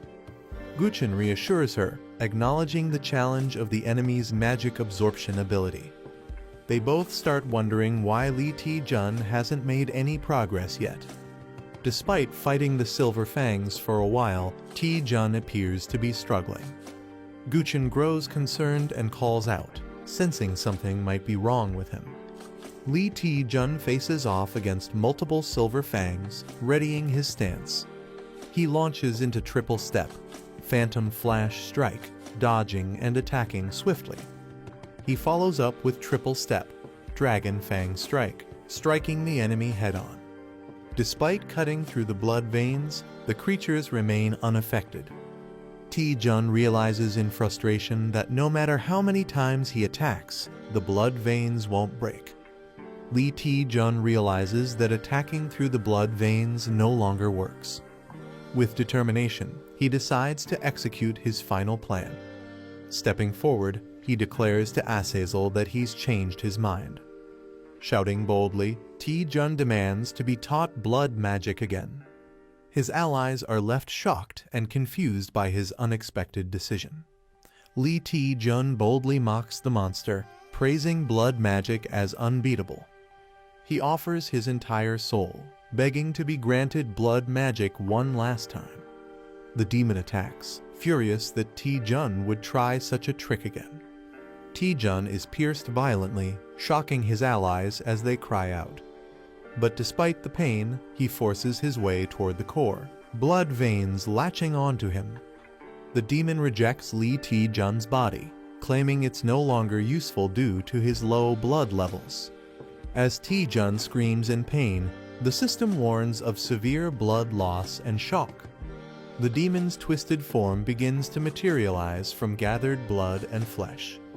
It sets its sights on the others, intending to use them as fuel for full resurrection. As the monstrous figure grows, it taunts Ti-jun face to face with a mocking, "Hello there?" The demon screams in shock as Li Ti-jun suddenly appears inside the blood realm. Ti-jun smirks, saying the blood magic gave him a clever idea. He reveals he realized he could take what he needed directly from the demon. The demon panics, confused by Ti-jun's words and sudden confidence. Ti-jun mocks him, telling him to experience the pain for himself, laughing darkly. Ti-jun grins maniacally as he declares control over the blood tree, revealing he now holds an overwhelming 14,573 milliliters of blood magic. Seren and the older man witness a terrifying red monster hanging Ti-jun in the air. Seren screams Ti-jun's name in shock as he is badly injured. Angry and desperate, she blames the enemy's magic absorption for the failure. The older man insists there's no hope left now that Ti-jun has failed. Refusing to give up, Seren dashes forward, determined to rescue him herself. The older man warns Seren that rushing in recklessly will put her in danger too. Crying, Seren asks if she's supposed to just stand by and let Ti-jun die. She shouts that she would rather die fighting beside him than do nothing. The man silently reflects, blaming himself for waking the enemy and causing this. Meanwhile, Ti-jun remains impaled and motionless, trapped by the monster. A deep sound echoes as the giant red eye monster begins to speak. It introduces itself as the legendary mage, Azazel, addressing everyone. Seren and the others watch in shock as a strange green aura surrounds them. Azazel pretends to show regret, claiming he wants to apologize for his past actions. The old man and another hunter don't believe him, warning others not to be fooled. Azazel cries out in pain and claims he is truly apologizing to everyone. He says he no longer wishes to cause harm and wants to leave peacefully. Shouting farewell, Azazel begins to retreat into the sky. The older man stares in disbelief, trying to process what just happened. Confused and suspicious, he questions why Azazel would suddenly apologize. Saren doubts Azazel's sudden change, saying the one she knew would never act like this. She wonders if he's deceiving them or if something deeper is going on. She notices the silver fangs returning to their original spots, signaling a shift. The environment begins returning to normal, which surprises everyone. The old man reflects that Azazel could have fully revived if he waited, making his retreat suspicious. Someone notices a hidden figure near the tree and starts to suspect something. They wonder if everything that happened was part of a larger plan. A man laughs from the center, joking about the situation being like an avatar blind date. A system message reveals that the user's mana now exceeds the original entity, and all its powers have been transferred to him. The man laughs maniacally, saying he now understands why fame feels so good. Azazel tries to fight back, screaming for him to leave the body immediately. The man refuses and tightens his grip, mocking Azazel as he takes control. He uses blood magic to drain Azazel's power and claims its payback. A system alert appears, warning that the 1,000 blood wood can no longer be sustained due to low blood supply. The 1,000 blood wood begins to collapse, its power unraveling violently. Azazel is shocked, unable to believe a human could take control of his power.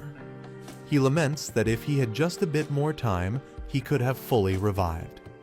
Screaming in frustration, Azazel fades as the blood supply completely runs out. A system message confirms the entity has been fully deactivated due to blood loss, and the sky starts to clear. Blood is transferred from the 1,000 blood wood to Tijun, stabilizing his condition. Tijun coughs and gasps, realizing he barely made it out alive. Looking at his hand, he reflects on how dangerous blood magic truly is. Saren and the others rush toward him, overjoyed that he survived. Saren hugs him tightly, crying in relief that he's alive and safe. Saren cries in Tijun's arms, saying she truly thought he was going to die. Tijun smiles and says he was just unconscious for a bit. Embarrassed, he politely asks her to let go while they talk, making Saren flustered. Saren quickly apologizes and tries to change the subject. She wonders if Azazel truly changed, noting that he restored the silver fangs before vanishing. The group admits they don't understand Azazel's actions, but are glad things ended well. Hangjin proudly claims all the credit, saying it was thanks to him. Saren and Tijun give awkward smiles, clearly not taking him seriously. The elder approaches Tijun, saying he has many questions after witnessing his actions. He acknowledges that while strength matters, what Tijun achieved tonight was something no solo hunter could have done alone. The old man hints that an unknown entity might have helped Tijun during the battle. He smiles and admits he can only guess, hoping Tijun's hidden power continues to grow. Tijun nervously thanks him while thinking the old man might have figured something out. They shake hands in mutual respect, with Tijun wondering how much the Skeleton King actually knows. Tijun reflects that the Gutchen Skeleton King seems to understand everything about him. Suddenly, Azazel's presence returns, declaring that he's not finished yet. Tijun reacts in shock and frustration, wishing Azazel would stay dead. The Skeleton King calls out Azazel's name, realizing he's still clinging on. Azazel swears vengeance, saying he will forever haunt them, even from the abyss. Azazel begins casting a massive spell, calling the mortals to join him in the abyss. Saren and Tijun are frustrated that he still won't die peacefully. They realize the giant red magic sphere is formed from Azazel's remaining life force. If the sphere explodes, it will destroy everyone and the entire battlefield. Taejun panics, knowing his mana is depleted and the situation is extremely dangerous. Taejun yells at the management team, demanding to know where they've been. They respond that they were conducting investigations and assure him there's no need to worry now. Suddenly, something strange happens and Taejun turns, asking, "What is this?" Time itself appears to have stopped, confusing everyone present. A mysterious figure appears, commenting on how long it's been, possibly 150 years, since they last saw a distribution site like this. A mysterious figure steps forward and accuses someone of being an illegal status window user. The agents casually prepare to finish their task quickly so they can head home early. The boy looks at unfamiliar people and wonders if they work for the same company as Manager Mai. He becomes suspicious as the strange individuals don't resemble anyone he knows. One of the newcomers checks a digital interface while a green creature watches, saying something seems off. A conversation reveals confusion about a police line setup and ongoing activity on the system. The mysterious person asks the boy if he is a status window holder of version 2.0 or higher. The boy nervously admits that he is clearly unsettled by the situation. The man acknowledges that the situation differs from what they were told and apologizes for the inconvenience. The boy calmly asks them to explain what's going on instead of worrying about the disturbance. The man hesitates, unsure how to begin explaining the situation. He tells the boy that anyone with a version 2.0 status window should already know about their company. The boy responds that he only knows there's a company managing status windows, and the man confirms it. The green creature adds that they are part of the special security division of that company. The agents reveal that they were dispatched to capture an illegal status window user, though most of their mission details are classified. The boy is shocked to hear the term illegal status window user and begins to piece things together. They confirm that the individual is wanted for trying to misuse the system for personal gain. While the exact reason remains confidential, they explain the suspect tried to exploit status window functions. The boy recalls hearing vaguely about the company, but never imagined meeting anyone from it besides Manager Mai. He realizes Manager Mai might not have been lying after all, as he reflects on her overtime work and hidden duties. The green slime politely asks to speak, but is scolded for interrupting the superior officer. Suddenly, the red creature begins breaking out of containment, alarming everyone present. The enraged red entity screams in confusion, accusing the humans of summoning attackers. Furious, it declares it will burn its entire life force to fight back against them. The monster unleashes a powerful energy blast, vowing to kill them all. The agents quickly prepare for battle, realizing they've spent too much time talking. The green creature rushes forward, calling out the enemy's name Azazel von Arceus. With a magical seal, it declares the enemy under arrest according to company law. The red entity is shocked by how close the green agent has gotten. The battle intensifies as the green creature traps the enemy in a swirling vortex of symbols. The boy watches in awe, questioning the unbelievable scene unfolding before him. He's stunned that the creature suppressed powerful blood magic without even using its hands. The green slime agent makes a gesture as the situation wraps up, signaling the end of their task. The officer apologizes again and mentions the status window manager likely already informed them. He adds that, as a thank you for cooperating, they will offer a token of appreciation. The boy looks confused and repeats the words, "token of appreciation," unsure what to expect. The officer smirks and warns him that he'll soon lose consciousness, leaving the boy stunned. The officer says goodbye as a portal begins to open behind him. The boy panics, confused and alarmed by their sudden departure. A senior figure quickly orders Hunter Taejun and Kangjin to escort Seren to safety. As the portal vanishes, people are left staring at the sky in confusion. Saren asks what just happened, realizing everything changed in mere moments. Suddenly, Hunter Taejun is violently thrown back, shocking everyone nearby. The boy is unconscious as someone urgently checks if he's okay. He wakes up in a peaceful, sunlit building that appears to be a recovery facility.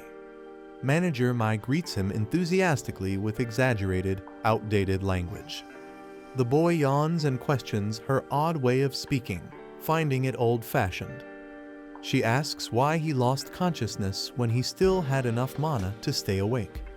Manager Mai explains that even an advanced status window couldn't prevent Taejun's stamina from being drained. She adds that navigating a quarantine dimension is extremely difficult and not something easily handled. She encourages the boy to check his own status window, hinting his opinion of the special division might improve.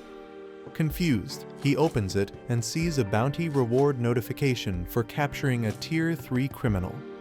Shocked, he exclaims at the massive reward of 10,000 parsley coins being deposited into his account. He realizes the large payout makes sense given the high-level bounty on the criminal they captured. The boy comments that the bounty reward isn't as much as he expected. He realizes the token of appreciation was actually the bounty reward all along. He suddenly tells Manager Mai that he wants to quit being a hunter. With a dramatic expression, he declares that his new dream is to become a bounty hunter. Manager Mai stares at him blankly, asking if he's joking. Manager Mai reminds Taejun that everything started thanks to her reporting the illegal user and expects some gratitude. Taejun jokes about wanting a hug, then asks if she can teleport like the special agents. Manager Mai replies she could with higher approval, but declines his playful request. Taejun confirms that Azazel was a Tier 3 wanted criminal and wonders if higher tiers exist. Manager Mai confirms there are Tier 1 and Tier 2 criminals, though they're very rare. She explains that even Tier 3 criminals are dangerous and far from being small-time offenders. Taejun asks what it takes to be classified as a Tier 1 criminal, and Manager Mai explains it's based on power and crime severity. Manager Mai gasps and suddenly realizes she might reveal too much. Nervously, she says she can't share anything further because it's classified company information. Taejun silently reflects, realizing the seriousness of what he's learned. He concludes that if someone as powerful as Azazel was only Tier 3, the higher tiers must be unimaginably dangerous. Taejun wonders how powerful the employees must be to capture such dangerous criminals. Manager Mai smiles and tells him not to overthink it. The boat arrives at a chaotic and damaged shoreline. The captain, confused by the destruction, wonders if a volcano erupted. Yu Si-rin happily greets the captain while approaching with her group. The captain recognizes Si-rin and invites them aboard warmly. As everyone gets ready to set sail, the captain suddenly tells them to wait. The captain is shocked by something unexpected right before departure. A man in a suit unexpectedly climbs onto the boat, surprising everyone. The crew questions why he's boarding, jokingly asking if it's for fishing. The captain refuses to go fishing today because it's his wife's birthday. The suited man says he's just hitching a ride for business inland. A confident woman with blue hair and stylish clothes appears at the dock. Yu Si-rin excitedly runs toward her, shouting "Yeonhwa Ioni" with joy. Si-rin runs into Yeonhwa's arms, crying that she missed her deeply. Si-rin says no one would believe what happened on the island, and Yeonhwa comforts her.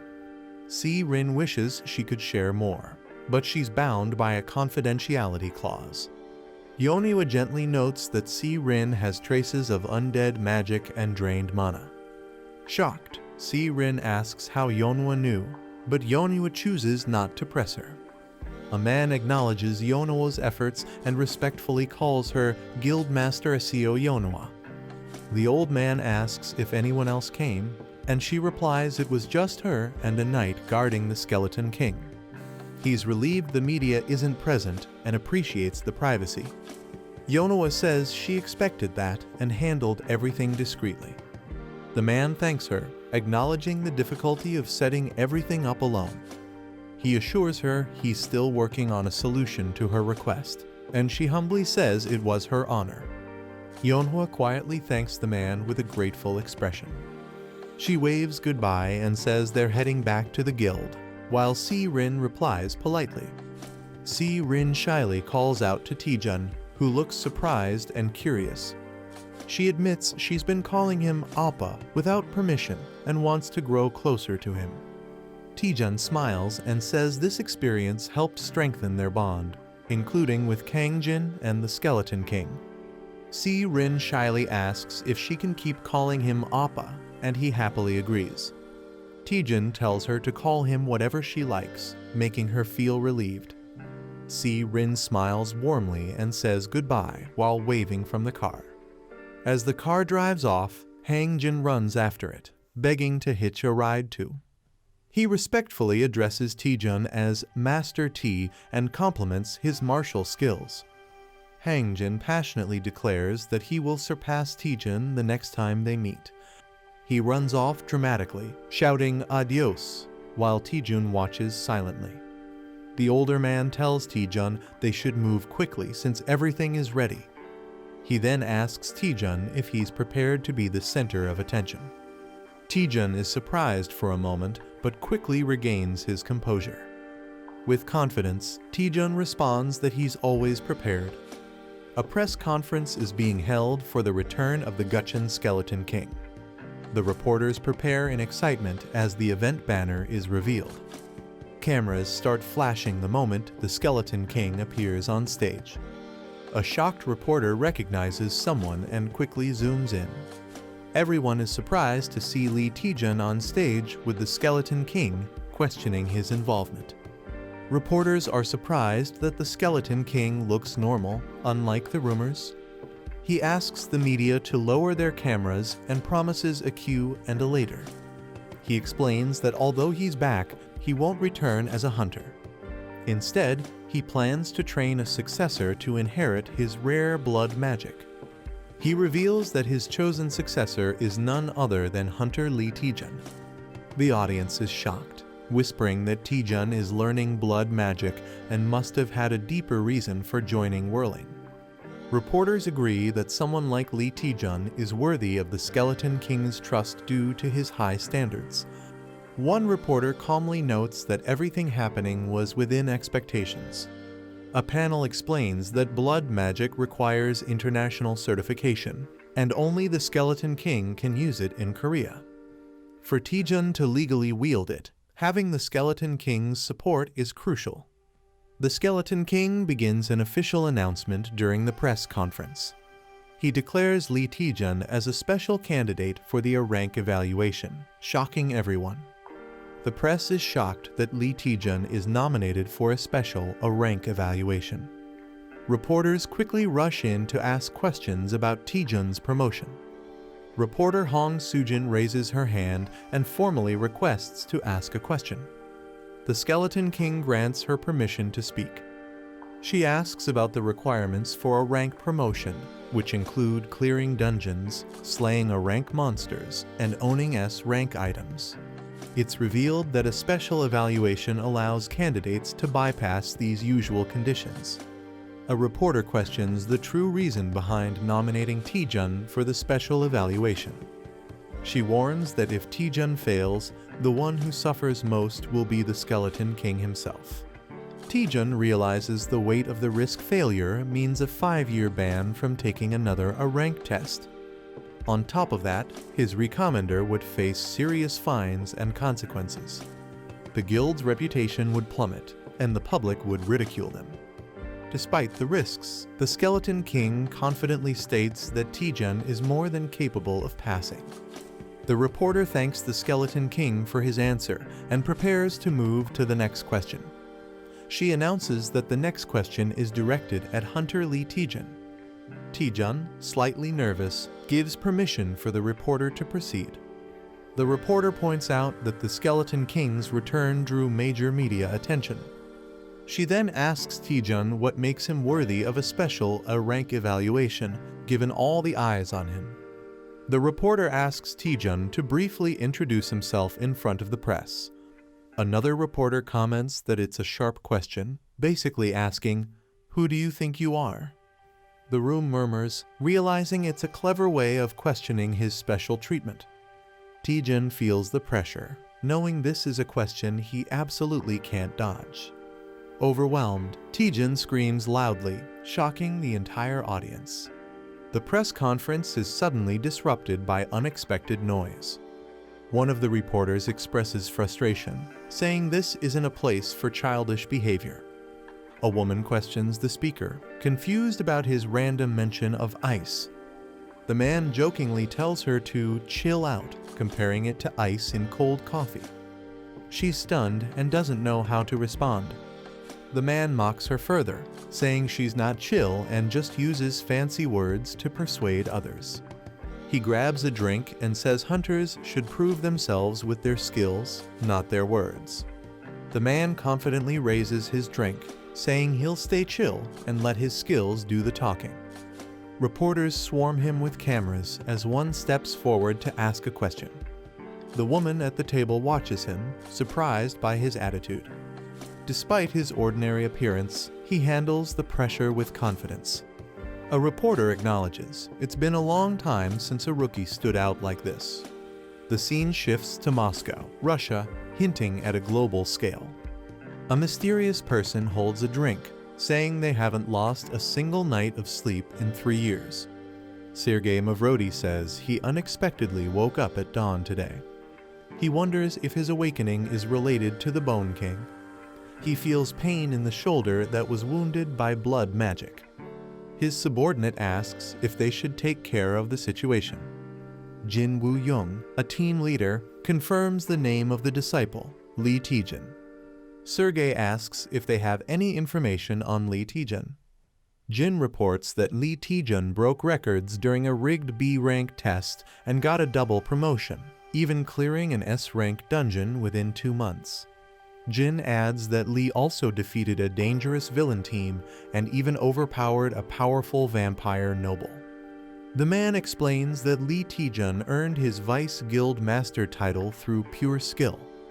He acknowledges Taejun as someone truly worthy of the Skeleton King's recognition. Another man asks if there's a plan moving forward. A woman suggests proposing a collaboration with the Hwaryeong Guild for an upcoming 72-gate expedition.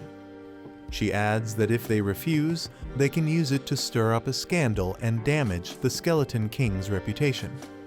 The man smirks and says he likes the idea. With flames in his hand, he vows to see how the Skeleton King's disciple survives from now on. Taejun lives in a luxurious apartment gifted by Manhwa. He enjoys a big bite of fried chicken, savoring it. Relaxing at home, he watches himself on TV while eating. A spirit questions if he's really okay just lazing around. The spirit warns that enemies are likely scheming against him right now. Despite upcoming challenges, Taejun is carefree and says he'll deal with it later. He knows people are targeting him after the press conference, but shrugs off the pressure, saying he can't fight everyone. Taejun believes taking a break now will help him grow stronger later. He decides to relax, eat chicken, and binge-watch some dramas. Suddenly, a notification pops up, catching his attention. The system says Horizon of Communication has been downgraded to version 1.1. Taejun is surprised and confirms that it's really a downgrade. The spirit wonders if the previous version wasn't already 1.1. Shocked, the spirit points out this is the first time they've seen a system downgrade instead of an upgrade. The spirit explains that the first version of Horizon of Communication is quite old. Taejun suspects his abnormal growth is interfering with system functions. He wonders why the system downgraded instead of upgrading and suspects a hidden reason. Taejun asks manager Mimi to explain what Horizon of Communication really is. Mimi compares it to a superior or possibly inferior version of the Parsley Market. She clarifies it's basically a community board for users from different dimensions. Curious, she taps to activate it and launches Horizon of Communication version 1.1. Taejun sees the Horizon of Communication and realizes it's just a basic forum. He notices that all the posts are extremely old and nothing new is there. Mimi explains the forum was already shut down before she even started working. Taejun wonders why he was given a dead forum as a feature. Suddenly, they receive a notification that a new post has been uploaded. Surprised, Taejun and Mimi rush to check it, realizing someone is still active on the forum. Mimi is shocked someone actually posted, while Taejun jokes she's panicking more than he is. Mimi is shocked that a regular user could access the closed system, suspecting Taejun's abnormal growth might be the cause. Taejun wonders if the other user might also possess abnormal growth.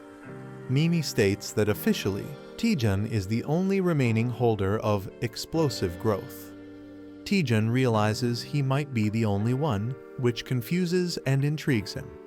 In the forum comments, a user named Sky Thief notices someone is reading and asks for a reply. Taejun responds.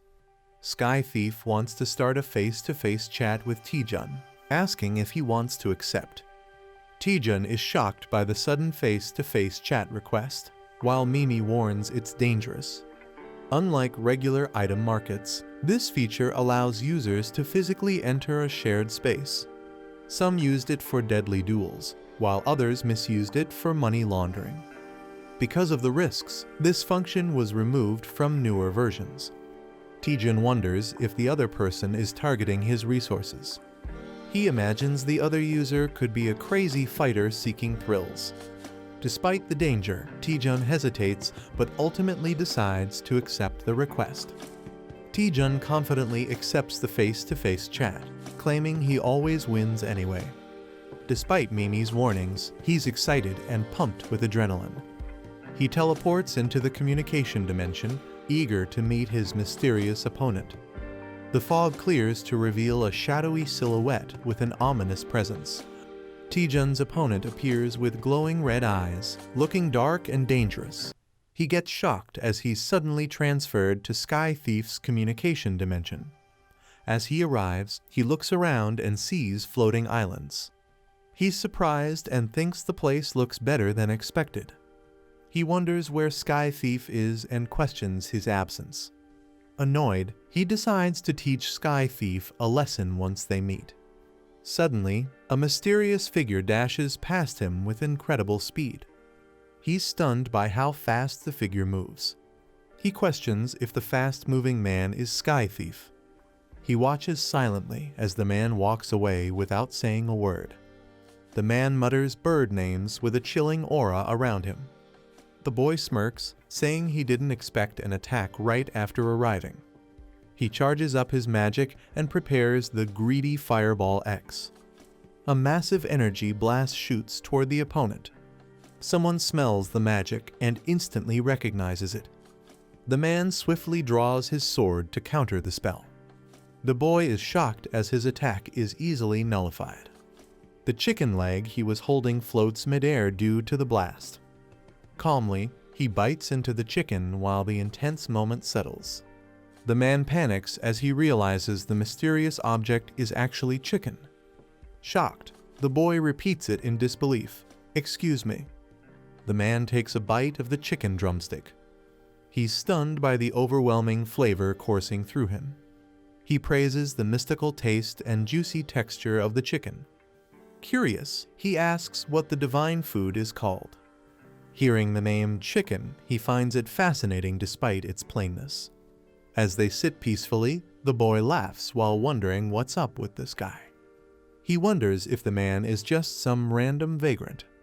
The man apologizes, saying he hadn't eaten in 3 days and lost control. He feels the portion was too small and asks if there's any more food. The boy offers to bring some leftover chicken from home. The man agrees, saying his body is withering from hunger. The boy logs out briefly from the communication dimension. He returns happily, holding a full box of leftover chicken. The man is amazed to see that so much chicken was left. The man praises the aroma of the chicken and prepares to eat. As he eats, the boy reminds him he must pay for the meal. The boy says that in his world, chicken is a very expensive dish. The man panics, realizing nothing comes for free. To repay, he offers a rare and valuable deep sea black iron from his world. The boy rejects it, saying it's not equal to the sacred chicken. Shocked, the man wonders if chicken is actually a sacred being. The man sees chicken as a godly dish beyond comparison. He cries out, wishing to taste just one more bite. Sadly, he offers only the scrap metal as he has nothing else. He feels unworthy, calling himself a penniless man. The boy says there's one way he can earn more chicken. He asks to be taught the Soha divine art in exchange. Shocked, the man wonders how the boy knows that name. A scan reveals that Byung's stats are even lower than a D rank hunter. By Earth's standards, Byung's stats are average for a normal human. However, the Soha divine art he used surpasses even X rank skills. The boy believes learning it could become his strongest weapon. Byung is surprised the boy can perceive his heaven's gate. The boy explains he uses something called the horizon of communication. Byung understands and calls it a status window from other dimensions. Sadly, he refuses to teach the Soha divine art even for chicken. The man offers the scrap metal again and tells him to leave. The boy calmly asks why he can't be taught the Soha divine art. The man hesitates before giving his reason. He explains that the technique is corrupt and flawed. He gives his final answer, saying it's not worth learning. The boy accepts it but decides to enjoy the chicken instead. He excitedly says he'll eat the whole hot box himself. Shocked, the man tries to stop him, begging with a B but. The boy introduces honey sauce as the ultimate chicken upgrade. He dips the chicken drumstick generously into the golden sauce. He eagerly prepares to take a big bite. Byung panics and yells in shock, trying to stop him. The boy devours the chicken with intense satisfaction. He celebrates loudly, saying eating with honey sauce is the best. Byung is stunned, repeating, "Honey sauce?" in disbelief. Byung is overwhelmed and begs to at least taste the mysterious seasoning. The boy pops open a can of beer with excitement. He pairs the chicken with beer, calling it the perfect combo. He starts feeling a little guilty about eating it all alone. Byung rushes forward, yelling for him to stop. Desperate, he offers to teach anything, even the Soha divine art. All he wants is just one piece of the heavenly chicken. The boy leans in creepily and asks, "You promise?" The boy grins wickedly as he calls to order a fresh, hot new batch of chicken. Byung leans back, satisfied after finishing the entire meal. He happily exclaims it's been ages since he felt so full. The boy asks if he enjoyed the food, and Byung praises the fizzy drink. The boy smiles and calls it a fresh experience. He promises to bring new food daily if taught the Soha divine art. Byung is tempted by the delicious delicacies shown from the boy's world. Honoring his promise, Byung agrees to teach the Soha divine art.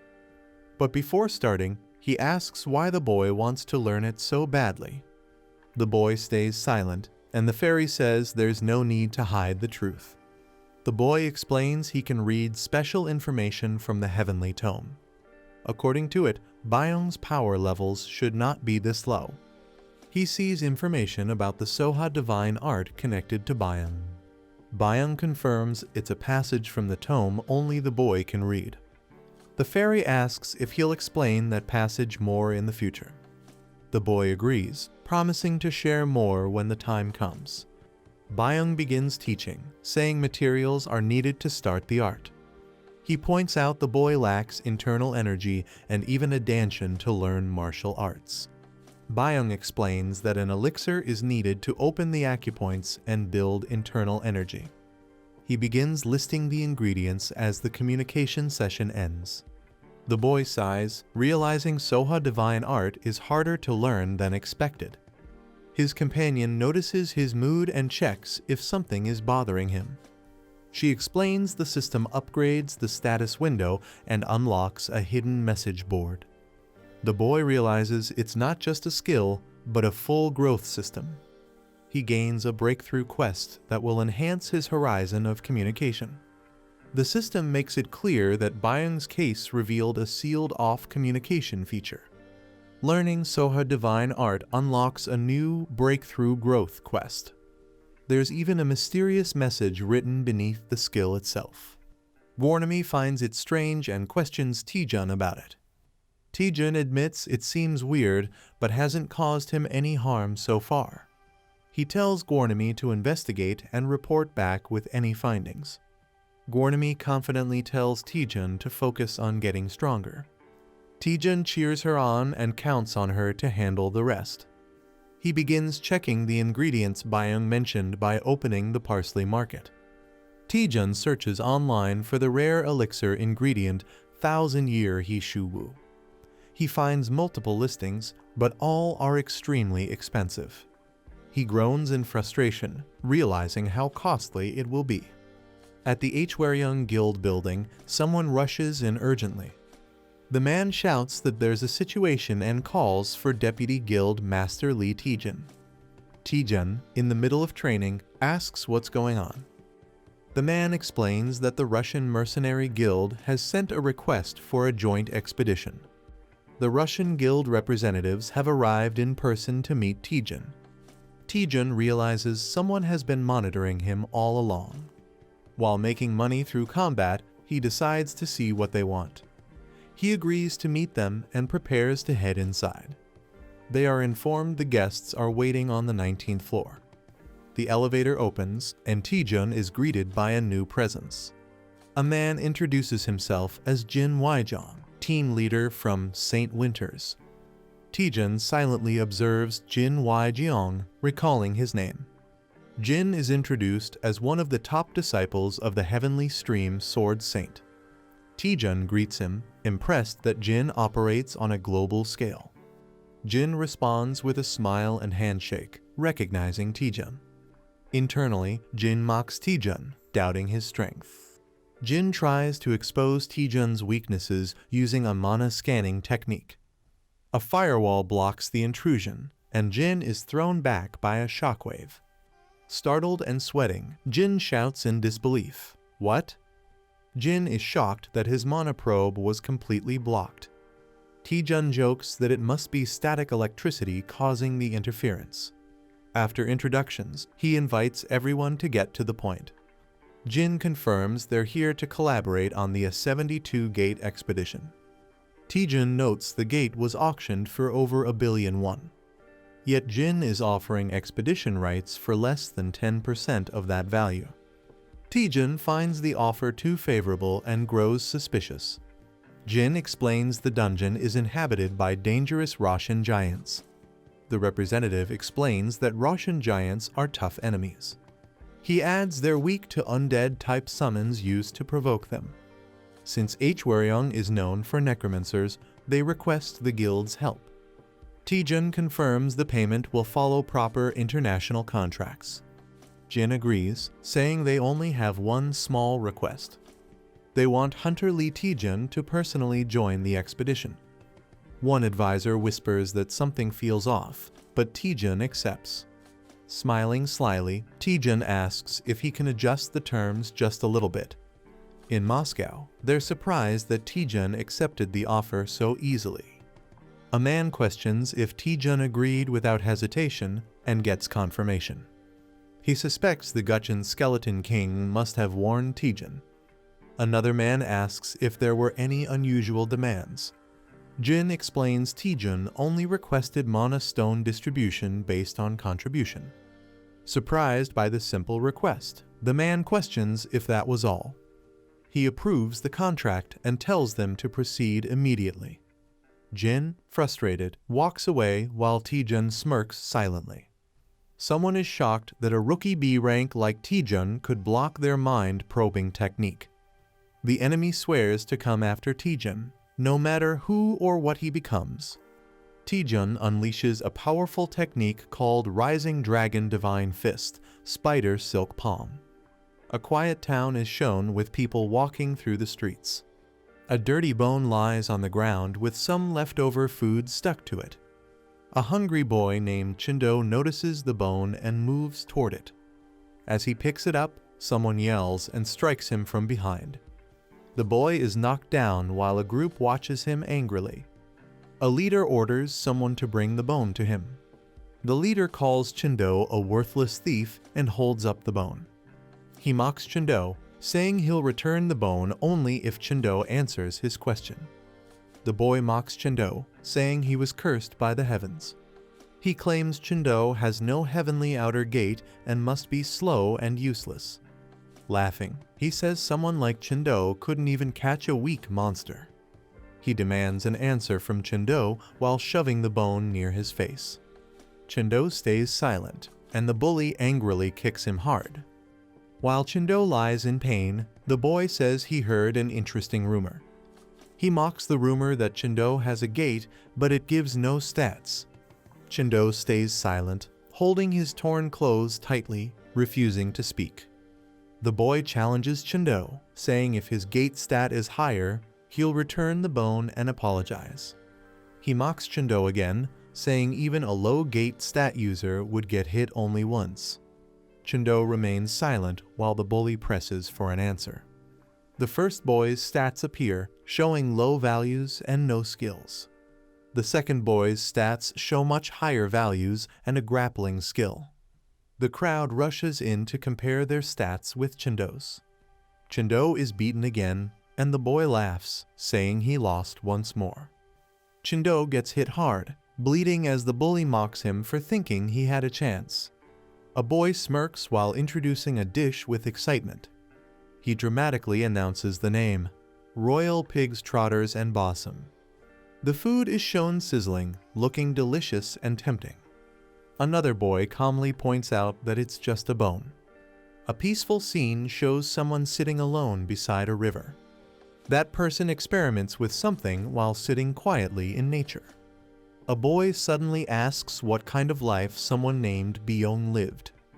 Another boy guesses it must have been very hard, remembering something unpleasant. The person admits they're unsure but confirms Byung's stats are extremely low. They recall checking Byung's status window before and not being surprised. In Byung's world, checking others' stats seems to be normal. The girl explains people instinctively look down on those weaker than themselves. When someone weak suddenly gains power, it usually causes problems. She reveals she has created a special item called the Spirit Pill. The boy asks what kind of problem she meant, but she says it's hard to explain. She offers to let him check the item himself instead of explaining it. The boy is shocked by the green glow, but she says the color is normal and not to worry. The boy groans as the strange green pills are being analyzed. The system identifies them as linked cycle pills used to restore inner energy. Though effective, the pill appears rough and is now contaminated. The system warns that eating it without caution could be deadly. The boy notices it's poisoned and asks if there was a mistake. The creator is confused, saying the pill wasn't poisoned before and decides to try again. Confidently, the boy says he's good at detoxifying and prepares to purify it.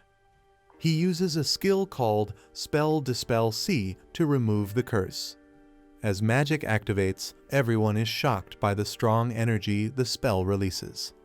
The boy proudly says he's still using the skill given by CEO Seo Yon HWA.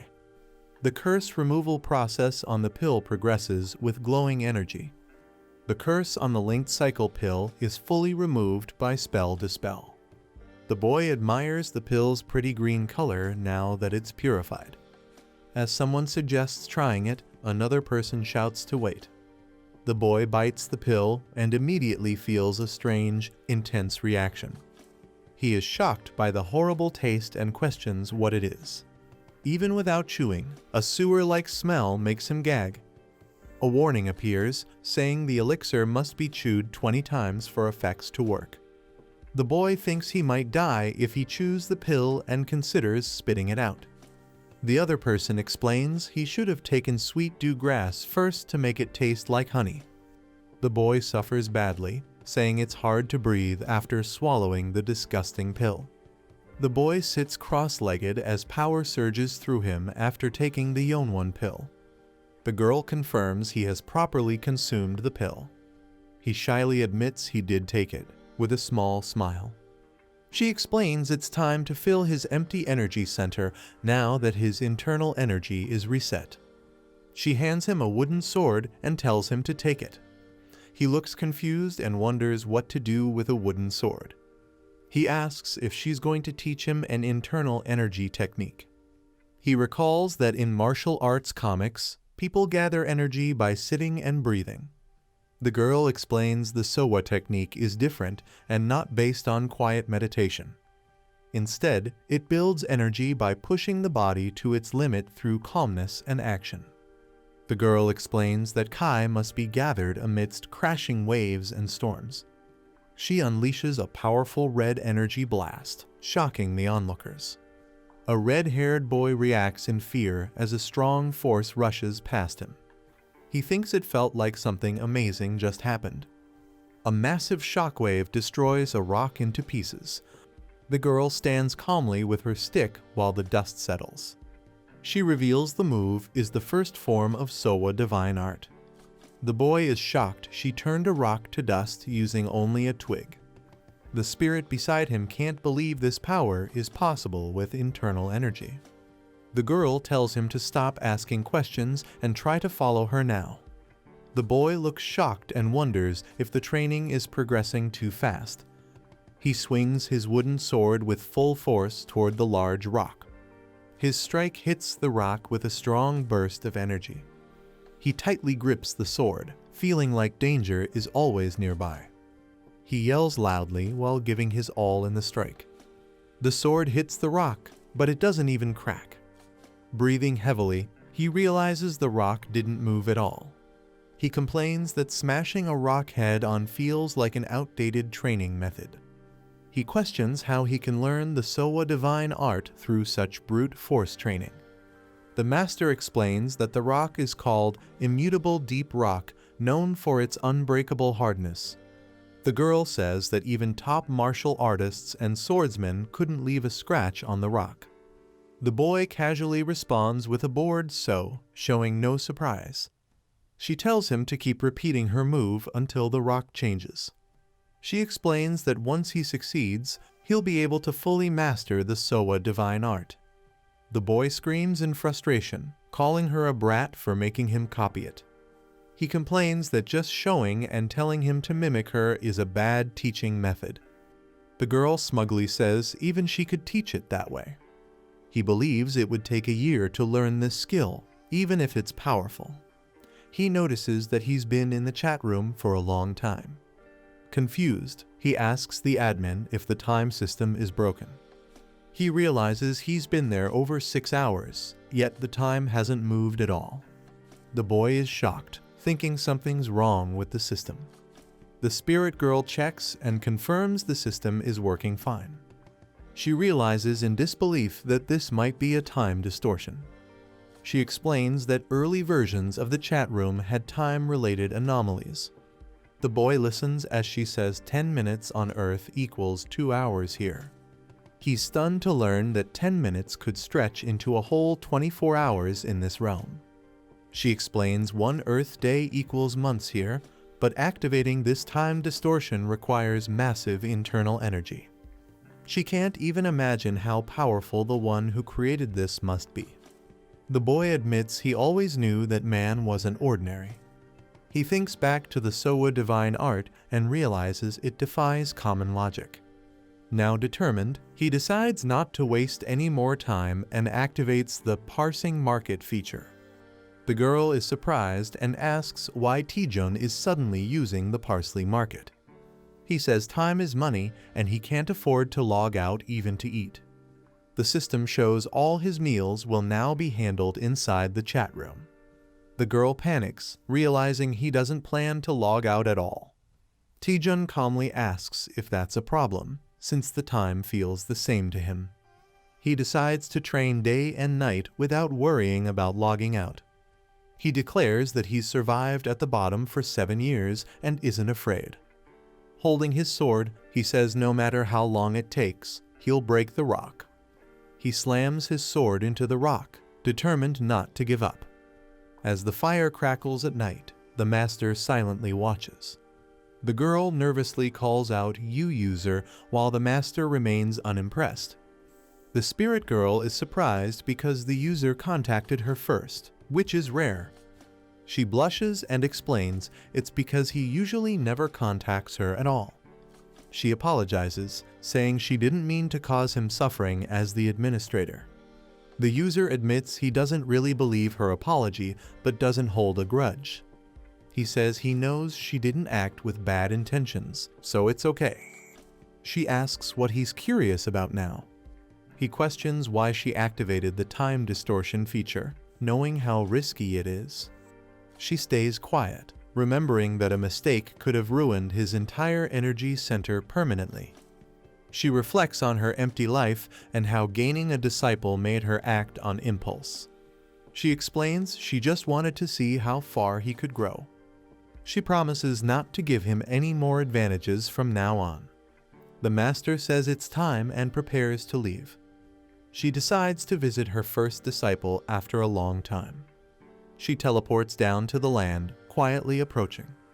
She sighs, calling her disciple foolish.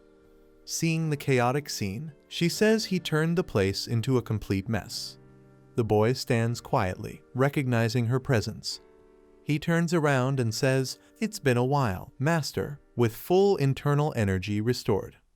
Lee Taejun continues intense training on his 247th day. The girl notices a scratch and gets worried. She pauses, realizing she might be imagining things too. Taejun says it's understandable since he's repeated the same routine for nearly 2 years. She asks if he's really okay staying there for so long.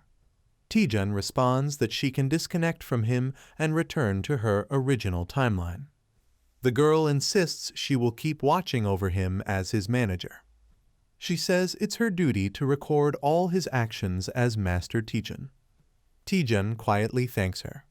He thinks he might have lost his mind and become a sword-swinging machine without her presence. He leaps off a cliff, explaining the second reason he survived there.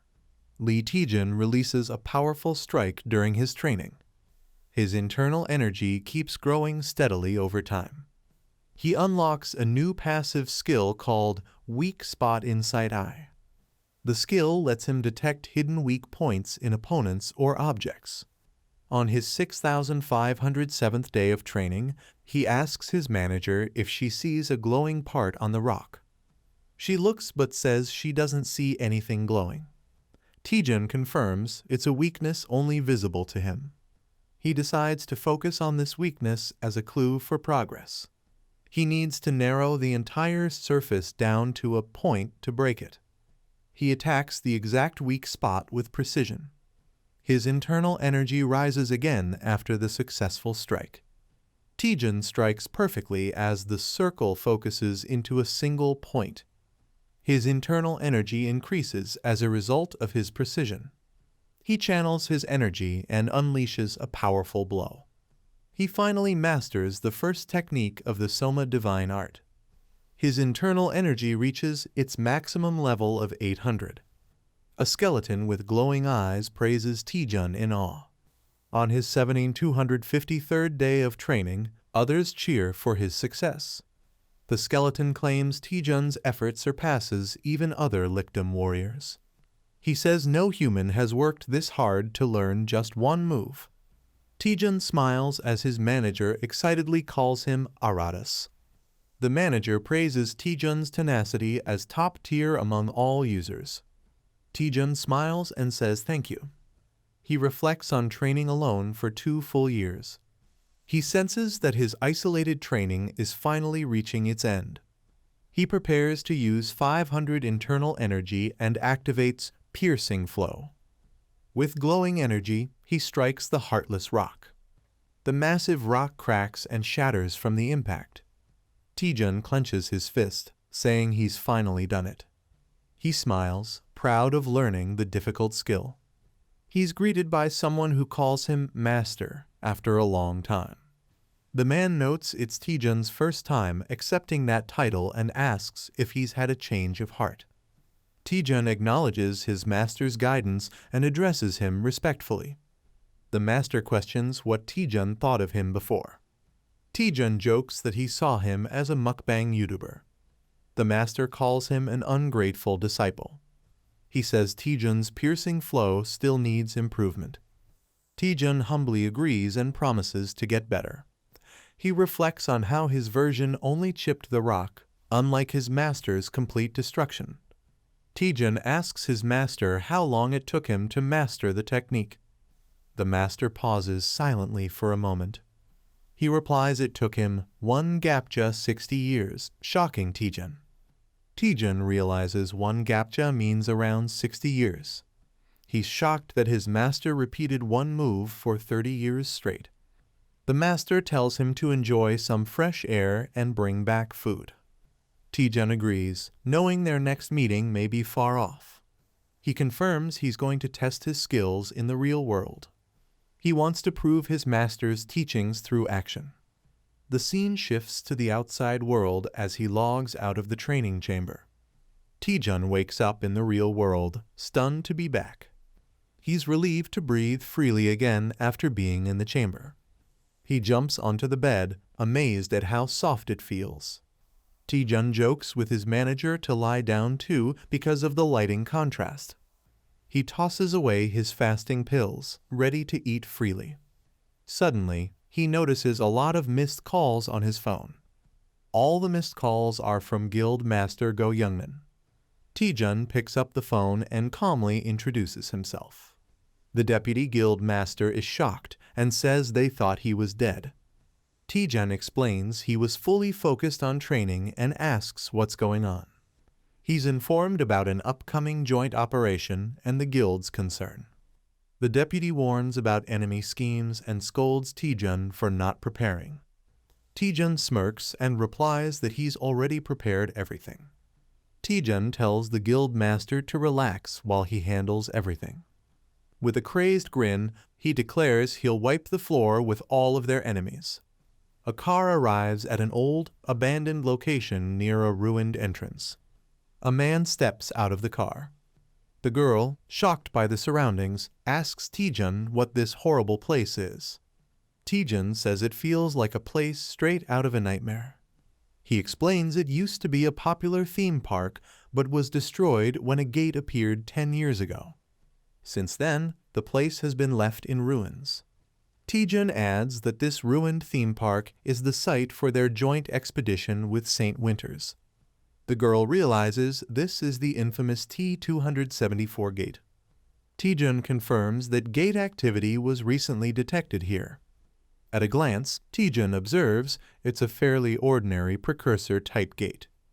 Unlike random gates, precursor-type gates show signs before opening. These signs allow researchers to gather data in advance. However, exact gate details remain unknown until activation. The Dungeon Observer System, created by the International HQ, helps detect these signs. It can even predict what kind of monsters might appear. The timer shows how long remains before the gate opens. Taejun looks ahead as something unusual catches his attention. The girl is shocked and confused by what she sees. Someone yells at the broadcast crew to set up cameras quickly. Taejun is annoyed to see the media already there and mutters about the broadcast crew being creepy. Taejun activates the ring of the howling hound as the girl urges him to leave quickly. The scene shifts to the Hwarang Guild's base camp area. Inside the camp, someone stares at a screen, overwhelmed by the situation. A shadowy figure calls out to the boss. The stressed-out boss is frustrated and muttering about losing his mind. Taejun appears and surprises the boss with a greeting, causing the ring to deactivate. The boss recognizes him with shock and stutters, "TT." The girl shouts Taejun's name dramatically and rushes toward him using a spinning hug attack. A monster suddenly charges in and gets slammed to the ground by Taejun. The boss complains that Taejun didn't react to his hug, saying he was just excited to see him. Taejun awkwardly replies that he's not really into hugging. The boss notices that Taejun seems different and stronger. Taejun admits he's been doing some secluded training. The boss asks about the expedition plan and if Taejun has any details on the T-274 gate. The boss explains the gate will activate in 17 hours and the target monsters are biodescent giants. He reveals the real goal of the expedition is to damage the Hwarang Guild's reputation. He warns Taejun that the whole thing is actually a trap. Taejun thinks for a moment and responds, "In that case." Taejun jokingly says he'll back out and join the support team because he's scared. A man reacts with confusion, saying, "Excuse me." At the St. Winter's mercenary base camp, someone asks if the plan is going smoothly. A subordinate confirms they'll enter the T2 gate with Lee Taejun as scheduled. The boss is pleased and says success is only a matter of time. But the subordinate mentions something strange. According to the Hwarang Guild, Taejun won't be joining the main raid team. Instead, Taejun is assigned to the support team, surprising the listeners. The boss questions whether Taejun is a coward or has another plan. He orders them to stick to the original plan, kill Taejun after entering the gate. Meanwhile, the scene shows the base camp just 15 minutes before the gate opens. People are shocked to hear that Taejun has left the main party to join the support team. Lee Taejun walks silently through the crowd, drawing attention. A reporter reflects on Taejun's unexpected move, saying he stepped down like it was nothing. The reporter thinks Taejun must have a reason and notes his confidence even in risky decisions. A director tells the crew to pack the camera because they're moving. A staff member asks where they're going, and another complains about not having the main character. They decide to follow Taejun's support team instead. The team heads toward the gate area as time ticks down. One of the support members admits they're nervous despite not being essential. Taejun smiles and notes that usually the support team wouldn't matter in a raid like this. The girl notes there are no civilians to evacuate and jokes the raid team is strong enough without them. Taejun tells everyone to do their best just in case something unexpected happens. The support team enthusiastically responds, promising to give it their all. Taejun admires their spirit and finds their total experience amusing. A chart shows their years of experience, with most having only 1 to 5 years.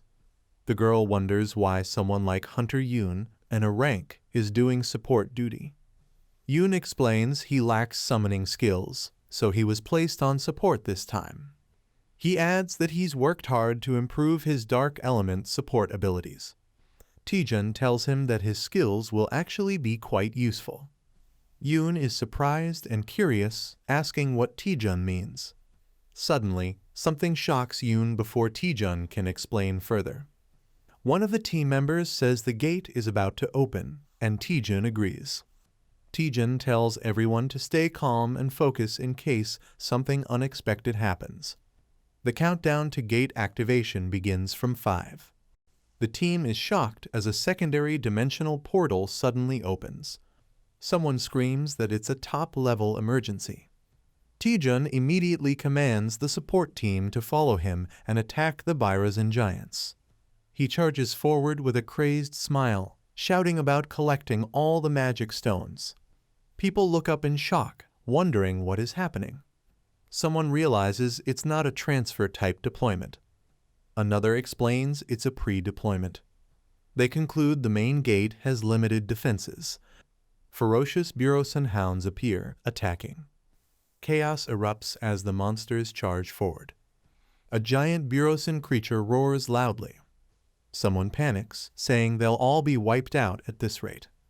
A powerful monk of the ascending dragon fist strikes the giant. A man checks if everyone is all right. He warns them not to fight the giant directly and to focus on rear support. He tells them he'll be counting on them. Some doubt what they can do against the monsters from the backline. Others agree they might just get in the way. A girl tells them not to be afraid and to listen closely. She says even if they work together, they'd still struggle against one giant. She points out that they have Deputy Guild Leader Lee Tae-jun with them. She rallies everyone to give their all in support. A giant roars as she prepares her weapon. She traps the giant with a skill called Bone Prison. Someone checks if the Deputy Guild Leader is all right. He notes that the situation is good enough to call a specialty. He thinks it's now much easier to hunt. He says the table is nicely set for battle. He prepares to farm like crazy using his skill. The attack, Greaseter X, is unleashed. The giant roars as the attack hits. Spectators are amazed, saying they never expected such a pre-deployment type. They praise his instincts, saying their stream will blow up. One notices something odd and asks why the strange look. Another explains the giant isn't part of a swarm, but a lone unit. They realize it almost certainly appeared through a direct transfer. Hunter Lee Tae-jun acted as if he knew everything from the start. He even patrolled the site without any clear reason. Observers watch him in surprise, saying his name. They wonder how far ahead he can see. His battle map analyzes the closest gate and its details. The display shows a pre-deployment gate with time remaining and monster details. He notes they won't have to worry about such gates anymore. He adds that's not all and checks further information. They can now investigate other dungeons before entering. He launches a powerful attack with his skill. His strike lands on the giant, causing a heavy impact. He laughs, saying that was some satisfying action. He notes that the giants drop big mana stones too. He tells everyone to move to the next dimensional gate. A call comes for Hunter Tae-jun to return to the main squad. They report the monsters are transferring in an unexpected direction. They ask everyone to regroup so they can assess and respond. Tae-jun claims he can't hear well and decides to give the briefing himself. He explains the gate is a pre-deployment type.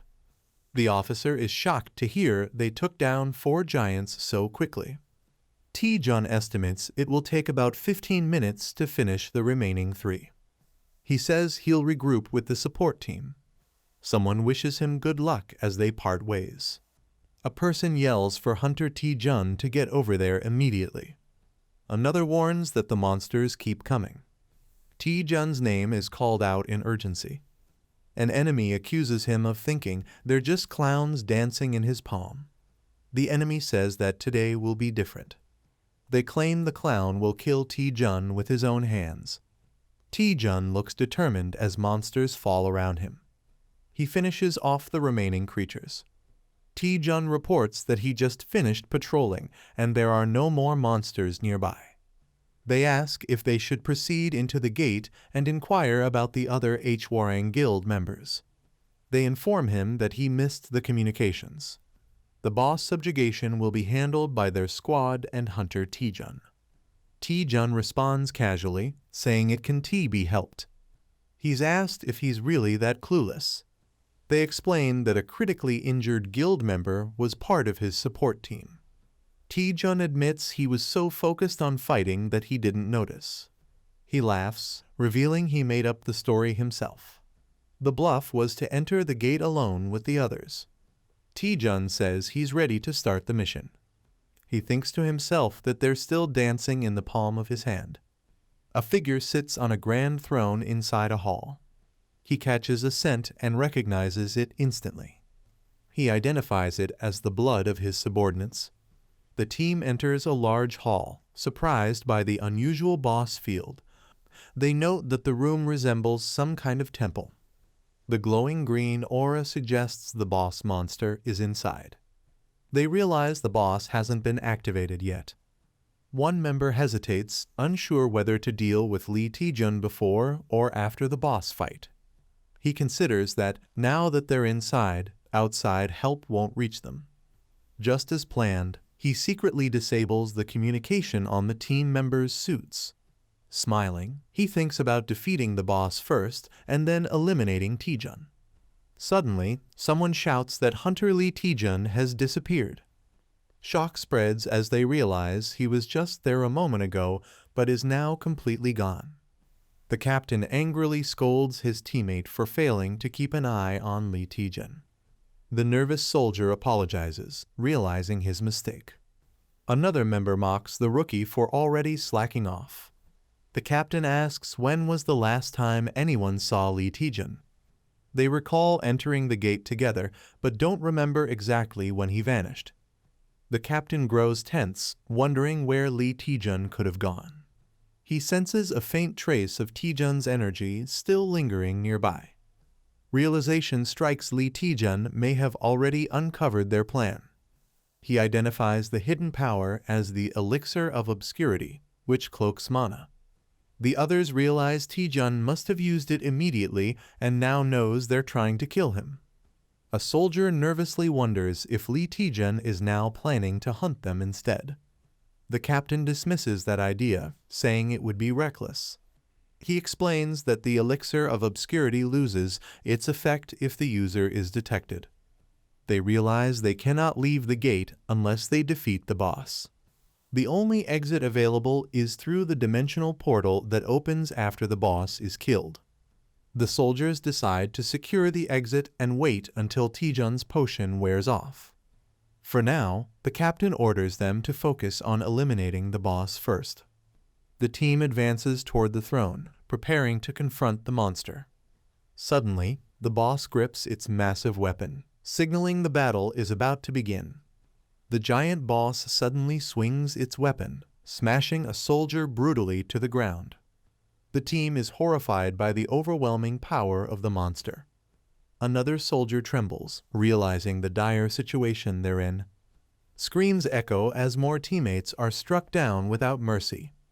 From above, they notice the giant isn't just strong, it's wielding a spear like a warrior.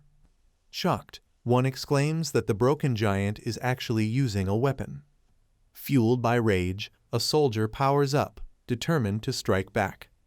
He launches forward, shouting that he'll kill the monster right now. But the giant effortlessly counters, gripping him tightly. The soldier struggles desperately, shouting for the beast to let him go. Meanwhile, the rest of the team watches in alarm, realizing how hopeless the fight has become. The giant slams its weapon down, crushing soldiers mercilessly. A terrified teammate stammers, calling out to the captain. They question if the creature is truly a broken giant. Another soldier screams for help as his body is torn apart. The horror spreads as blood and chaos fill the room. Shocked, someone wonders what kind of monster they are facing. Observing closely, the captain realizes its strength, speed, and intelligence far surpass normal. He concludes it is several times more advanced than the original giant. With determination, he prepares himself, knowing this is the only chance to use a secret technique. Clutching his weapon, he steels his resolve for a desperate counterattack. Blood splashes violently as the forbidden technique activates. The captain unleashes a dark, overwhelming power that engulfs his body. It's revealed to be a forbidden skill, banned even among advanced hunters. The destructive aura around him grows stronger and more unstable. He declares that this power will crush the enemy completely. With explosive speed, he leaps high into the air. His eyes burn with fury as he vows to kill the monstrous variant. Slashing downward, he pours all his strength into a devastating strike. The ground erupts under the force of his attack, blood and energy scattering everywhere. As he steadies himself, he declares that Lee Taejun will be next.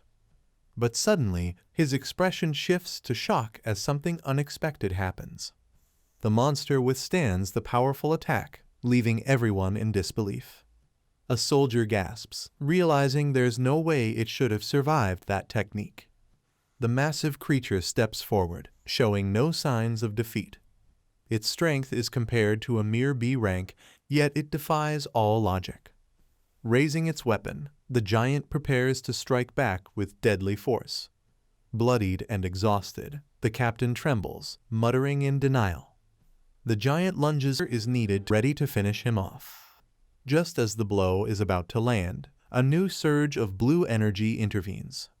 A mysterious voice taunts the monster, calling it baldy muscles and demanding it back off. The newcomer coldly declares that he has already claimed the captain as his target. He warns the giant to back off with a cold smile, as his words are magically translated into the monster's language. A man laughs as he says he already blew someone's head off. Another man warns his ally to finish quickly before more enemies arrive. A confused fighter demands to know how his opponent survived. The boy mocks him, saying if he had a head, he could think for himself. A large warrior calls him an interesting prey. The warrior recalls how all his subordinates died the moment they stepped out. Shocked, he realizes every one of them was wiped out. The boy stays silent, calmly facing his opponent. A system window scans the warrior, showing he is being analyzed. Outside, a strange dome-like structure stands tall in the snowy landscape. The boy attacks fiercely, sending the giant reeling backward. The giant roars in pain as flames burn across its body. The boy calmly observes, noting the giant is about to collapse. The dying giant struggles to speak broken words. The boy and his spirit companion are shocked by its attempt to communicate. The system translator activates to interpret the giant's final words. The giant says their king is waiting. It warns that all humans will die before their king. The boy realizes this is new information he has never heard before.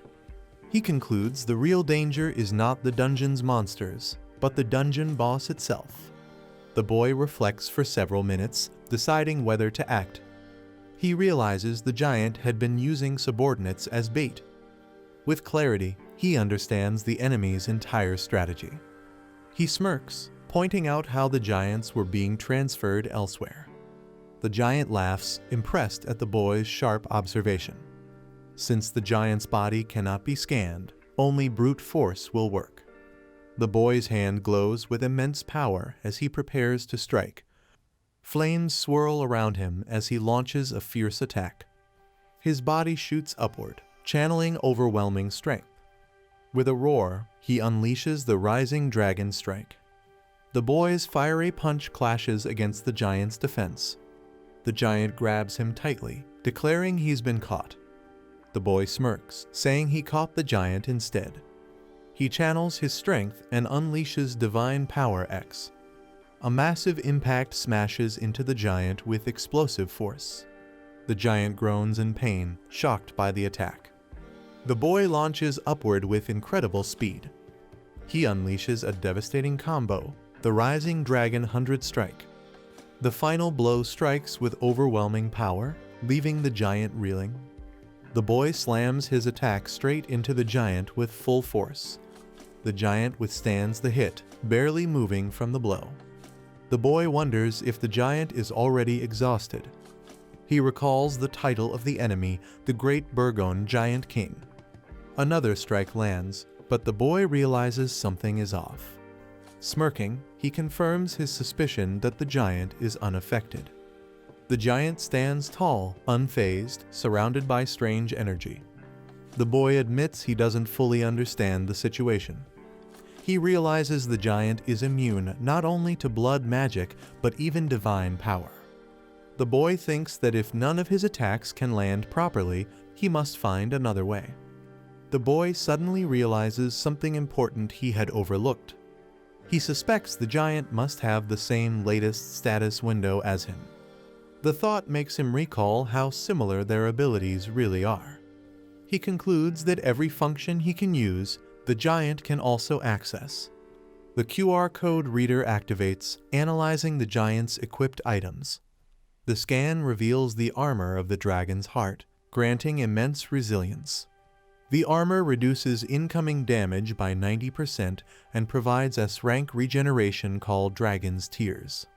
With a grim expression, the boy mutters that this is nothing more than team synergy. The boy questions the giant about its powerful armor, suspecting it came from the parsley market. The giant scoffs, saying there's no market in such a savage dimension. Calmly, the boy estimates its value to be around 1.5 million coins. He explains that even if the world ends, a monster like the giant wouldn't know the true worth of such armor. He adds that since the armor is bound, not even theft is possible. Calling the giant hopeless, the boy prepares his blood magic. A system window reveals his S-rank blood magic, capable of analyzing blood volume and creating powerful spells. With confidence, he warns the giant to hold onto its armor until it gets destroyed. Amused, the giant laughs mockingly, saying humans are truly stupid. The giant boasts that the armor he wears cannot be broken. The boy strikes with force, causing cracks to appear despite the claim. Shock spreads across the giant's face as his confidence wavers. The boy smirks, asking if the giant really believes it is unbreakable. Power surges through him as he channels his internal energy. The system notes that 500 internal power is consumed for the attack. He unleashes the swordsman's fist, first technique, Insight Slash. A blinding strike tears through the giant with explosive might. The giant cries out in agony, overwhelmed by the devastating slash. The boy reflects that this technique carries the will and obsession of his master. Holding his blade, he declares it as the sword of fate, the weapon that even changed his destiny. A strange red core pulses with energy, and someone senses that something feels very wrong. The hunters outside grow uneasy, noting that the raid is dragging on far too long. One of them reasons that the boss monster should be similar to the ones outside, so the team inside should have cleared it already. Suddenly, horrifying signs of corruption encroachment burst into view, shocking everyone. They realize it's a preemptive formation mixed with corruption encroachment, leaving them panicked and confused. Fear spreads as one hunter urges his senior to retreat before they all get wiped out. The leader hesitates, noticing something unusual amidst the chaos. A violent explosion erupts inside, shaking the battlefield with destructive force.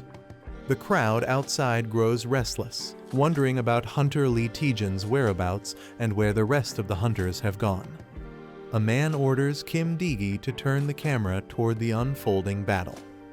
Pointing with conviction, he declares that the star of this expedition is none other than Hunter Lee Taejan. Lee Taejan's eyes glow fiercely, revealing his determination and power. He charges forward with overwhelming force, unleashing a devastating attack. A monstrous roar echoes as his strike lands with explosive impact. The ground trembles and shatters, glowing with the aftermath of his power. His opponent, stunned, mutters in disbelief at what a mere human could do.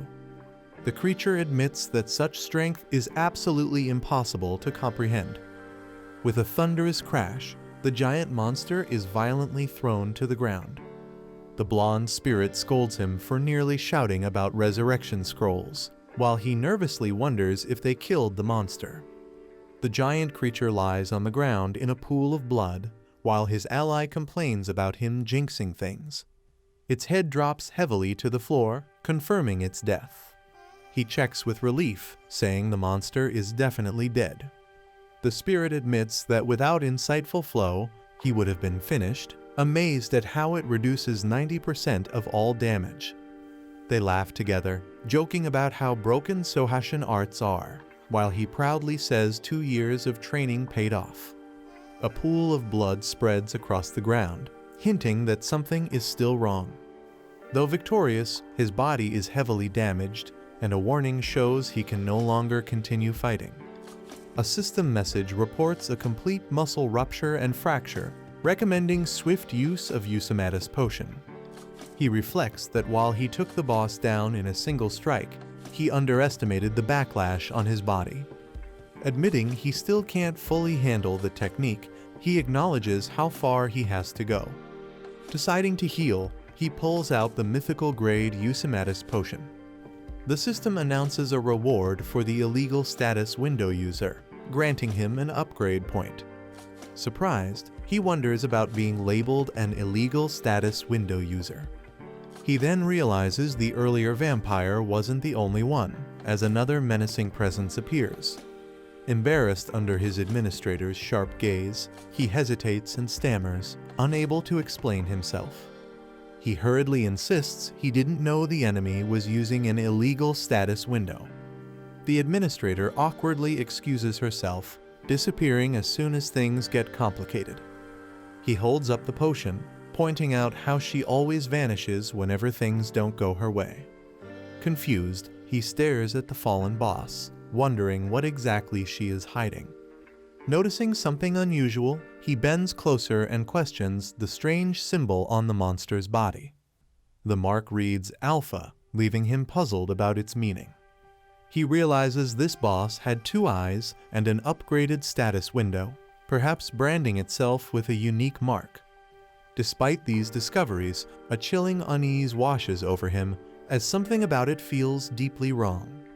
He examines the strange marking and notes it looks less like a tattoo and more like a brand. Suddenly, a wounded hunter calls out his name, catching him by surprise.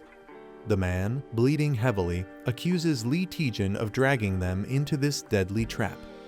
Taejin calmly replies that they were the ones who set the trap, not him.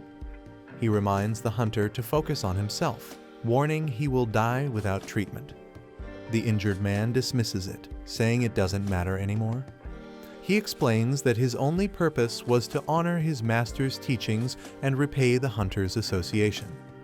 But now, with his injuries and failure, that goal can no longer be achieved. Blood dripping down his face, he admits his dream has ended, leaving nothing left for him. The injured hunter lowers his head, telling Taejin to kill him right now.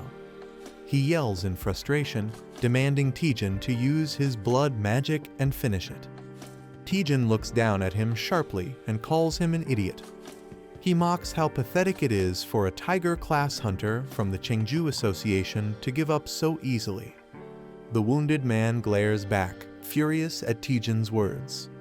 Taejin reminds him that as long as he has the courage to live, he can always start over. He adds that even if the man ran away and shamed his master, survival means he can still change. But the hunter shakes his head, saying it doesn't matter anymore. He despairs that not even an S-rank healer could fix his current state. Desperate, he gulps down the mythical Eusimatus potion as his body begins to glow with its healing effect.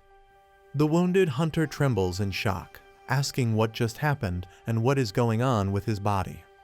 Taejin holds up the glowing potion, telling him to witness the power of the sacred elixir. He explains that with this potion, even the man's ruined arms can be restored. Kneeling beside him, Taejin promises to share the potion, letting its light shine down. The hunter, confused and overwhelmed, asks why Taejin is doing this for him. Taejin only gives a small smile, his intentions unreadable.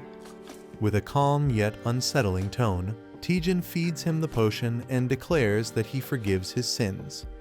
A strange green portal swirls in the sky, glowing ominously as people prepare outside. Reporters and onlookers panic as someone begins to step out of the gate. A cameraman shouts in shock, urging to capture the moment immediately. From within the portal, Hunter Jin Waijung emerges alive, covered in green energy. People are stunned, recalling he was supposed to be fatally injured inside the gate. Others wonder if he somehow used a healing skill to recover from his wounds. A guild member rushes to help, but Jin Waijung calmly insists he is fine. The guild asks him to attend a press conference right away to address the public. Jin Waijung refuses, saying he has something more important he must do first. Meanwhile, reporters gossip about another hunter, Lee Deokyeon, who was seen coming out earlier. Jin Waijung begins his speech by offering a heartfelt apology to everyone present. He explains that the expedition plan for Gate 72 was led by St. Winters. The team ignored warnings and carried out the raid recklessly, overconfident in their experience. Instead of defeating the boss, their mistake caused the gate's monsters to rampage further. He admits their arrogance and carelessness put countless lives in danger. Reporters question if all the blame truly lies with St. Winters. Jin Waijung reflects on being saved by Lee Ti-jun and acknowledges his past sins. He vows to expose the dark side of St. Winters and reveal all their wrongdoings. With determination, he declares that only through truth can salvation be found. The crowd is shocked and confused as Jin Waijung speaks of St. Winters' filthy underside. He raises his voice, declaring that the guild is nothing but a villainous group. He reveals that many members, even in his own team, were dangerous ex-convicts. These criminals pretended to be heroes, fooling the public with false justice.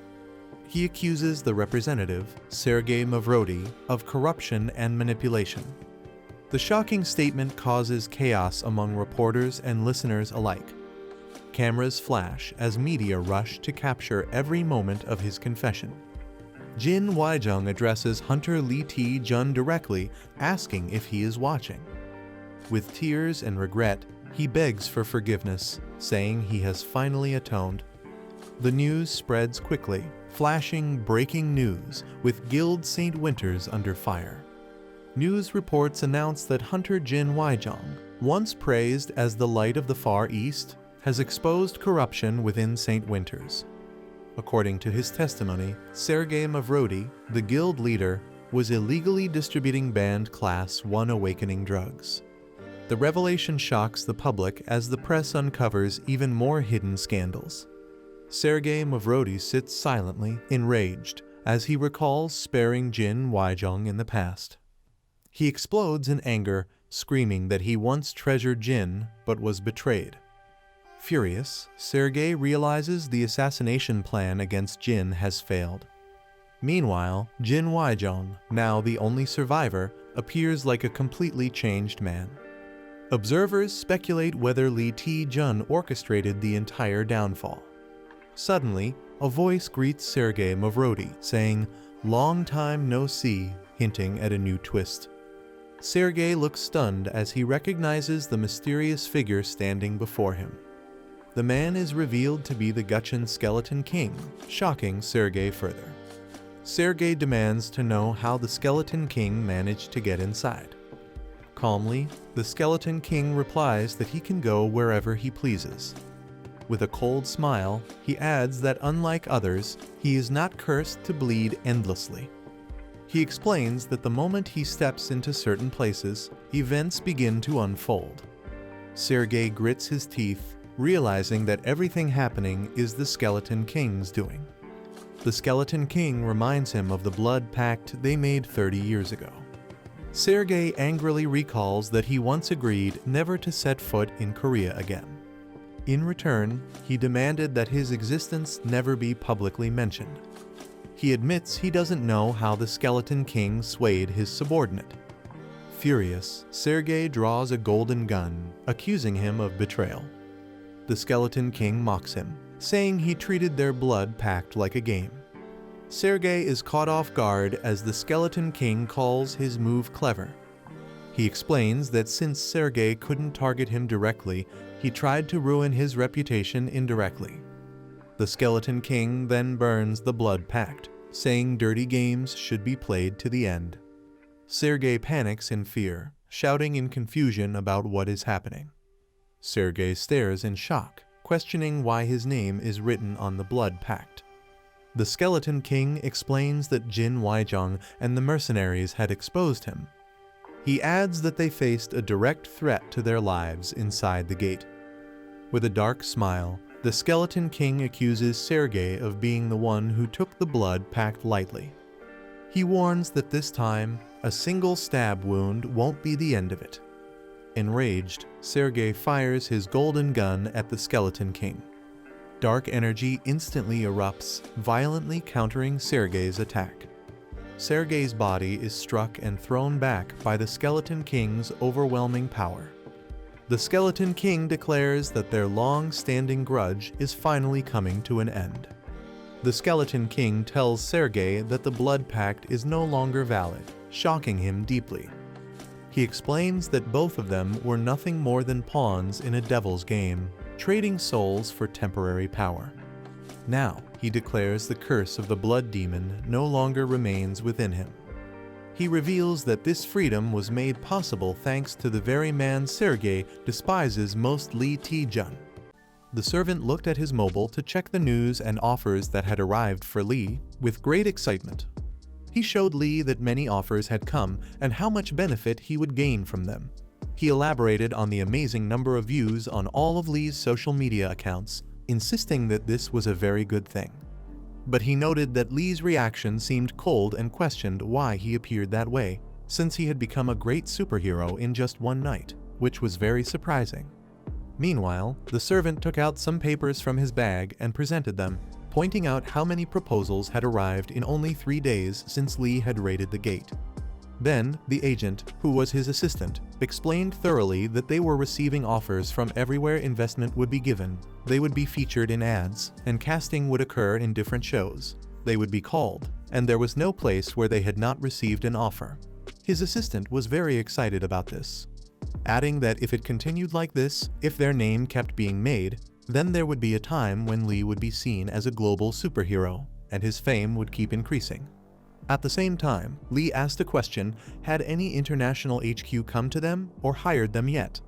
His assistant thought about it and responded that Lee was referring to the application submitted after the raid, whose result was due. They needed to check on it, as it seemed someone had seen something in the morning. In the meantime, the assistant began searching through a box, eventually finding a card which he handed to Lee. Upon catching it, Lee saw that it contained his complete information, revealing a special raid permit card exclusive to the top 10 dungeons, with Lee now counted among them. It was shown that Lee Tae-jun had become rank A, and his ID number was displayed. The assistant admitted that he had thought Lee's application would be cancelled denied because of the incident involving St. Winters, but he expressed great happiness and gratitude that it had not become a hindrance. Then, the assistant stated that they had done everything on their side and should now come to work. He explained that he had prepared a full schedule for Lee, detailing when to move overseas, which shows to attend, and how much to earn. However, Lee responded very lovingly that he did not want to be busy with all that. He simply wanted to do his work. Lee inquired of the assistant if there was any work that did not require his direct involvement. The assistant, with great surprise, began looking at his schedule and questioned what Lee was saying. He explained that without Lee's appearance, they only had 4 opportunities ready to work with them, specifying that sponsorships had come from Haver Young Guide and 2 ads from Hunter Young Hannah, and that Lee had been cast due to his interest in them, with them paying the patent for it. After this, Lee said smilingly that they did not need so much work. He suggested working with all 4, but focusing more on their core work, not merely business deals. Then, the assistant asked why Lee was giving up all this, since so many offers had come and they had such an opportunity to earn money. He wondered why Lee was stopping them when he was standing on a mountain of money, and why such behavior. Lee cut his words short and expressed that he was very embarrassed and sorry for this, but he was not in a condition to handle that money or make it further. Lee stated that he did not want to earn so much money because he was not in a condition for it. With resolve, he opened his window and looked out, explaining that earning money was not so important now. Before that, he had to save someone very special to him.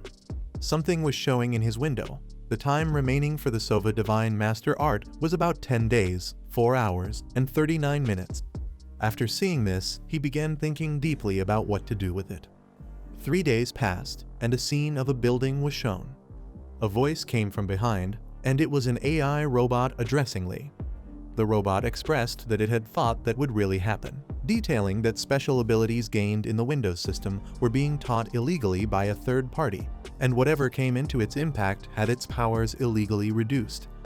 It mentioned that its Windows status was being changed to 76 HR, which was an illegal thing, but it admitted surprise that Lee was updating his Windows status so quickly, questioning how he was updating its interactions so rapidly, though now it understood what was happening.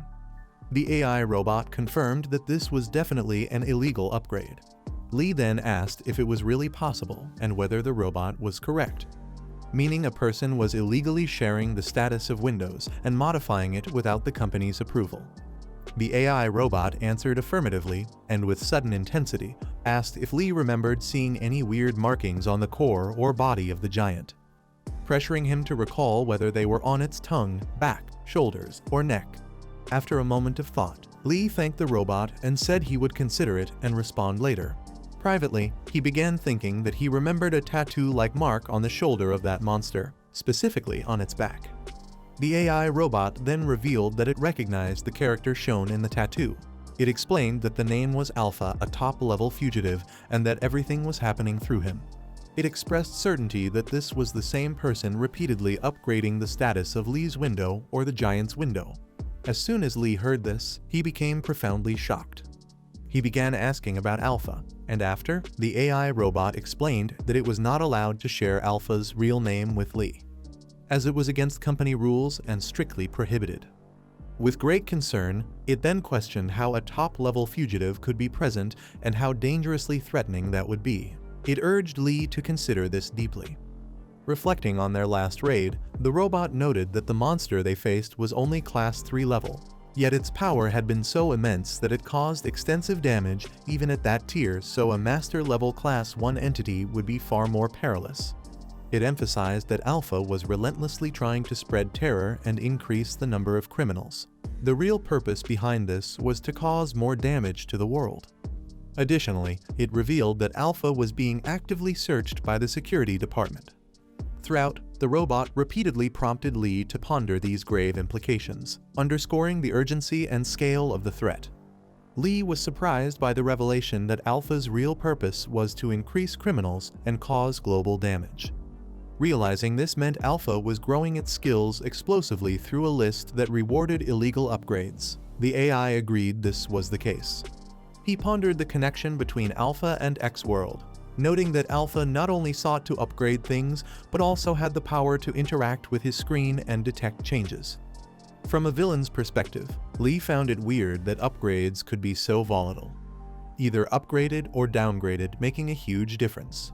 He also thought about how to decode Alpha's access and control over skills, questioning why Alpha would give skills to others and enable notifications, which seemed strange since it increased his chances of being caught.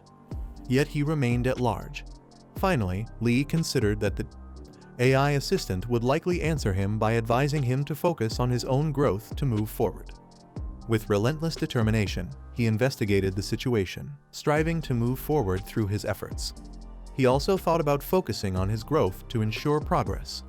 The alarming realization hit him that if he did not upgrade the system, his skills would be denied access and reset a very bad outcome for him. In a moment of levity, he concluded that the fastest way to earn points was to buy something to eat, and he laughed uproariously at this. He felt confident that the AI assistant would understand his intentions, and he was very happy because he had devised a plan to seek guidance from his master. He continued to pursue the most points and advance with all his might. When he achieved that goal through the connection at that moment, he became overwhelmingly happy about having come here again. The man and his companion freeze in shock as a powerful voice accuses them of entering without permission. Startled, he quickly realizes who it is and nervously calls out, recognizing his master. Sitting calmly, the master opens his eyes, his presence radiating a mix of authority and mystery. A faint, unsettling smile forms on the master's face, hinting at his unpredictable nature. With a cold tone, he tells them to stop hesitating and come closer immediately. The man looks up at his master, worried, asking if he's all right. The master gives a faint smile and admits his condition is clearly bad. Confused, the man asks how such a thing could have happened. The master calmly reveals that poison has spread across his world. He explains that the poison moves through everything that breathes under the sky, corrupting all energy centers. Eventually, the poison consumes everything, leaving no escape. The man and his companion are shocked as the system admin reports something strange about Baek Woohyun's dimension. It's then revealed that dimension 157.98 was deleted from the system nearly 20 years ago due to having almost no active users. The blue-haired admin explains that Baek Woohyun's world belongs to civilizations that were already destroyed long ago. Shocked, the man realizes that Baek Woohyun's world has completely perished. He reflects that it always felt strange why Baek Woohyun kept joining their small chat room despite having his own world. Now it makes sense Baek Woohyun had nowhere else left to go. The man asks his master if there's any chance for recovery, his tone filled with concern. The master chuckles lightly, assuring him not to worry while promising to pass on the Soha divine art before dying. He admits that in his current state, there's no guaranteed cure for the spreading poison. Yet with a faint smile, he vows not to die until he has passed on all of Soha's divine art. The master explains that the most difficult part of Soha divine art is mastering the insightful flow technique. He adds that the rest of the forms are just sword techniques combined with basic internal arts. The master assures him that if he dedicates himself, he can master all the remaining forms in less than 10 days. Surprised, the man remarks that it's much faster than he expected. The master admits that even he hasn't completely understood the final form of the Soha divine art. With regret, he says that if he had a bit more time, he could have passed on the last form as well. Shocked, the man realizes that the Soha divine art isn't yet a fully completed martial technique. However, the master calmly tells him not to worry, as even without the final form, the art is nearly perfect as it is. The master offers to start the remaining lessons immediately, showing calm determination despite his condition. The disciple lowers his head and apologizes, feeling unworthy yet eager to continue. With resolve in his eyes, he declares his desire to learn every single form, including the final one. The master refuses gently, admitting that he hasn't yet attained the final insight himself. The disciple insists, worried that if his master dies from the poison, the knowledge will vanish forever. Realization strikes him that the final form of the Soha divine art might be lost to time. He clenches his fist, vowing to achieve the impossible to restore the complete Soha divine art. Filled with emotion, he shouts his determination to cure his master no matter what. Watching his disciples resolve, the master smiles faintly, murmuring that this is indeed a strange but touching feeling. The master softly smiles, realizing that in all his years, he has never felt such genuine kindness before. He thinks that through his determined disciple, he might finally uncover the last secret of the Soha divine art.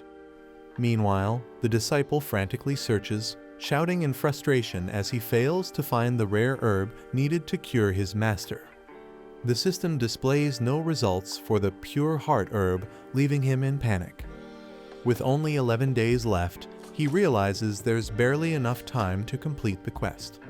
Sitting at his desk, he feels overwhelmed and shocked to learn that Soha divine art isn't even a finished technique. He panics, knowing that if he can't find the herb, his master will die and he'll lose all the progress he's made. A warning flashes before him if the quest isn't completed in time, all the benefits of his explosive growth will be revoked. The man clutches his head in frustration, knowing he must find the herb to save both his master and his hard-earned stats. Determined, he sends out an urgent message requesting help in locating the pure heart herb. A notification appears from a herbalist who claims to know a little about rare herbs. He quickly asks where the pure heart herb might be found, hoping for a clue. The herbalist replies that the herb doesn't exist in the current market or even in his entire dimension. Confused, the man asks for the reason behind its disappearance. He learns that the pure heart herb can't be found in any enlightened dimension under the company's control. Realization hits him since his dimension is one of those enlightened ones. The pure heart herb simply doesn't exist there. The man realizes that in any dimension with an advanced status system, the pure heart herb doesn't exist. He sighs, thinking how ironic it is that in a world full of information and technology, such a rare herb has disappeared. Yet, a sudden thought crosses his mind. Maybe the answer is much closer than he imagined. He asks an expert if they know where the pure heart herb naturally grows. The herbalist explains that it grows near cliffs beside the nest of a creature called the walking serpent bird. However, the herb dulls human senses, which is why it's rarely used in medicine. Curious, the man asks for a picture of the creature to confirm his suspicion. The herbalist sends an image of a strange, serpent-like bird known in their world. Seeing the picture, the man smiles with relief, realizing that everything perfectly matches his theory. The man thanks his teacher for the detailed information about the serpent bird and its nesting habits. Using the clues about the herb growing near the bird's nest, he finally determines his next destination. When his companion calls out to him, he confidently replies that he has found what they need. He explains that the herb wasn't far away. After all, it was much closer than expected. His companion warns that the next dungeon might be the toughest one they've faced so far. With determination in his eyes, he declares that their next target is the Baek Labyrinth. Meanwhile, the scene shifts to the Celestial Flow Society's headquarters in Henan Province, China. There, the renowned figure Jin Woo-hyun addresses a large crowd during a major press conference. The disciples confirm to their master that they clearly witnessed the incident shown in the broadcast. They express their anger toward Jin Woo-hyun, accusing him of stealing secret sword techniques and tarnishing their reputation. Enraged, one of them shouts that he wants to storm the international headquarters and take Jin's head as revenge. The master, Yong-il Ryang, listens silently, lightning flickering around his eyes as tension fills the room. He finally mutters Jin Woo-hyun's name, causing everyone to fall silent in confusion. The disciples look uneasy as the master questions what nonsense they are all spouting. Raising his hand, the sword Saint Yong-il Ryang declares that the sword technique they just saw was actually demonstrated by Lee Taejun. The scene introduces Baek Labyrinth, also called the Arctic Maze, one of the top 10 dungeons recognized worldwide. It's known for its deadly terrain, with a survival rate so low that even elite hunters rarely return. Many have challenged the labyrinth for its legendary rewards, but all failed at the towering cliff called the Millennial Wall. Taejun studies the data carefully, analyzing the herbalist's information for any clue about the pure heart herb. He deduces there's a high chance the herb might grow near that very cliff, where no other vegetation survives. Cross-referencing the records, Taejun realizes the herb's location aligns perfectly with his findings. After a moment of thought, he confirms the place Shanghai his next destination. Taejun meets with an associate who assumes he's talking about a job offer from the Chinese Hunter Association. But Taejun surprises him by revealing he's heading into a dungeon instead. When asked which one, Taejun calmly replies the Baek Labyrinth in Shanghai. His companion is completely shocked, unable to believe Taejun would attempt one of the top 10 dungeons. Taejun confidently says he's already submitted his application to the international HQ. His friend warns him it's too dangerous to go alone, suggesting he reconsider. Taejun laughs it off and playfully pulls his friend closer, saying he's coming with him. The friend's horrified reaction echoes through the cafe as he shouts in disbelief. A group of friends is shocked to hear that Taejun is heading to Shanghai. One of them confirms the news, saying Taejun left without informing anyone. They assume he's avoiding media attention to keep things quiet. Another realizes the dungeon he's entering is one of the top 10 ranked ones. Everyone is stunned, wondering why Taejun always takes such extreme risks. The girl worries something bad might happen to him again. Her friend smirks, saying there's no need to worry. He reminds her that Taejun always survives, that's just the kind of person he is. The girl recalls how Taejun used to act recklessly in the past. She admits, however, that the current Taejun seems far more composed and mature.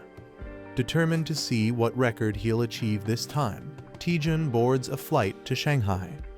Upon arrival, his companion Go Young-min cheerfully remarks how long it's been since he last visited China.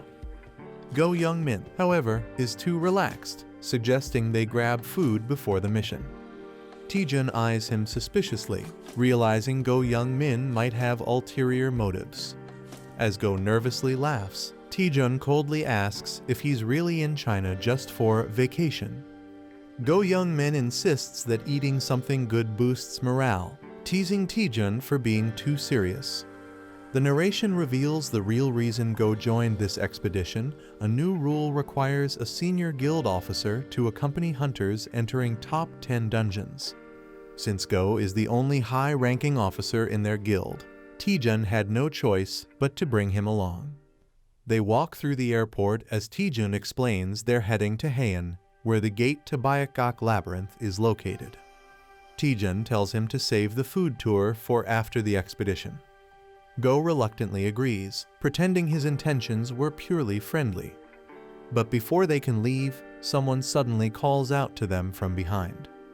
Taejun and Go Young-min are confronted by two stern officers at the airport. The officers ask if they are the hunters who applied to challenge the Baek Labyrinth. Taejun confirms it confidently, unaware of the tension rising. The officers introduce themselves as members of the Shanghai branch of the Chinese Bureau of Paranormal Defense. They claim Taejun's expedition request wasn't filed with their bureau, making it invalid. One officer warns that without their approval, entering the labyrinth is impossible. Go Young-min argues that the top 10 dungeons fall under international jurisdiction, but they ignore him. The officer coldly threatens him, saying if he keeps talking, he'll be dragged off immediately. Taejun and Go Young-min realize they're dealing with the powerful Chinese Bureau of Paranormal Defense. The narration explains that after the Great Cataclysm, this bureau gained full control over dungeons and hunter activities. Their system is described as extremely rigid, leaving no room for negotiation or resistance. Taejun glares silently, thinking about how these officials abuse their authority. Go nervously asks how they can obtain approval to enter the dungeon. The officer smugly replies that they must file paperwork at the Shanghai branch's management office. He then adds with a smirk that the approval process takes no less than 4 weeks. Taejun reacts in disbelief after hearing that the approval process would take 4 weeks. He immediately asks if there's a faster alternative. Go Young-min nervously hints that they could offer a small fee to speed things up. The officer smirks and asks how much they're willing to pay. Taejun offers 2 mid-grade mana stones, but the man greedily raises his hand, demanding 3. Pretending to agree, Taejun calmly says he'll hand them over once they reach their lodgings. The officer, pleased, tells them to follow him so they can reach the gate by tonight. But before proceeding, Taejun glares and asks for the man's name, his tone suddenly cold. Taejun clicks his tongue, calling the officers a bunch of thugs. Go Young-min vents his frustration, wondering how they can act so arrogantly. Suddenly, one of the officers appears behind him, reminding him about their deal. The man extends his hand, demanding the promised mana stones. Taejun stays silent, watching as the officers block their way. Both of them awkwardly admit that they don't have the stones with them.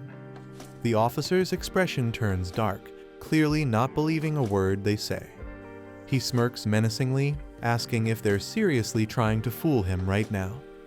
One of the officers grabs Taejun by the collar, angrily demanding payment while threatening him. Taejun smirks, then suddenly strikes, sending the man flying across the area in a single brutal blow.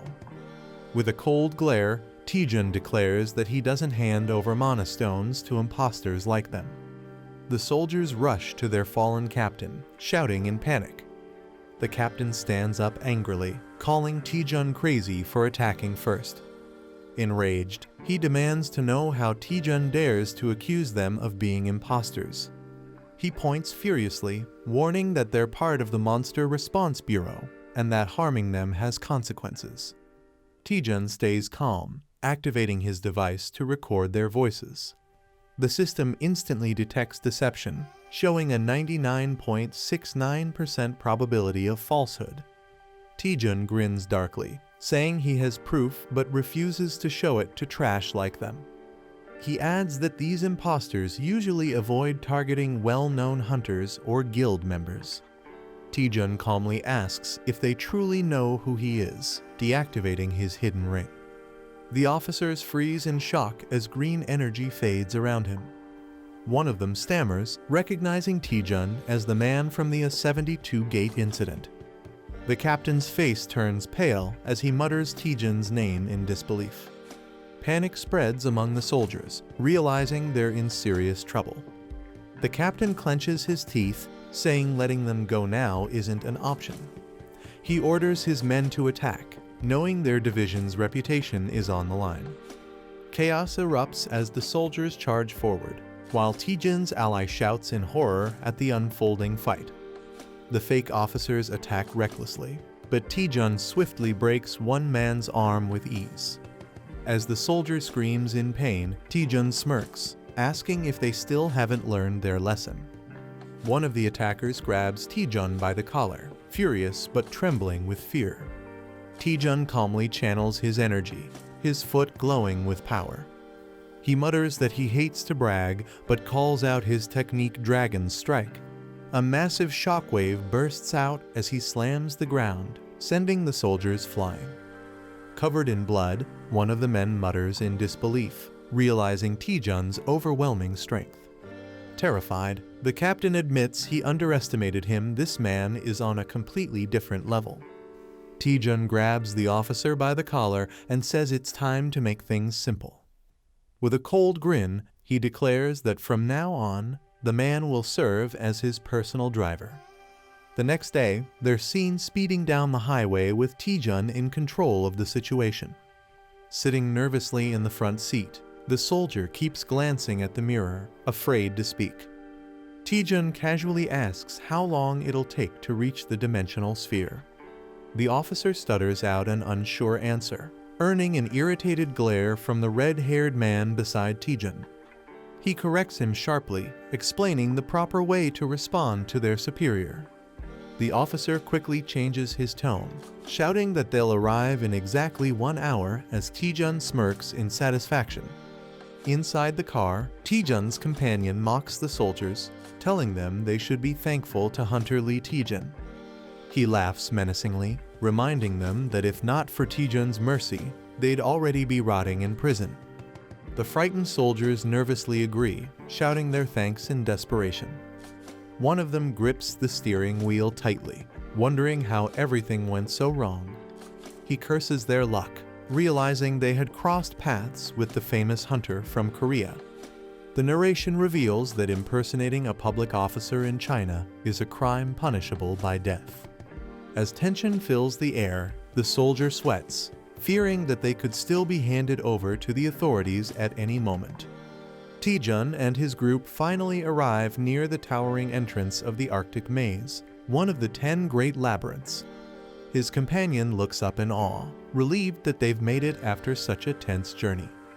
The massive red gate glows ominously, radiating a chilling energy. Taejun calmly states that he'll be entering the dungeon alone. His ally protests, calling it reckless to attempt a solo clear even in an easier labyrinth. Taejun reminds him of his injury and assures him that it's better for him to rest. As he walks toward the glowing entrance, Taejun confidently says he'll return before the arm heals. Turning slightly, he gives one last command to the soldiers, and they quickly respond with a loud, "Yes, sir," before he steps inside. Before entering the dungeon, Taejun warns his subordinates to take the injured director safely to the hospital. The soldiers stand straight and salute, shouting their acknowledgement. As they leave, the director thinks to himself that no one has ever perfectly cleared the Arctic maze before. He recalls news articles predicting that if Taejun succeeds again, his fame will skyrocket worldwide. Smirking, he mutters that all this depends on whether Hunter Taejun can truly achieve a perfect clear. Limping toward the car, he snaps at the soldiers for standing around and tells them to move faster. When they rush to assist him, he orders them to take him to the hospital immediately. Just as he enters the vehicle, he casually mentions that they'll have to pay the hospital bills themselves. The soldiers freeze in shock as the director laughs under his breath, enjoying his petty revenge. The director suddenly senses danger and notices one of the soldiers pulling out a knife. Shocked, he barely reacts before the soldier lunges toward him with murderous intent. The director dodges back, shouting in disbelief at their betrayal. He mocks them angrily, asking if they really think he's weaker than Taejun. Dark energy begins to swirl around him as his expression turns sinister. He declares that he'll show them who he truly is and starts chanting a spell. A cursed blade materializes in his hand, glowing with an eerie purple aura. With a vicious swing, he cuts down the soldier in an instant, leaving everyone frozen in fear. The director freezes in confusion as a new figure steps in, radiating a fiery aura. Clad in a red and orange robe, the man's sword burns with intense golden light. He condemns the fake soldiers for daring to impersonate government forces and attack honored guests. With calm fury, he declares that every one of them deserves to die. His name flashes on screen: Kang Ryu-ah, ranked 31st in the Chinryu Society, known for his unmatched swordsmanship. The soldiers freeze in terror as a powerful aura fills the area. One of them stammers, recognizing the man before them, Kang Ryu-ah. The name alone sends chills down their spines. Even the director looks pale in disbelief. Kang Ryu-ah, a top disciple of the sword Saint Jeong-il Ryang, stands calmly with his blade drawn. Known as the third-ranked warrior of the Chinryu Society, his presence radiates authority. He glares at the fake officers, condemning them for impersonating government forces and harming honored guests. With his sword glowing in fury, he repeats coldly that all of them deserve to die. The fake officers panic, desperately trying to explain that the situation is a misunderstanding. Before they can finish, a flash of purple energy bursts across the area. Kang Ryu-ah's blade slices through the air, striking down two men instantly. The others collapse in pain, screaming for mercy as fear consumes them. One soldier falls to his knees, begging to accept any punishment if spared. The director quickly steps in, trying to calm Kang Ryu-ah's fury. He admits the men are guilty, but insists that killing them is going too far. Kang Ryu-ah narrows his eyes, his expression unreadable as the tension hangs in the air. Kang Ryu-ah lowers his sword, his calm demeanor returning after hearing the apology. He accepts the explanation, stating that misunderstandings can happen even among hunters. The director nervously agrees, forcing a polite laugh while trying to ease the tension. Curious, he finally asks the warrior's name, realizing he hasn't introduced himself yet. Kang Ryu-ah introduces himself as a member of the Chinryu Society, ranked third among their elite. The director freezes, his face turning pale at the realization of who stands before him. A top-tier hunter from one of the world's strongest societies appearing out of nowhere was beyond his expectations.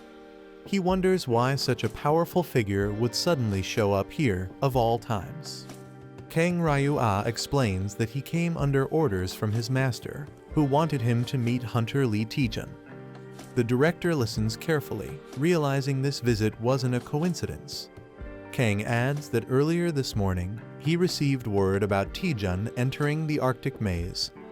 Shocked, the director connects the dots and mentions the sword saint, Jeong-il Ryang.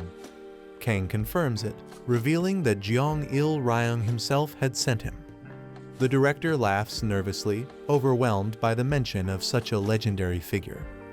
Kang notes that although he arrived a little late, the timing still turned out to be fortunate. Seeing the director's injured arm, Kang offers to escort him to the hospital, showing both respect and calm authority. Kang Ryu-ah takes a call from his senior brother, Ru Xiaolu, who informs him about Taejun's progress. He listens carefully, learning that Taejun has already entered the Arctic maze. Shocked, Kang notes that even completing the first phase should take at least a full week.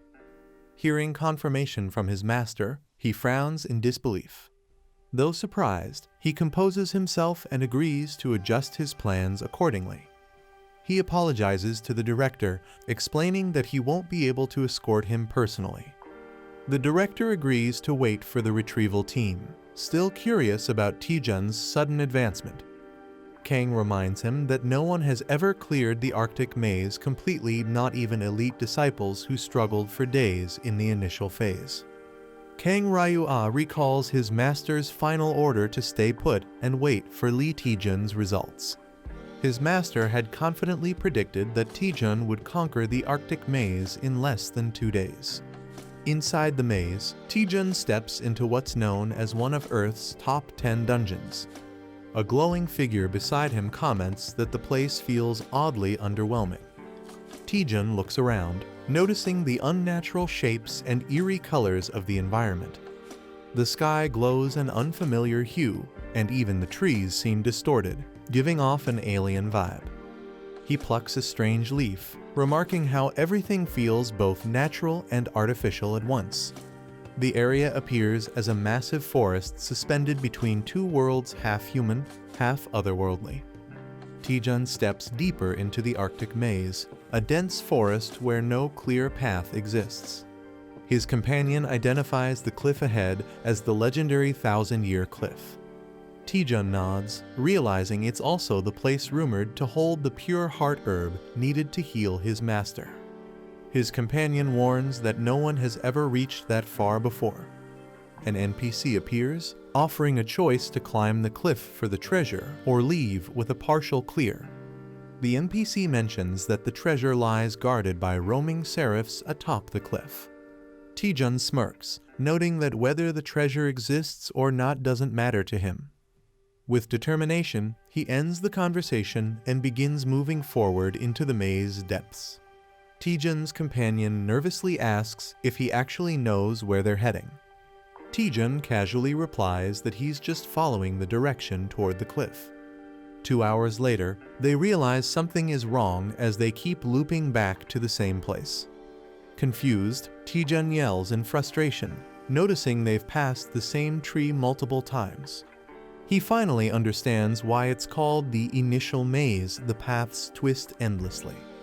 Trying to improvise, he attempts to load a dungeon map using his Parsley navigation app. The system displays a progress bar showing the map download will take nearly 100 hours. Seeing that, Taejun freezes and mutters that they're completely doomed this time. Taejun reminds himself that he must find the pure heart herb before time runs out. He knows waiting for the map to finish downloading isn't an option. As he moves through the maze, he notices 2 young figures watching him from the shadows. The system activates a universal translator, allowing him to understand their speech. The kids whisper to each other, debating whether to help him or run away. Taejun wonders who they are and if they're NPCs placed within the maze. But the system never mentioned any hidden NPCs in this area. He starts to suspect they might be monsters in disguise or illusions meant to deceive him. Realizing he has no other option, Taejun decides to approach the mysterious children. He tries to ease their fear by offering snacks, assuring them he's not dangerous. The kids hesitate, unsure whether to trust him, as Taejun thinks the truth will reveal itself through their reaction.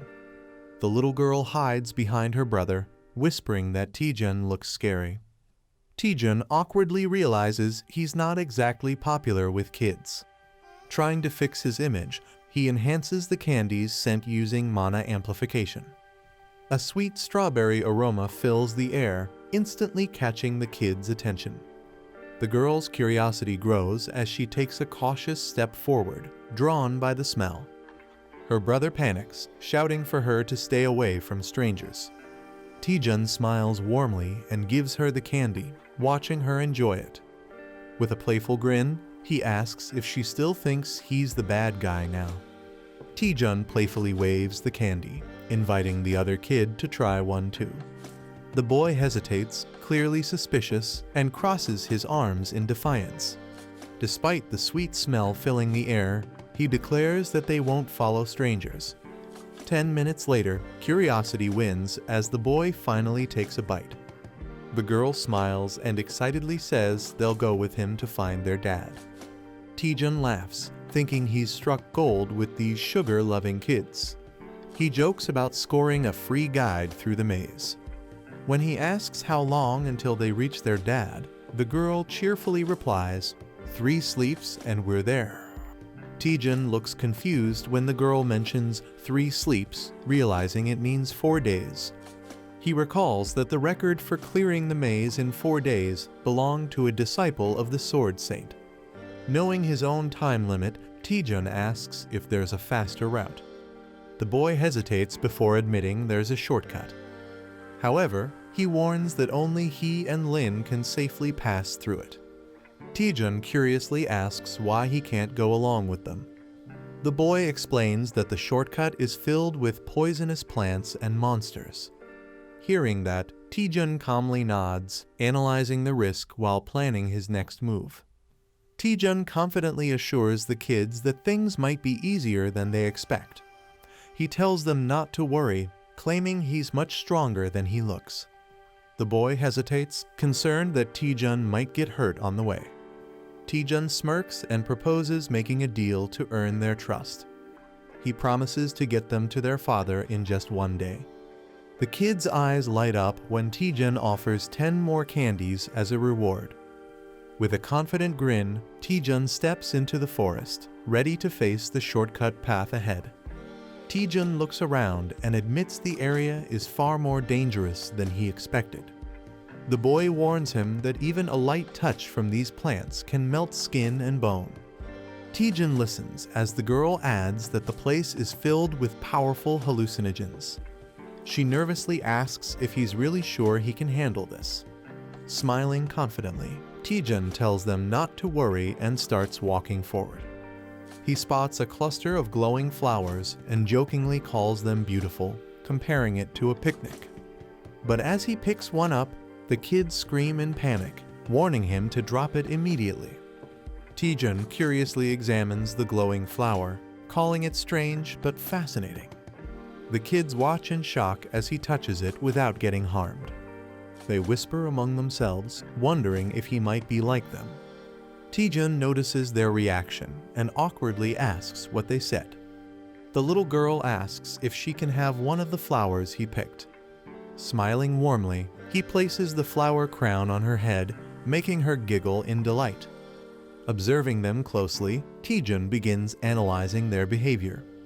He realizes that these children aren't normal, they're likely active-type NPCs who roam freely inside the dungeon. Taejun observes that Lin and Jun should have been hurt by the toxic plants, but are completely fine. He realizes again that these kids are far from normal. The girl proudly shows off her flower crown, teasing her brother. Her brother scolds her, reminding her that their dad warned them not to touch dangerous things. Taejun decides to quietly observe them a bit longer to understand their nature. Suddenly, his device flashes a warning about 10 hostile entities nearby. Giant mutant wasps emerge from the shadows, swarming toward them aggressively. Taejun smirks, joking that the monsters must have smelled his candy stash as he prepares to fight. Taejun clenches his fists, declaring that this fight is for his kids. Flames surge around his hands as he warns the monsters to back off. He unleashes a blazing technique called Rising Dragon Fist X Fireball. The attack explodes with immense power, burning through the swarm of mutant wasps. Lin and Jun watch in awe, their eyes sparkling with admiration. Taejin casually asks if they saw how cool that was, earning amazed nods from both. With a grin, he tells them not to worry and suggests taking the shortcut next.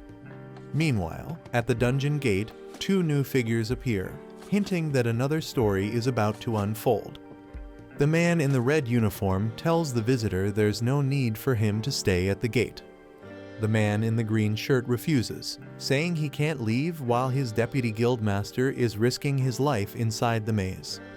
He insists that staying behind is the least he can do to help. The red-clad guard reluctantly agrees but remains cautious. Watching him, the guard starts feeling uneasy, sensing something is off. He recalls that this man belongs to the Kyoryu Society, China's #1 ranked guild. Doubting his intentions, the guard decides to stay and keep an eye on him personally. Suddenly, a massive explosion erupts from the maze, leaving everyone shocked as he shouts, "Already?" The sudden explosion leaves both men startled as they stare at the glowing light.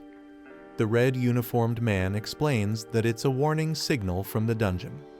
His companion panics, thinking the maze might be going out of control. But the man corrects him, saying it's not just a warning, it means the first phase of the Arctic maze has already been cleared. 10 hours after entering the labyrinth of the walled gorge, the hunters cautiously move deeper into the eerie green mist. Suddenly, the ground trembles as something massive begins to emerge from the shadows. A monstrous blue creature with glowing eyes appears. It's the deadly wave centipede, classified as a class A threat. The younger hunter panics and warns his senior that the creature is too dangerous to fight head-on. Ignoring the warning, the beast unleashes a terrifying roar, shaking the entire area. The centipede screeches and lunges forward, its armored body gleaming under the light. With immense force, the creature crashes into the ground, sending shockwaves across the battlefield. But the confident hunter stands firm, smirking as red energy tendrils rise from his back, unfazed by the monster's size. After defeating the monster, the group finally takes a moment to rest under the night sky. The leader checks on his teammates, asking if anyone got hurt during the fight.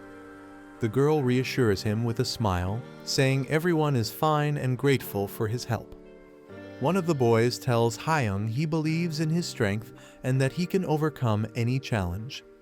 They talk about the legendary 1,000-year Leica place no one has ever crossed before. Hyung promises to speak with his father to get permission for the journey ahead. Meanwhile, the narration explains that the labyrinth of the walled gorge consists of 2 stages, with the first being the labyrinth of the beginning palace. The second stage of the labyrinth is revealed as the fearsome 1,000-year cliffs, towering under the night sky. After clearing the first stage, challengers can either leave the labyrinth or continue their ascent toward the cliffs. Progressing to the next stage isn't determined by permission, but by the challenger's own decision. A mysterious NPC explains that climbing further is a personal choice, not something granted by anyone else. The boy wonders why the kids earlier mentioned asking their dad for approval to go up. He starts to suspect that the dad they spoke of might be a hidden NPC connected to the cliffs. As they approach the massive rock formation, Hyung's companion tells him they've finally arrived. Hyung looks ahead and notices a mysterious figure standing near the entrance, waiting for them. As they reach a small hut at the top, the kids point to the man sitting outside and call him their dad. The hunter looks confused, recognizing the man as just an ordinary Fork Road NPC from earlier stages. The mysterious man greets them calmly, saying "welcome" as they step closer. He remarks that it's been a long time since anyone managed to reach this far into the labyrinth. The hunter politely introduces himself, unaware of the danger behind him. Suddenly, the man's tone changes as he notices something unusual behind the visitors. His eyes widen in horror when he sees cursed objects following them. He immediately yells for them to step away from the cursed things, drawing his weapon in panic. The hunter freezes, confused and shocked, wondering why the man who was supposed to be their dad is suddenly attacking them. The hunter raises his hands, trying to calm the situation and reason with the enraged man. He pleads for him to stop, questioning if he's really about to attack the children who call him their dad. But the man's expression turns grim as he mutters that those things are not his children. Without hesitation, he pulls the trigger, firing at the supposed kids. The hunter is hit and falls back in shock while the girl screams in terror. Dark energy suddenly surges around the hunter's body, responding to his pain and anger. The NPC stares in confusion, unable to comprehend the power awakening before him. In the next instant, the hunter's eyes glow fiercely as he unleashes a burst of overwhelming energy. The hunter strikes with a powerful energy slash, knocking the NPC's weapon away in a flash of light. Grabbing him by the collar, he demands answers with a cold, commanding tone. He warns that unless the man cooperates, he'll erase him without hesitation. Terrified, the NPC struggles to speak, gasping that challengers can't return to their world without his permission. The hunter replies firmly, saying he never planned on returning anyway. Realizing the hunter's goal, the NPC stammers, asking if he intends to climb the 1,000-year cliffs.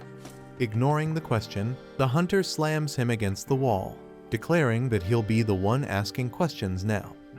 He demands to know if the two kids were really his children. With a pained look, the NPC admits that they once were but not anymore.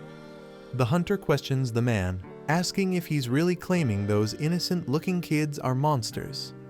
The man laughs bitterly, calling them demons and denying they're normal children. But the hunter insists they're just ordinary kids, not monsters at all. He clenches his fist in anger, accusing the man of shooting normal children without reason. The NPC staggers back in shock as the hunter's punch lands with overwhelming force. The frightened kids rush to his side, calling out to make sure he's not seriously hurt. Panicking, the man shouts for them to stay away, calling them cursed beings. The hunter coldly states that since the children made it through the labyrinth with him, the man should already know the truth.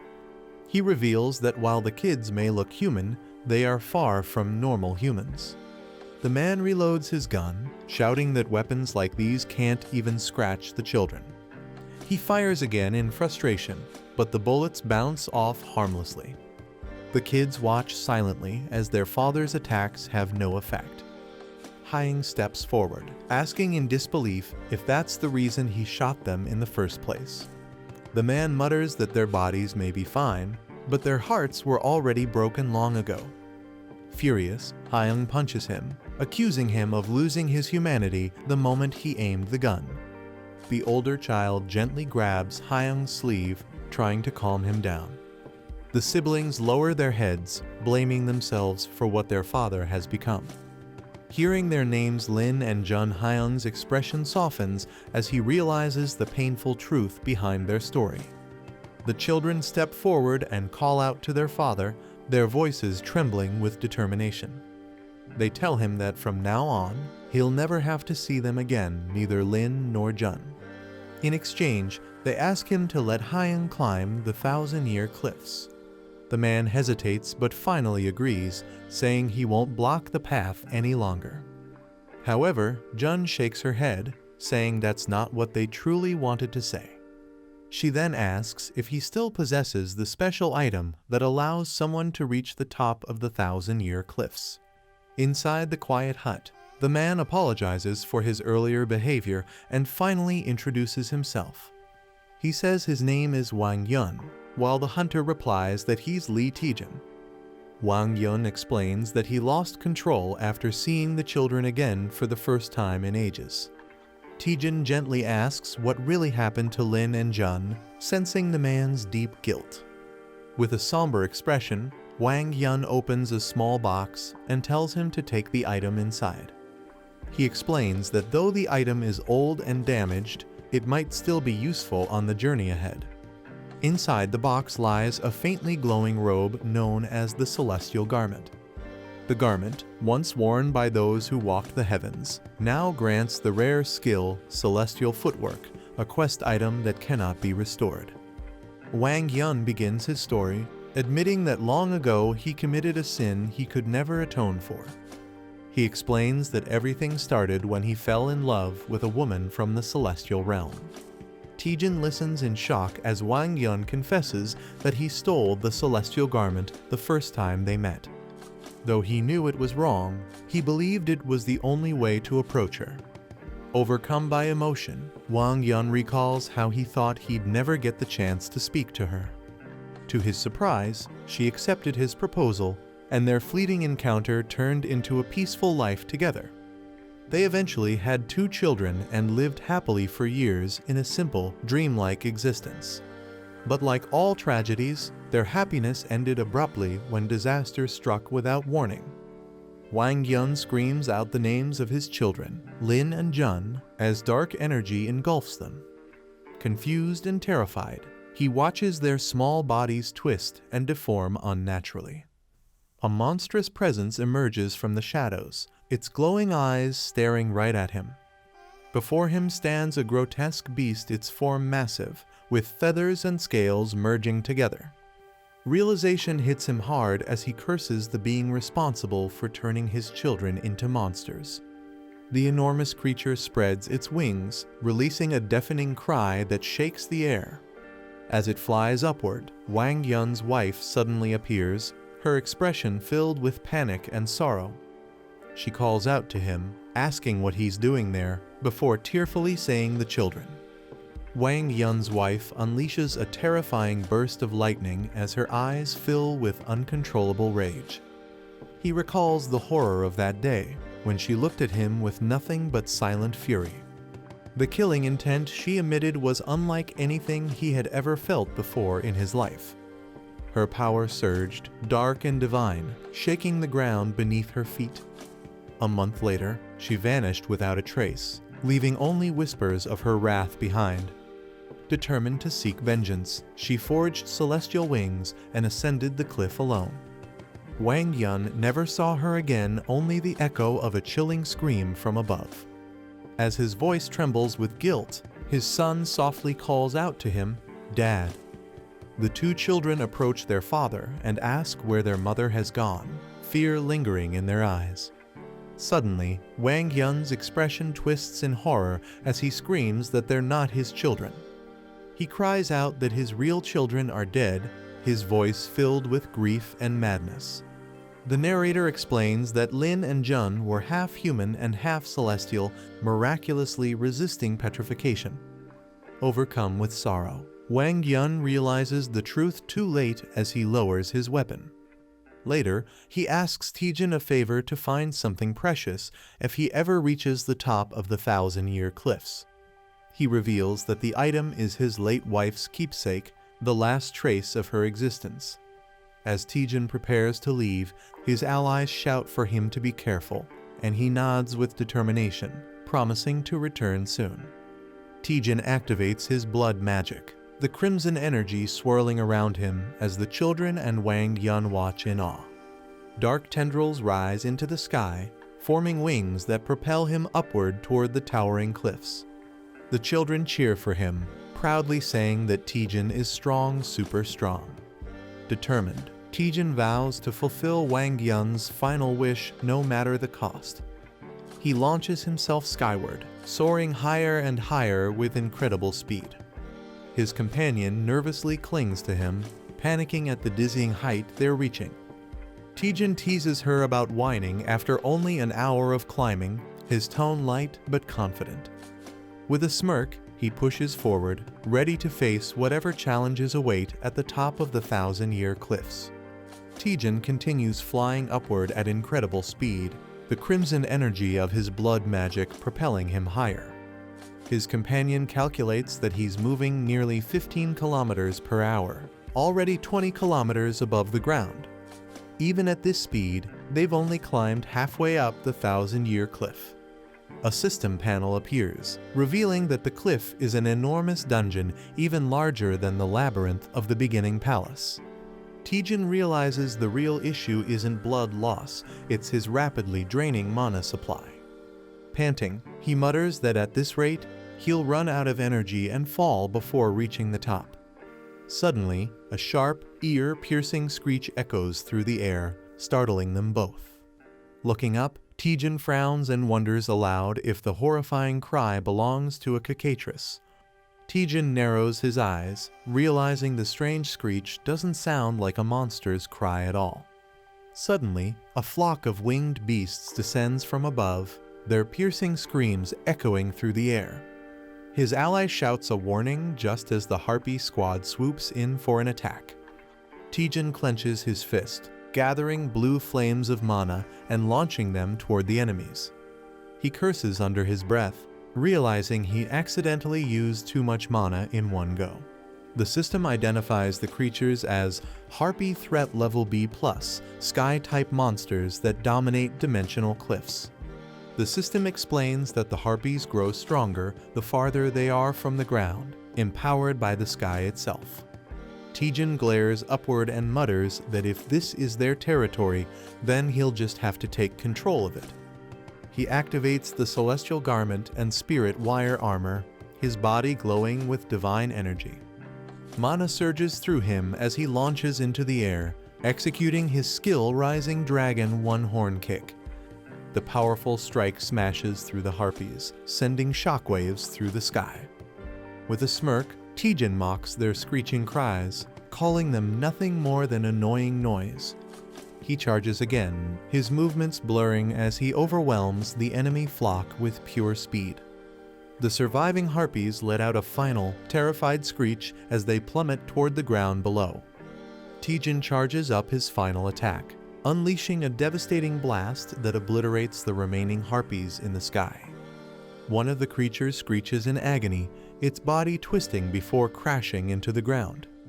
Hovering midair, Taejin taunts the survivors, calling them bird brains and daring them to listen. He warns them that unless they want to end up as fried chicken, they'd better escort him to the top of the cliff. Terrified, the Harpies obey, flapping upward and clearing a path for him. Moments later, Taejin finally lands on the summit, relieved to have completed the climb.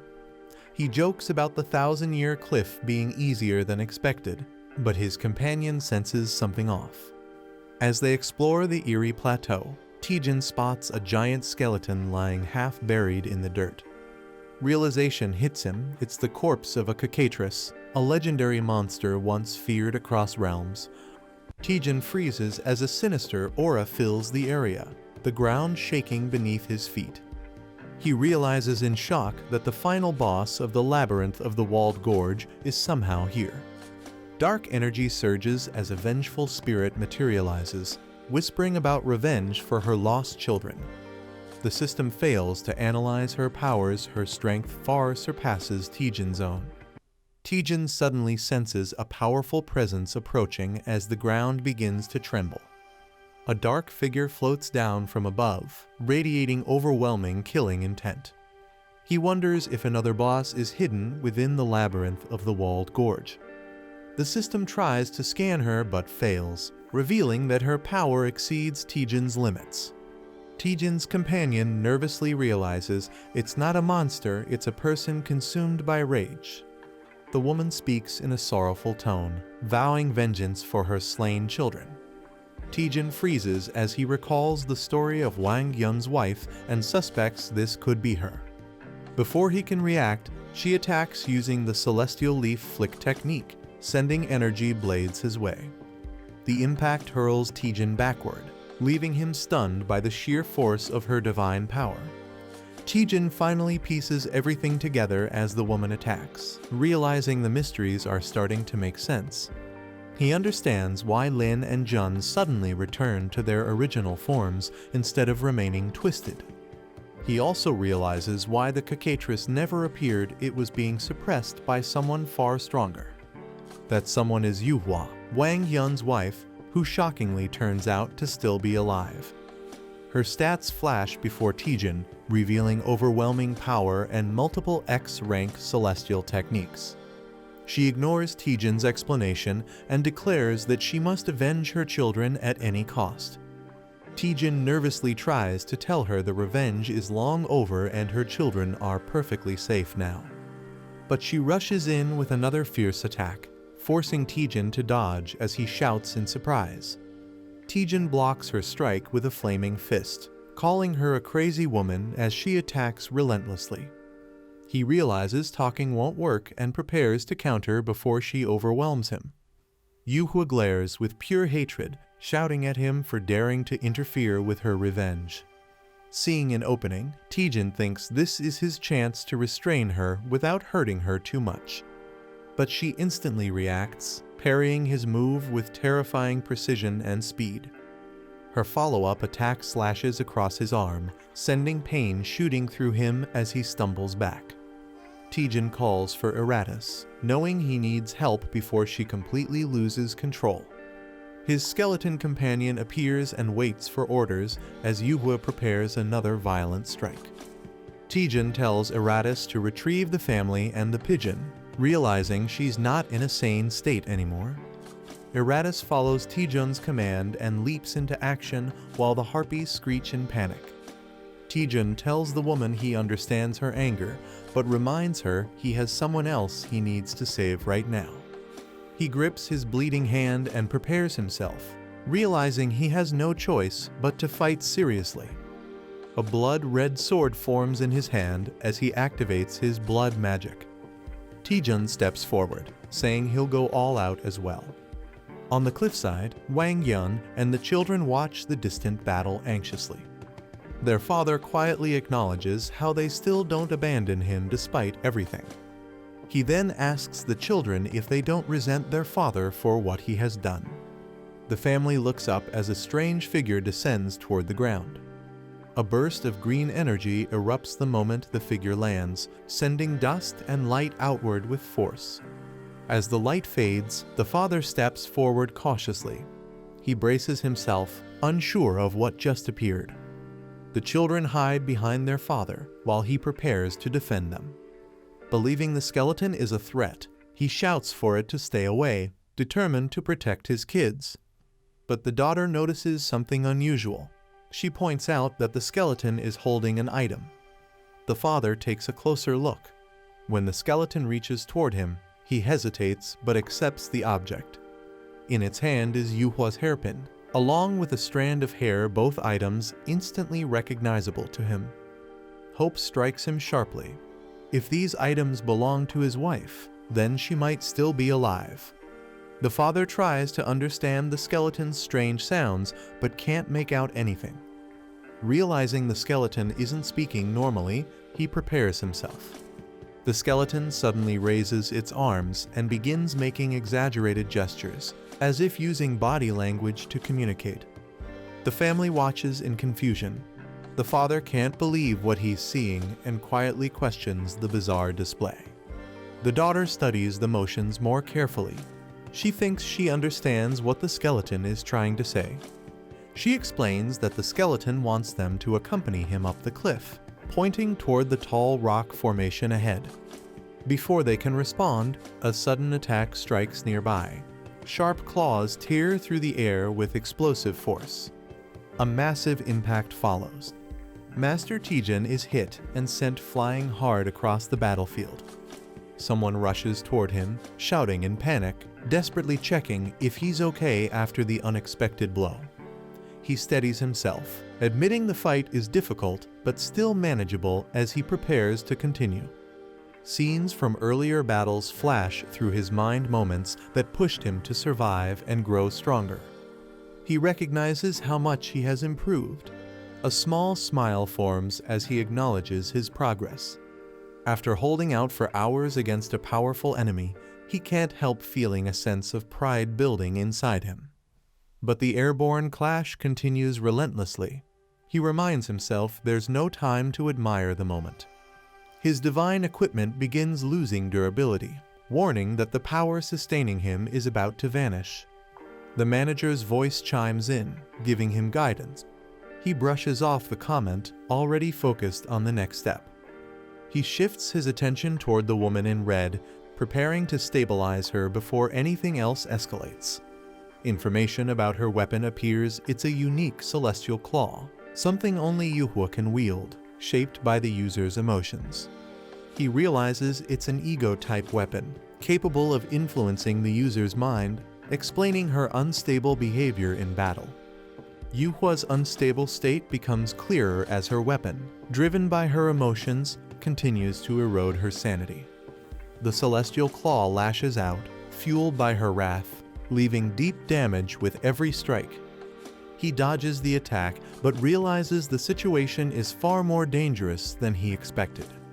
He questions whether he can even break the celestial claw, knowing his own life could be at risk. Still, he commits to the decision. For his master's sake, he steps forward without hesitation. He charges in and activates a divine skill, determined to break through her defenses. Insight flow spreads around her, wrapping her in a soft glow as her expression starts to shift. A bright light fills the area. She looks confused, unsure of how her state suddenly changed. The explosion of light reaches its peak, pushing him back violently with overwhelming force. He kneels, panting heavily. Despite the warning that his vitals are dangerously low, he insists he can still endure. He listens quietly as the spirit explains the truth. The revenge that bound her has already ended. With that weight gone, she looks peaceful. She thanks him, admitting she doesn't know who he is but is grateful. She steps toward the edge, saying she can finally leave this world without regret. The moment she disappears, her children spot her figure and shout her name in shock. They rush forward crying, unable to hold back their emotions. The husband runs with them, calling out desperately. When she turns, disbelief fills her face. She hesitates, overwhelmed by the sight of her family. The kids cling to her, assuring her they're right there. They tell her how much they missed her. The father approaches carefully, confirming she isn't dreaming. She reaches for him, still shaken. He finally steps close. The family reunites, overcome with relief as they stand together again. He learns that the entire family survived. Hearing this, he quietly absorbs the relief settling over him. She holds her children tightly, realizing the moment is real and not a dream. The father lowers his head as tears fall, overwhelmed by everything that has happened. Their reunion shines in warm light. The family embraces, calling it a miracle that they're together again. A final message appears, confirming the challenge is complete. Every stage of the walled gorge has been cleared. She thanks him sincerely, calling him her savior. He brushes it off, saying he only did what needed to be done. She still feels uneasy accepting his help without offering something in return. He tells her he's willing to assist if she needs anything. She then asks if he recognizes a specific herb and shows him the image. He says the herb is connected to his master, who is currently very sick. Meanwhile, in Henan province, the main headquarters of the Taewoo Association is shown. A disciple arrives before the elders, reporting urgent news from Kang Ryue. The elders notice that the mana pattern of the Wall Valley Labyrinth Li Tijun is attacking has suddenly turned green. The disciples react in shock, realizing that clearing the Super Palace Labyrinth wasn't enough. Now he's tackling the 1,000-year cliff too. They worry about how to handle the situation and ask their master for guidance. One elder warns that news of a Korean clearing the Wall Valley Labyrinth will spread rapidly. He adds that hiding this achievement might damage the reputation of the Taewoo Association. The master calmly orders them to let the news spread and not to interfere. A disciple panics, fearing that people will learn his previous record has been broken. Before he can react further, he is thrown back by the intense explosion inside the labyrinth.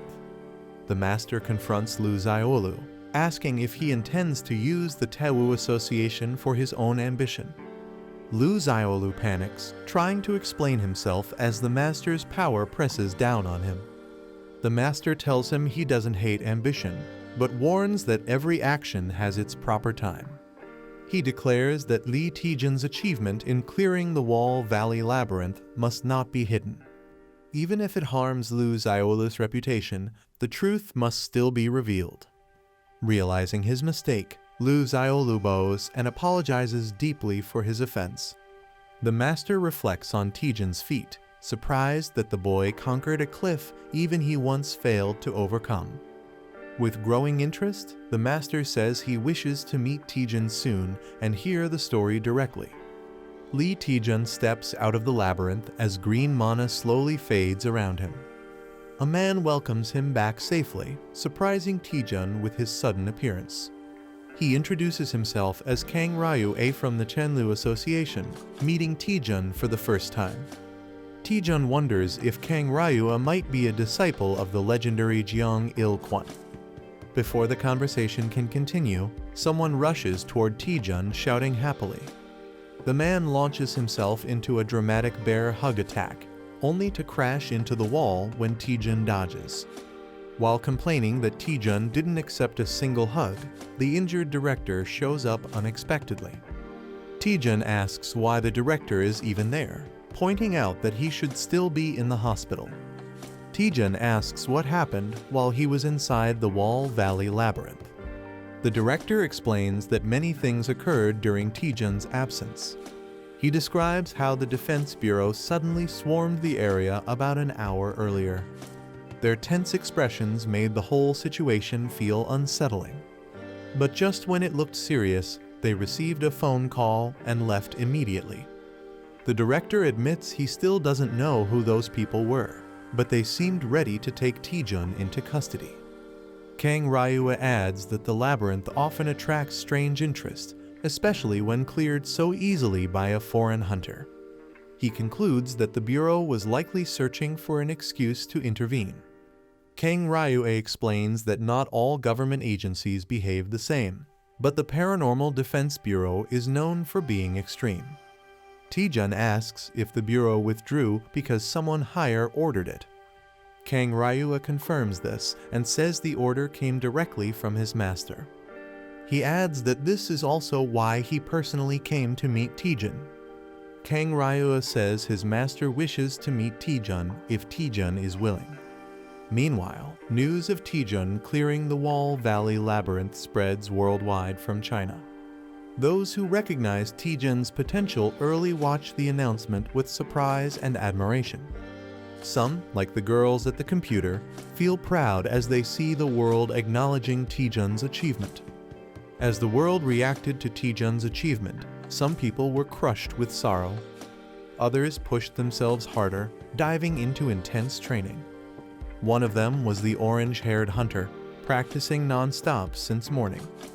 Choi Jin-hyuk approaches her, noticing her hard work and offering her water. She admits she still feels far behind and can't catch up at this pace. She says her motivation is Li Tijun, believing his success pushed everyone to improve. Jin-hyuk comments that Tijun is unpredictable, surprising everyone by clearing the Wall Valley Labyrinth. He adds that Tijun even refused an invitation from the Sword Saint Jiang Il-Ryon, which leaves him impressed. The girl is shocked and asks what he means about an invitation from Jiang Il-Ryon. Jin-hyuk explains that she hasn't heard the news, yet the Sword Saint personally showed interest in Tijun. He adds that the Sword Saint even sent his disciple to recruit Tijun. However, Tijun refused the offer, surprising both of them. Meanwhile, Tijun activates the communication system and connects to a face-to-face chat room. The screen shows a server countdown before the system begins the transfer. Tijun looks around the training ground, calling out for his master. When he finally spots him, he shouts, "Master," as the old man sits casually on the floor. Tijun hurries to his master and asks if he's all right. The master reassures him, saying he can still stand on his own. He then asks if Tijun really managed to find the rare herb, Chungsimwa. Tijun hands it over, confirming that he did. Seeing it with his own eyes, the master is shocked and never expected Tijun to bring it back so quickly. After taking the herb, he thanks Tijun and says recovery won't take long now. Taejun quietly watches as his master prepares to rest and regain strength. When the master asks for confirmation, Taejun simply responds with a confident yes. Taejun sits beside his master, promising to stay until he wakes up. But the master suddenly speaks, telling him to get up already. Taejun is startled, realizing the master has been awake the whole time. The master teases him for sleeping soundly even though his master was bedridden. He stretches confidently, saying all the poison in his body is gone now. Taejun realizes from his movements that he has already fully recovered. The master then asks why Taejun is still lying down and stands before him with determination. He declares that from this moment on, he will teach Taejun the remaining forms of the Soha divine skill. Taejun picks up his weapon and tells his master he's ready to continue training, knowing his journey is still far from over.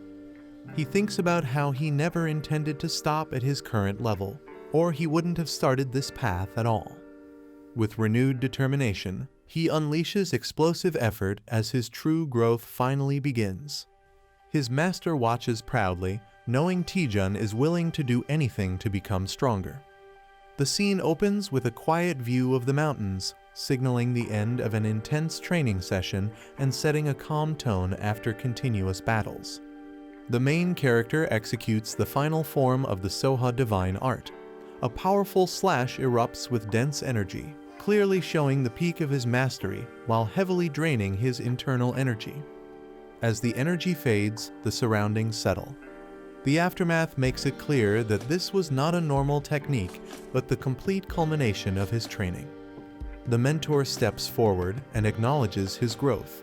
She confirms that he has mastered every form of the Soha divine art and states that there is nothing left for her to teach him. The main character reacts modestly, expressing gratitude without arrogance, showing respect toward his mentor and the training he received. Immediately after, a system notification appears. A hidden quest is revealed, recognizing his exceptional progress and unlocking a new challenge tied to his growth. The quest objective is shown clearly. He must fully master the complete Soha divine art within a strict time limit, signaling that an even greater trial awaits him next. The main character reflects on the time limit, realizing that while it feels short, it equals nearly a full month in Earth time, explaining how long he has remained here. To clear the quest, he trains relentlessly day and night, pushing his body without rest and focusing only on mastering the required techniques. During this time, he rapidly absorbs and refines every form of the Soha divine art, showing clear progress far beyond normal training speed. Despite his efforts, the quest still does not clear. This makes him question whether the Soha divine art alone is truly considered a complete martial art. His mentor observes him staring into the empty space ahead and suggests that he might be checking something beyond the visible world. She comments on how he spends his days, sitting and waiting, watching the sky as time passes instead of actively fighting or moving. Elsewhere, another character mocks this situation, calling his life meaningless and pathetic, ending the scene with open ridicule and hostility. The mentor calmly reassures him not to worry. She explains that if he truly intends to complete the final technique of the Soha divine art, the process will move forward on its own. She adds that instead of wasting time staring at the gate beyond the heavens, he should focus entirely on his training, implying that obsession will not bring answers. The main character remains silent for a moment. He approaches her respectfully and asks for permission, saying there is something important he wants to understand. He directly asks about the origin of the Soha divine art, questioning whether she herself was the one who created it. The mentor pauses and reflects on the distant past.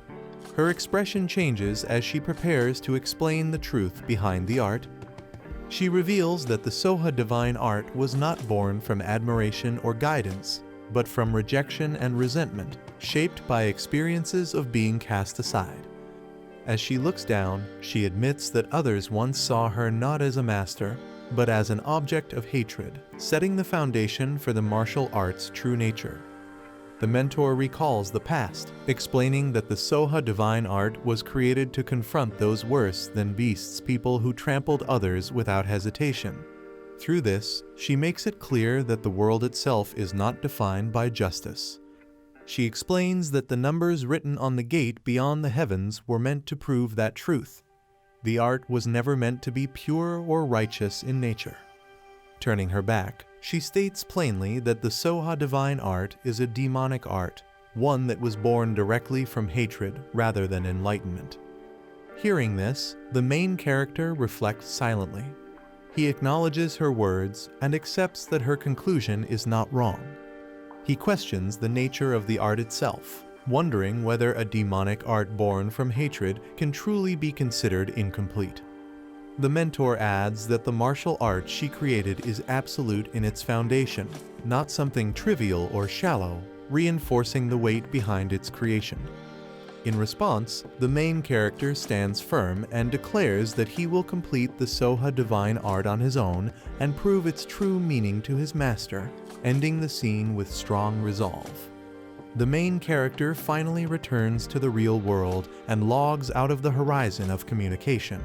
He laughs in relief, realizing how long it has been since he last saw the outside world. Exhaustion hits him immediately. His body aches all over, and he collapses onto the bed, overwhelmed by how intense everything has been. As he lies there, he recalls how hard he trained and how much he endured. A nearby companion acknowledges his effort, pointing out that he worked non-stop and pushed himself to the limit. Despite curing his master's illness and mastering every form of the Soha divine art, the quest still has not cleared. This frustrates him, making him question what more is expected. Annoyance turns into anger as he complains that even his master does not seem to know how he is supposed to finish the quest, leaving him completely stuck. Suddenly, communication resumes. Someone angrily calls out to him, shouting his name and demanding to know where he has been, clearly furious after being unable to reach him. Still lying on the bed, he stares ahead in silence while the accusations continue, ending the scene with tension as the consequences of his disappearance begin to surface. The call continues as the other person asks whether his urgent business has been resolved. The main character calmly replies that he has just finished taking care of it.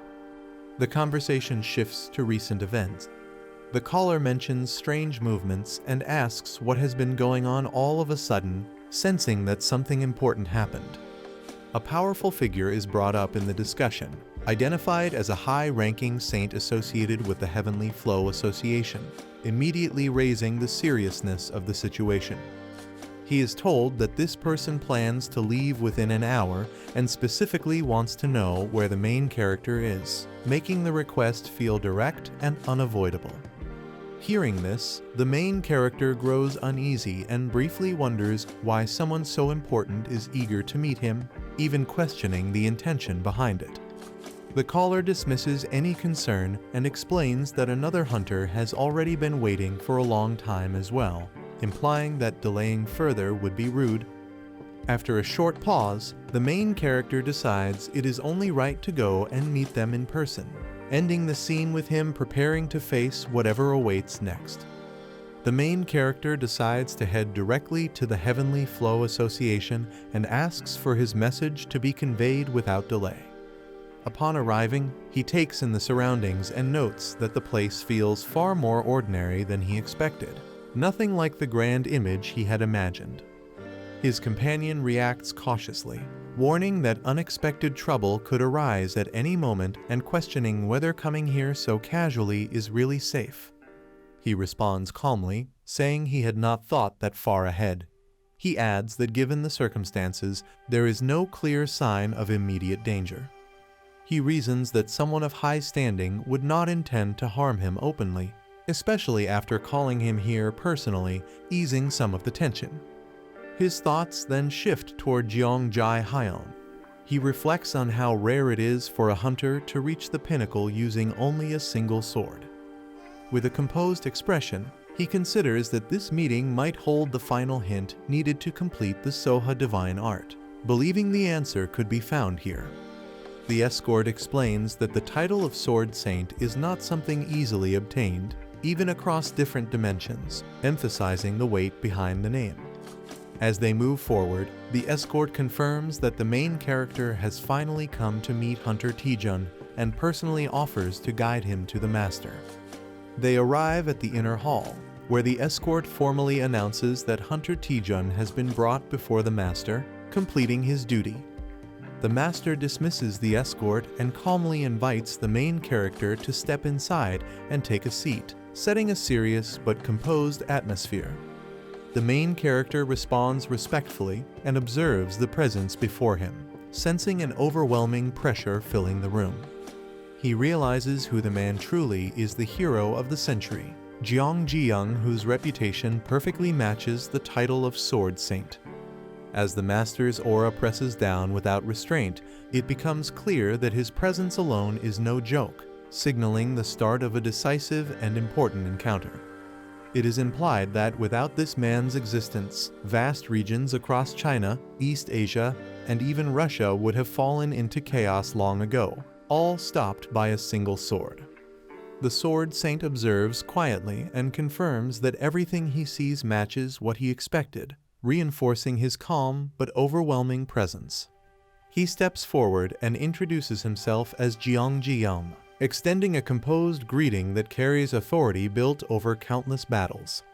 The main character responds politely and introduces himself as Lee Taejun, maintaining respect despite the pressure filling the room. Jeong Ji-young acknowledges that he has already heard many rumors about Taejun, showing that his reputation has reached even the highest levels. Taejun is recognized for his achievements, being called the disciple of the Nine Heavens Bone King and the hero who cleared Gate a 72 alone. Jeong Ji-young finally refers to him by a feared title, the Flame Nova, making it clear that this meeting is not casual but one between legends. Jeong Ji-young brings up firewood and explains the real reason Taejun was called here. He reveals that he sensed something unusual hidden within Taejun's sword. Taejun is caught off guard and admits that although he has wielded a sword his entire life, he only recently became aware of this strange presence. Jeong Ji-young asks directly what Taejun actually saw, prompting him to reflect on the moment when his perception of the sword changed. After a brief silence, Jeong Ji-young gives a single answer light clarifying the nature of what Taejun carries. He explains that Taejun's sword holds a form of light that cannot normally exist within any standard martial art, making it fundamentally different. Jeong Ji-young admits that even he failed to fully grasp or contain such light within a sword until the very end, despite all his experience. Though curious about how Taejun obtained such power, he states he will not pry further. Instead, he makes it clear that he has one important request, signaling the conversation is about to take a decisive turn. Jeong Ji-young states that to complete the Soha divine art, this moment represents the final opportunity, implying there will be no second chance after this. He asks Taejun to show that light once more, confirming that what he sensed before was real and not a mistake. Taejun understands immediately and realizes that this meeting itself is an opportunity deliberately given to him. With a sharp change in expression, Taejun accepts and confidently asks Jeong Ji-young if he would be willing to go around with him. The sudden challenge fills the room with tension as Taejun's fighting spirit erupts, clearly showing he is serious and prepared. Jeong Ji-young reacts with interest and surprise, intrigued by the request and recognizing that this confrontation may decide everything.